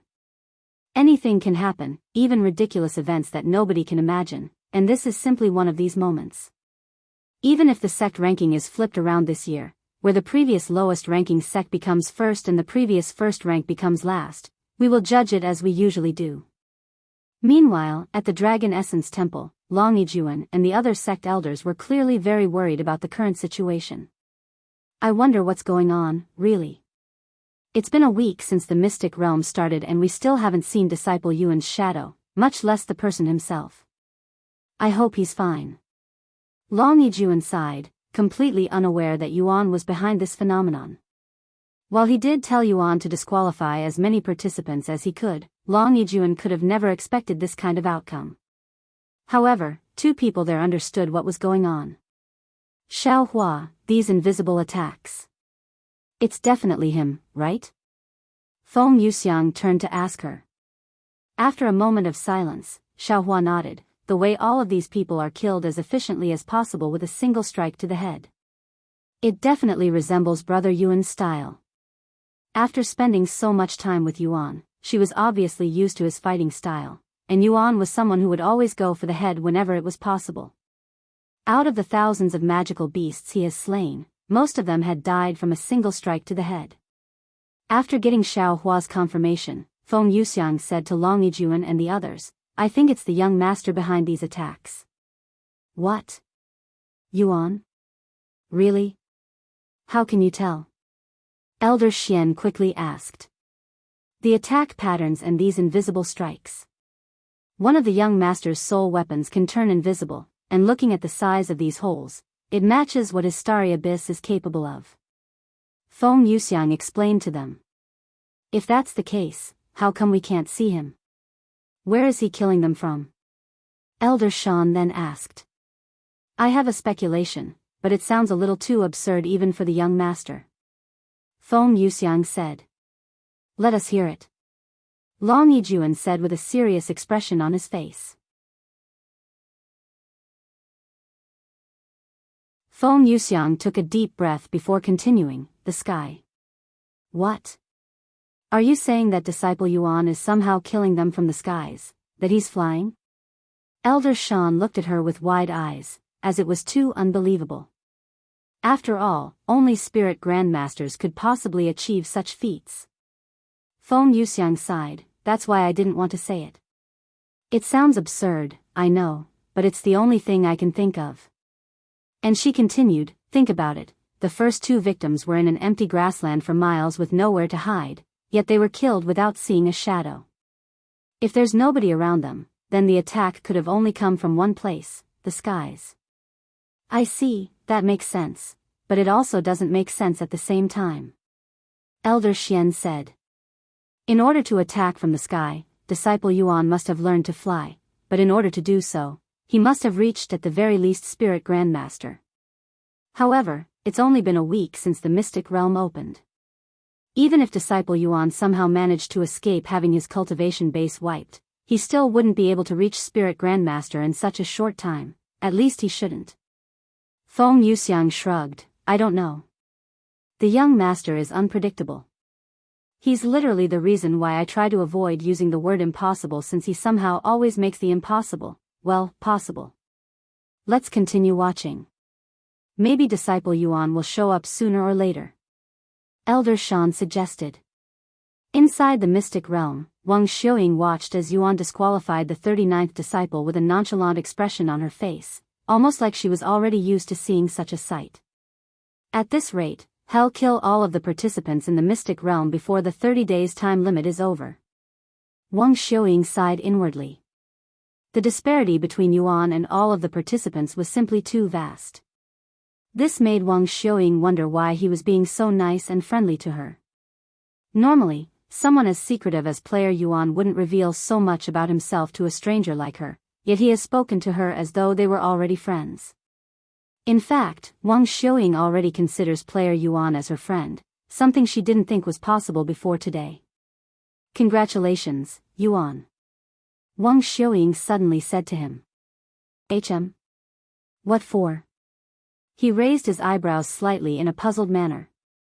Congratulations on getting first place for the Mystic Realm, obviously. Huh. We don't know that yet. There are still 3 weeks left. Anything can happen in these next 3 weeks. You're so humble, Yuan. Think about it. You're a Spirit Grandmaster who can take out any participant with a single thought. Who in this place could rival someone like you?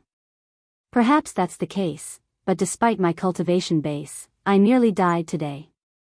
This shows me that no matter how powerful you are not invincible, and you can never be too careful in the cultivation world. If you say it like that, I guess so.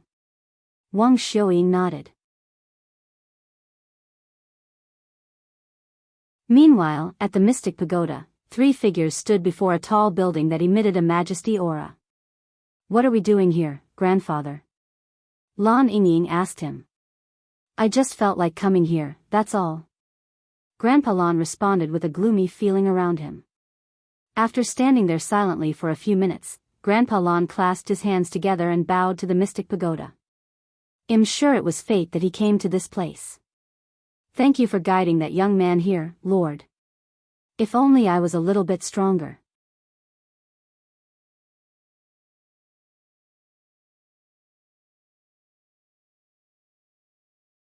Chapter 347 Mystic Pagoda. Lan Yingying and Grandma Lan followed Grandpa Lan's movements, bowing to the Mystic Pagoda with respect. Sometime later, Grandpa Lan transformed into his beast form and carried his family back to the Divine Forest. Meanwhile, somewhere in the Mystic Realm, Gao Dongya and Xuejia finally began their journey after spending an entire week increasing their cultivation, reaching the Spirit Warrior realm. The spiritual energy in this world is abundant and rich. If only the outside world was like this, I would have become a spirit master by now. Xuejia sighed out loud. Then she turned to look at Gao Dongya and asked him, what should we do now? We still have no idea where Disciple Yuan is. It would only be a waste of time if we look for him when we don't even know where we are, much less where he is. The only thing we can do right now is follow the plan and obtain as many points as we can with what little time we have left. Gao Dongya said. And he continued, hopefully, that's what he's doing as well. What do you want to do then? Hunt for magical beasts for the next 3 weeks? Xuejia suggested, as that seemed to be the most efficient method of grinding points. Gao Dongya narrowed his eyes at her and said, what a simple woman. Do you really believe you are the only one with that thought? We won't achieve first place if we do something like this. Stop calling me woman. I have a name, Xianxia. And do you really think we can take first place with just the two of us? Your ambition is too high. I don't know about you, but I always strive for the best results, and the best result for the mystic realm would be the mystic pagoda. Gao Dongya said in a calm voice. The mystic pagoda? Nobody has opened that place up since ancient times. What makes you think you'll be able to open it? If I had your attitude, would never be able to open it. Gao Dongya said, and he turned around and began walking. Enough chit-chatting. We have already spent too much time increasing our cultivation. Since you're so smart, why don't you tell me where we can find the mystic pagoda? Xianxia said. Gao Dongya then pointed to the skies, where a blue star flickered. If you'd done your research before coming here, you would know that by following the blue star, you'll reach the mystic pagoda. This isn't the first time people have been to this place. Seriously, why did the sect master even pick someone like you to come here if you're not taking this seriously? Che. Xianxia sucked her teeth at Gao Dongya's response that left her speechless. Thus, they began their journey towards the mystic pagoda, as was every other participant in the mystic realm.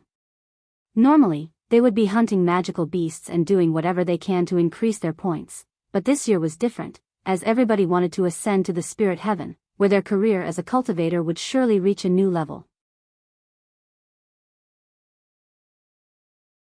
Even if their sects were to receive a lower rank because of this, none of the participants cared. In their mind, since there was someone as monstrous as Yuan participating in the mystic realm, the only way they could beat someone like him was to go above and beyond and open up the mystic pagoda. Looks like all of the participants are heading towards the mystic pagoda. The observers outside the mystic realm noticed this. This year's mystic realm is truly a mess. Not only are the participants getting killed by a mysterious force, but they're also not following the routine. This is all because of Senior Ni's presence. One of the sect masters there sighed. Can you really blame them, though? If I was in their shoes, I would also be trying to do whatever I can to go to the spirit heaven. If I weren't so old and have an entire sect to take care of, I would also love to try to ascend. While the sect masters mumbled to each other, Senior Nia and the people in the spirit heaven spoke to each other. Do you think the mystic pagoda will finally open this year? One of the crystal balls asked. Most likely not, said another voice. Yeah, I highly doubt it as well. The mystic realm has existed for countless years with countless challengers, yet not a single person has managed to open the mystic pagoda. This year won't be any different. However, Senior Nia smiled and said, actually, there is one person who'd managed to open the mystic pagoda. There was someone like that? How come I have never heard of it? Half of the spectators were hearing this for the first time. Are you talking about the owner of the mystic realm, Elder Nye? Wait a second. The mystic realm has an owner? This is my first time hearing about this. Senior Nye nodded his head and said, it's not surprising some of you don't know about this since it's only mentioned in ancient scrolls regarding the mystic realm. Countless years ago, when the mystic realm still had no master, people could enter and leave the place at will.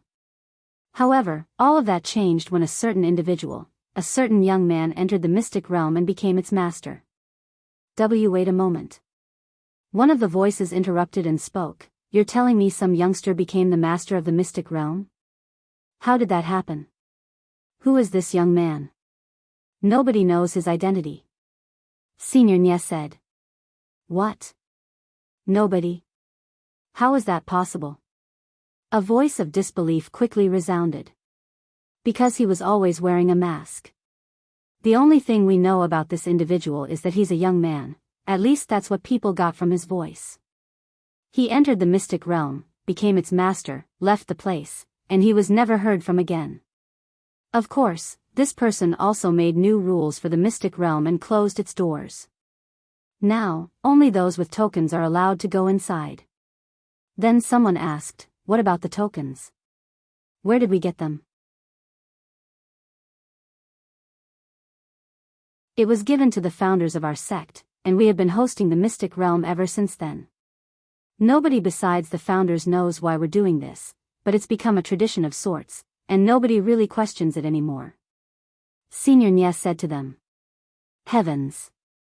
And here I thought we were doing this because we're recruiting potential talents for our sect. One of the voices mumbled in a dazed voice. Honestly, that's how most of us see this nowadays, so regardless of what our founders were thinking, this is the outcome, said another voice. Meanwhile, inside the Mystic Realm, Wang Xiuying suddenly pointed to the tall building at the end of the horizon and said, "Look at that pagoda. I think that's the Mystic Pagoda." Yuan nodded and sped up a little, quickly approaching the pagoda in the distance. Sometime later, they arrived at the pagoda, and Yuan descended from the sky. We got here much quicker than expected since we flew here. Look at the door, this is definitely the Mystic Pagoda. Wang Xiuying pointed at the top of the door, where the words Mystic Pagoda were engraved. This place looks more ordinary than I'd anticipated, Yuan said as he looked at the Mystic Pagoda. You think so too? Wang Xiuying agreed with him, and she continued, I thought it would be more special, but I have seen similar buildings in the northern continent plenty of times by now.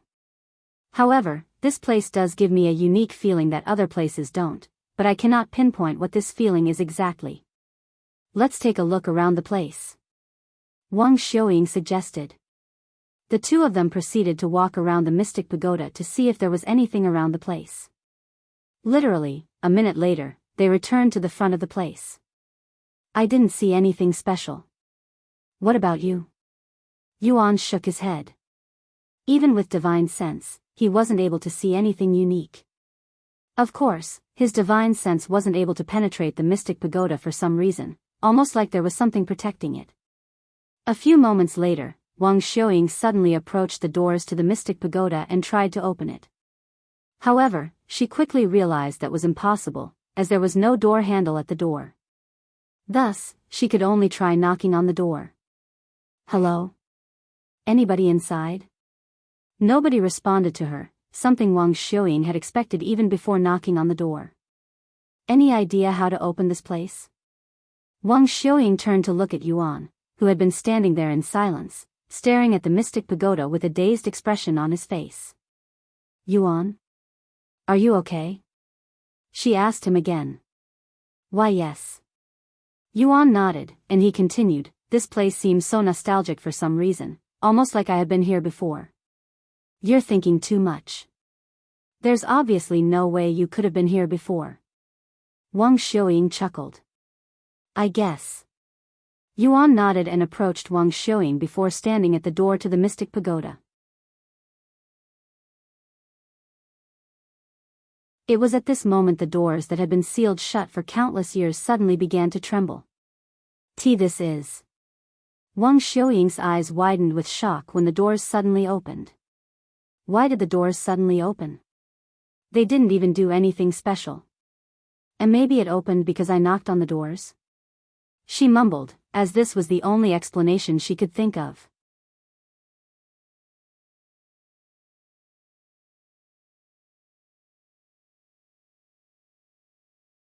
Chapter 348 Suspiciously Easy. The Mystic Pagoda opened? Why? Yuan raised his eyebrows upon seeing the doors open automatically. However, there was nobody to welcome them inside, so why did the doors open? Let's go inside and check it out, Yuan suggested. Wait. Wang Xiuying turned around, grabbed him, and quickly pulled him away from the Mystic Pagoda. Once they were far enough, the doors to the Mystic Pagoda closed again. Don't be so hasty, Yuan. What if it's a trap? If you ask me, I think it's too easy. There's no way the Mystic Pagoda would open so easily for us when nobody has managed to open it for so long. Wang Xiuying explained to him why they shouldn't go inside. Yuan nodded after hearing her words, that makes sense. It's quite suspicious how the place just opened. That's right.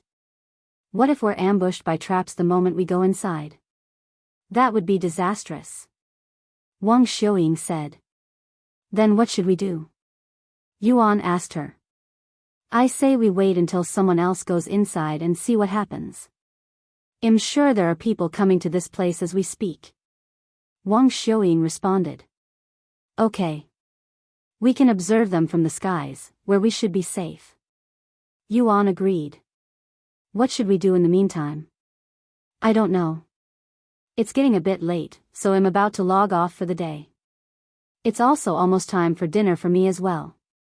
Thus, the two of them looked around the Mystic Pagoda for a few more minutes before logging off. In the real world, Yuan said to Meishio, I have arrived at the Mystic Pagoda. Really? Were you able to open it? Meishio asked him as she fed him dinner. About that. The Mystic Pagoda opened by itself, but it might be a trap, so we didn't go inside. Wait. We? You're with somebody? Meishio raised her eyebrows. That's right. I'm with Yingying right now. I met her by chance, and we've been traveling together since then. I see. Meishio mumbled. By the way, are you responsible for killing the participants? A lot of participants had been disqualified after being killed by an invisible attack.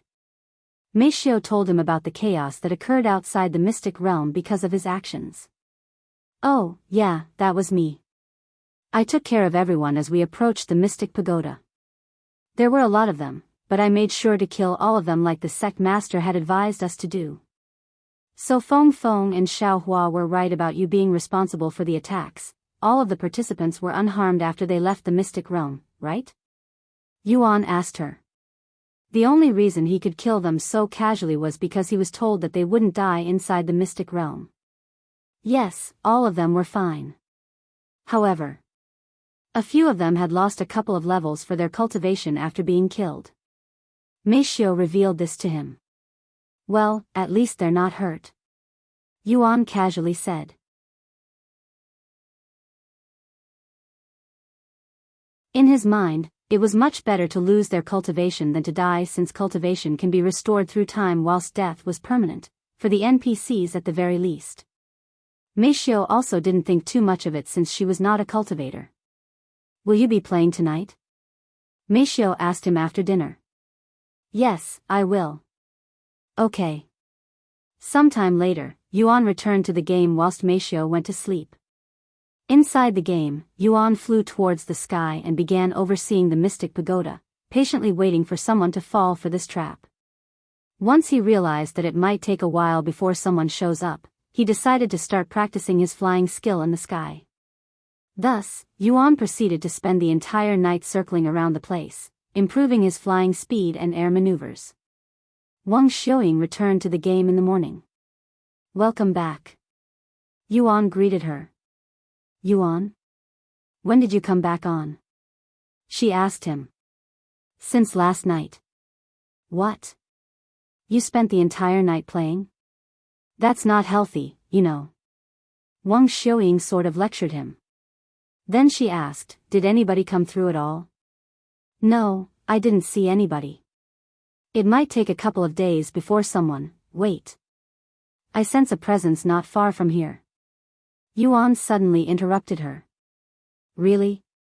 Then let's hide. Yingying said. Yuan nodded and carried her into the air, hiding inside the clouds. About 15 minutes later, a figure approached the Mystic Pagoda. That person looks familiar for some reason. Yuan narrowed his eyes at this young man that had a goofy-looking face. After pondering for a moment, he remembered where he'd seen this person. Ah, that's the player who wanted me to show my face to him. He's a player?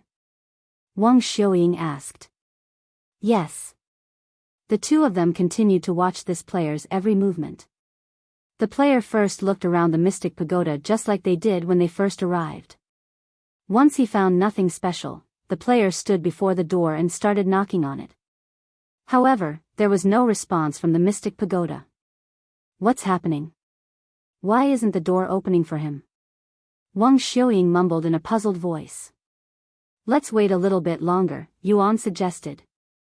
A few minutes later, the player started kicking the door to the Mystic Pagoda, hoping to open it by force. Once the player realized that kicking the door wasn't doing him any good, he started hitting it with the ordinary sword in his grasp. Ding! The sword rebounded after striking the door, flying right out of the player's grasp. After retrieving the sword, the player tried hitting the door again multiple times. However, in the end, the Mystic Pagoda remained unharmed. It doesn't look like the Mystic Pagoda will open for him, Wang Xiuying said. Then there's no reason to keep him alive, Yuan said, immediately controlling the starry abyss to fly at the goofy-looking player, creating a hole in his face a second later.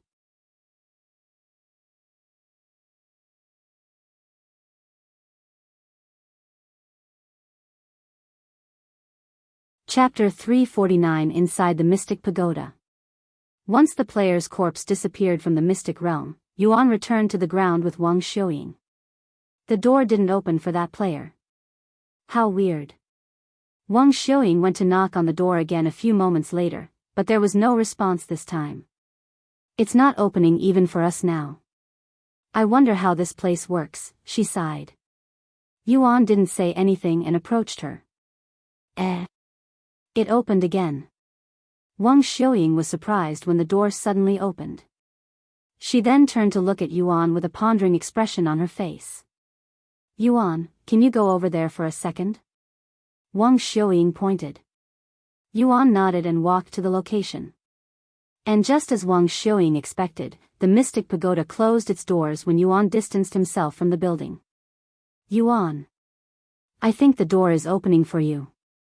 Come back here. Wang Xiuying said to him. For me? Why? Yuan raised his eyebrows in a puzzled manner. Once he approached the Mystic Pagoda, the doors opened again. Look. The door opened when you got close. And it will close if you walk away. Wang Xiuying said. And she continued, do you know why this is happening? Did you do anything special before coming here? Yuan shook his head, not that I remember.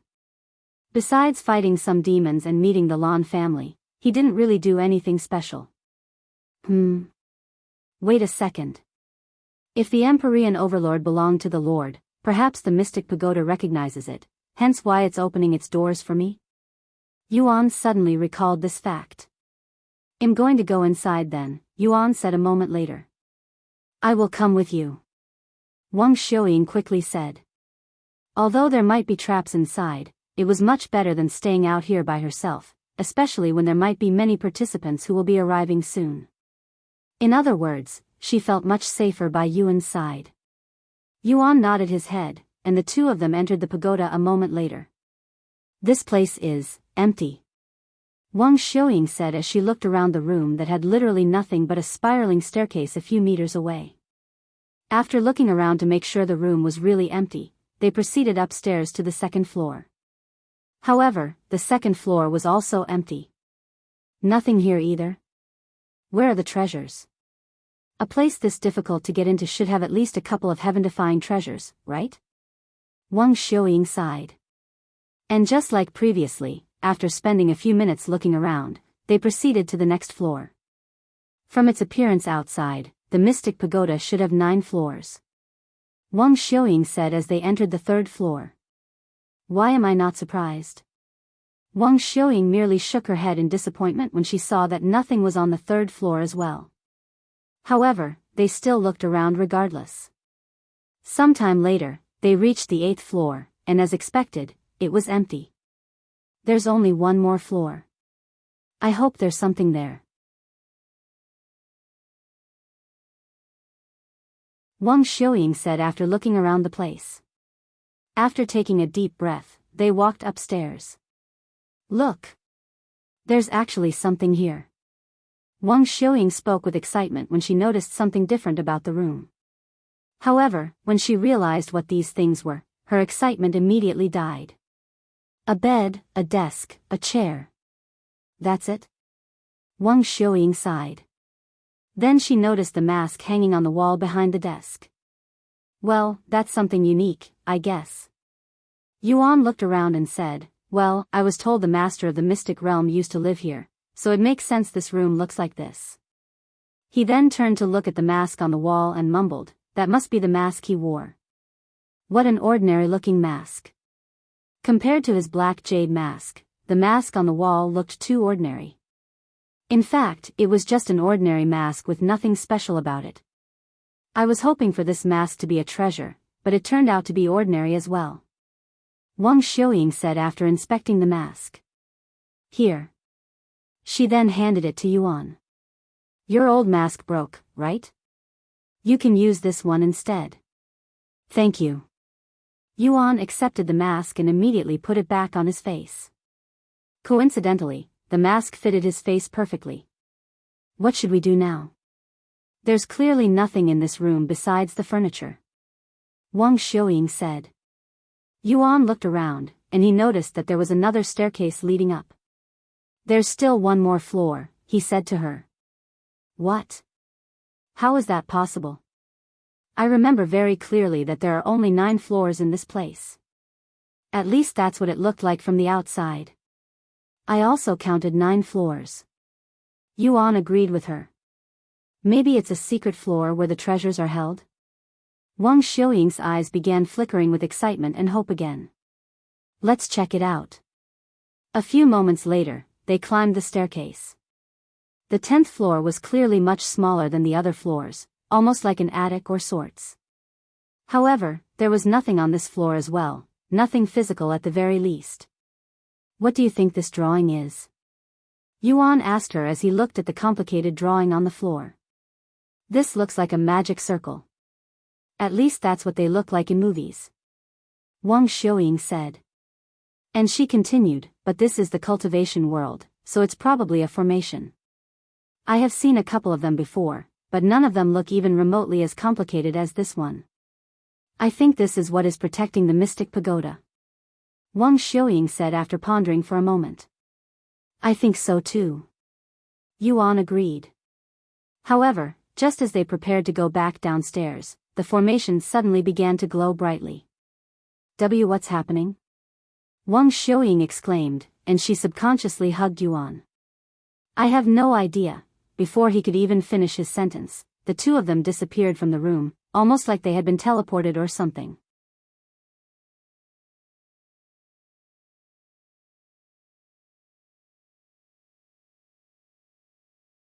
Chapter 350 Pillar of Light. Once Yuan and Wang Xiuying disappeared from the 10th floor and the Mystic Pagoda, the building itself began to glow a bright azure-colored light before shooting a massive beam into the sky for everyone in the mystic realm to see. At the Divine Forest, Lan Yingying was floating on top of the water at the waterfall where Yuan impregnated her with a dazed expression on her face when she first noticed the azure-colored pillar of light in the distance that pierced the heavens. What is that? For some reason, Lan Yingying felt an urge to approach that light. A few moments later, her grandparents could be seen flying in her direction in the sky. Grandfather. What is going on? She asked him. I also have no idea, but it seems to be coming from the Mystic Pagoda. Something must have happened there. We must see what's happening. Grandpa Lan said to her in an urgent manner. Lan Yingying quickly left the water to put on her clothes. A few moments later, Grandpa Lan transformed into his beast form before carrying the other two into the skies, flying towards the direction of the beam. Meanwhile, outside the mystic realm, the spectators were shocked when they saw this azure-colored beam in the sky. However, they were not shocked because of the light itself. They were shocked because the pillar of light had somehow managed to penetrate the mystic realm and appear in their world, piercing their heavens as well. Heavens! What is happening this time? The voices from the crystal balls were greatly shocked by this phenomenon. This is also my first time seeing this. I have no idea what is going on. Senior Nya shook his head with a nervous frown on his face. There have been too many unexplainable events happening in the mystic realm this year. Just what on earth is happening? Wait a second. This feeling I am getting from that pillar of light. It's a transportation formation? It's something similar to when I came down to the lower heavens from the spirit heavens. Senior Nya suddenly realized this. What does that mean? One of the voices asked. Either somebody is going inside the mystic realm through a formation or the other way around. Someone is leaving the mystic realm. Senior Nya said. The spectators were speechless. Who could be doing such a thing? And for what reason? Sometime later, one of the crystal balls cried out loud, "Ah! I can also see the pillar of light here." "What?" Senior Nya exclaimed. Another voice followed, "It's true. I can see it as well. Look outside." The people living at spirit heavens immediately looked outside their window, and to their surprise, the pillar of light had somehow managed to appear in the spirit heavens as well. Heavens! Don't tell me this is the same pillar of light from the mystic realm? What else could it be? How did this happen?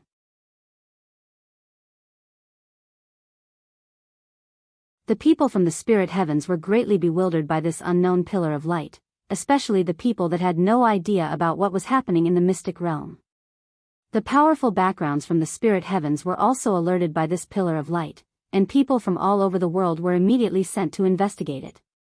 Meanwhile, after disappearing from the mystic pagoda, Yuan and Wang Xiuying found themselves on this small platform that was surrounded by clouds, almost like they were somewhere in the sky. There was a path made from the same material as the platform in front of them, and at the end of this path was a tall wall that resembled city walls. "Where are we?" Wang Xiuying asked while she was still hugging Yuan's body tightly. "Ding! You have discovered Ancient Dragon City, Fame plus 1000, Ancient Dragon City. Were we teleported to this place by that formation? Just what is this place?" Yuan mumbled in a dazed voice. However, Yuan was quickly snapped out of his daze when he heard a shouting voice resound in his ears. "Who are you people? How did you activate the teleport formation?" Before Yuan could even react, a dozen people with weapons in their grasp surrounded him and Wang Xiuying, and they were all emitting the power of a spirit grandmaster. "Why Yuan?" Wang Xiuying's grasp on him tightened even more after feeling their unfriendly atmosphere. "Hello, I'm sorry if we're not supposed to be here, but we were brought to this place against our will by accident through a formation. I think," Yuan said to them. "Impossible. Nobody has used this teleport formation for hundreds of thousands of years." One of the figures said. "What is your purpose for coming here?" Another one asked. "I already told you guys, I don't know how we got here. We also don't have any reason to be here, so I'd appreciate it if you tell us how we can go back," Yuan said to them. The group of people turned to look at each other. After a moment of silence, one of them said, "That's impossible. We also don't know how to activate that formation." "What? We can't go back? What about the mystic realm?" Wang Xiuying exclaimed. "Mystic realm? Don't tell me you're from the lower heavens." One of them recognized the mystic realm and asked. "That's right.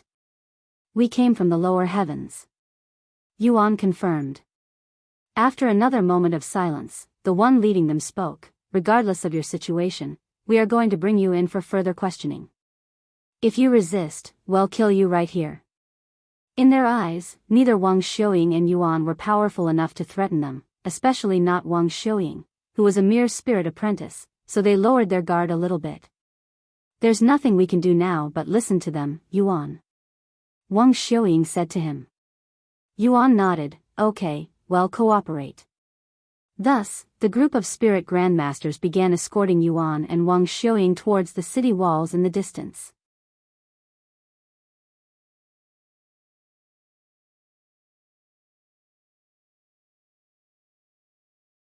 Chapter 351 Detained. Once they reached the gates, the spirit grandmasters stopped Yuan and Wang Xiuying and said to them, "Before you enter, you must wear these handcuffs." "Really? Why are we being treated like criminals?" Wang Xiuying frowned at the sight of these cuffs. "Why?" "Because you guys broke the rules, so you're criminals in our eyes," one of them said. "What? What rules did we break? We just got here." Wang Xiuying was in disbelief. "Just by coming here without permission, you've broken one of our most sacred rules. But we arrived here by accident. We didn't come here because we wanted to. Regardless of your circumstances or situation, it's a fact that you've stepped onto our sacred soil without permission. Furthermore, you're humans. Humans are not allowed in this place. You're humans as well," Wang Xiuying refuted. The spirit grandmasters looked at each other before bursting out with laughter. Humans? Us? Ha ha ha. We only took the appearance of humans because it's more convenient to travel in such a small form. That's right. We also take up much less space in this form. This form? Wang Xiuying stared at them with wide eyes, finally realizing the situation. Don't tell me you're all magical beasts in human forms? I have heard about it, but this is my first time actually seeing it in person. Wang Xiuying's body trembled once she realized that they were not really humans, only monsters in human skin. That's right. We're all dragons. They all held a prideful expression on their faces at this moment. Dragons? You're all divine beasts? Yuan looked at them with surprise. What? Not all dragons are divine beasts. What an ignorant human. The dragons shook their heads at him. Anyways, enough chit-chatting. Hurry up and put on these handcuffs, or well consider this as resisting us and well kill you on the spot. Since they were outnumbered and were technically in the wrong for coming to this place without permission, Yuan and Wang Xiuying agreed to be cuffed without much fuss. Good. Now we can enter the city. Wang Xiuying looked at these cuffs with a frown on her face, and she spoke, Yuan. I don't feel so good. It's like these cuffs are draining my strength, eh? Really? Yuan raised his eyebrows since he didn't feel such effects. These are special cuffs that will seal the cultivation of anyone wearing them, mostly humans. As long as you wear these, you won't be able to use your cultivation and cause any troubles. As if we'd cause any trouble. Wang Xiuying exclaimed. It's better to be safe than sorry, and we only have these kinds of shackles in this place, so it's not like we have a choice. The dragon said to them before bringing them into the city. Once they were inside the city, the dragons brought Yuan and Wang Xiuying into this building before tossing them into a jail cell. The two of you will stay right there until our supervisor comes for questioning, said the dragons before leaving them alone. I can't believe it. To think we'd become criminals and even tossed into a jail cell. Wang Xiuying sighed, as this was a completely new experience for her. We'll be fine as long as we cooperate with them, Yuan said to her. This is all that damned Mystic Pagoda's fault. Why did it bring us here? Are we still inside the Mystic Realm? If not, does this mean we have failed the event since we technically left the place? I have so many questions. Wang Xiuying sighed out loud. There's nothing we can really do since we're already in this place. Once they let us go, we will find a way back home. Yuan said. You're really optimistic, huh? What makes you think they'll release us? What if they keep us here forever? But we didn't do anything wrong. Why would they keep us here forever? Yuan tilted his head with an innocent expression on his face. You really don't understand, huh? These people are not human, Yuan. They're all magical beasts. I wouldn't be surprised if they treat humans like trash. Even worse, food. Wang Xiuying shuddered at the thought of being eaten by dragons. If anything happens, we can simply log off, Yuan said. But we won't be able to log back on afterwards since they'll be waiting for us. In other words, we won't be able to play until we have other players rescue us. But who could possibly rescue us when we don't even know where we are? If the only way to come here is through the Mystic Pagoda, nobody will be able to come here. Wang Xiuying sighed. Yuan frowned upon realizing how grave their situation was. If we die, maybe we'll respawn outside the Mystic Realm. Yuan then said. I doubt it. Did you already forget? We're inside a city, Yuan. All cities are checkpoints, so if you die, you'll simply respawn in your last city visited. Wang Xiuying said. Oh, I didn't know that since I have never died before. And I don't really interact with other players either. Yuan said. Anyways, we're in big trouble right now. Hopefully, these dragons don't have any grudges with humans. Wang Xiuying sighed. About half an hour later, a figure finally entered their room and stood before their jail cell. Hello. Yuan greeted this middle-aged man wearing silver armor that had a dragon design on his chest and 2 dragon heads on his shoulders. This middle-aged man didn't respond to his greetings, merely staring at them with a solemn expression on his face. How long has it been since I last saw humans? 10,000 years? 100,000 years? I don't remember. However, the stench you humans give off, I will never forget it. The middle-aged man mumbled with a look of disdain on his face. Yingying swallowed nervously after hearing his words. Clearly, this guy doesn't like humans.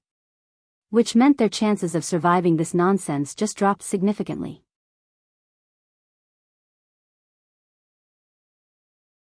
After a moment of silence, the middle-aged man spoke. I will now ask you questions. If anything that comes out of your mouth is not related to the question, I will have you both executed. Do you understand? Why, yes. Yingying quickly nodded. Yuan nodded silently. You're tuning into the Carefree Valley YouTube channel. Don't forget to subscribe and join us on this journey to catch the most captivating stories.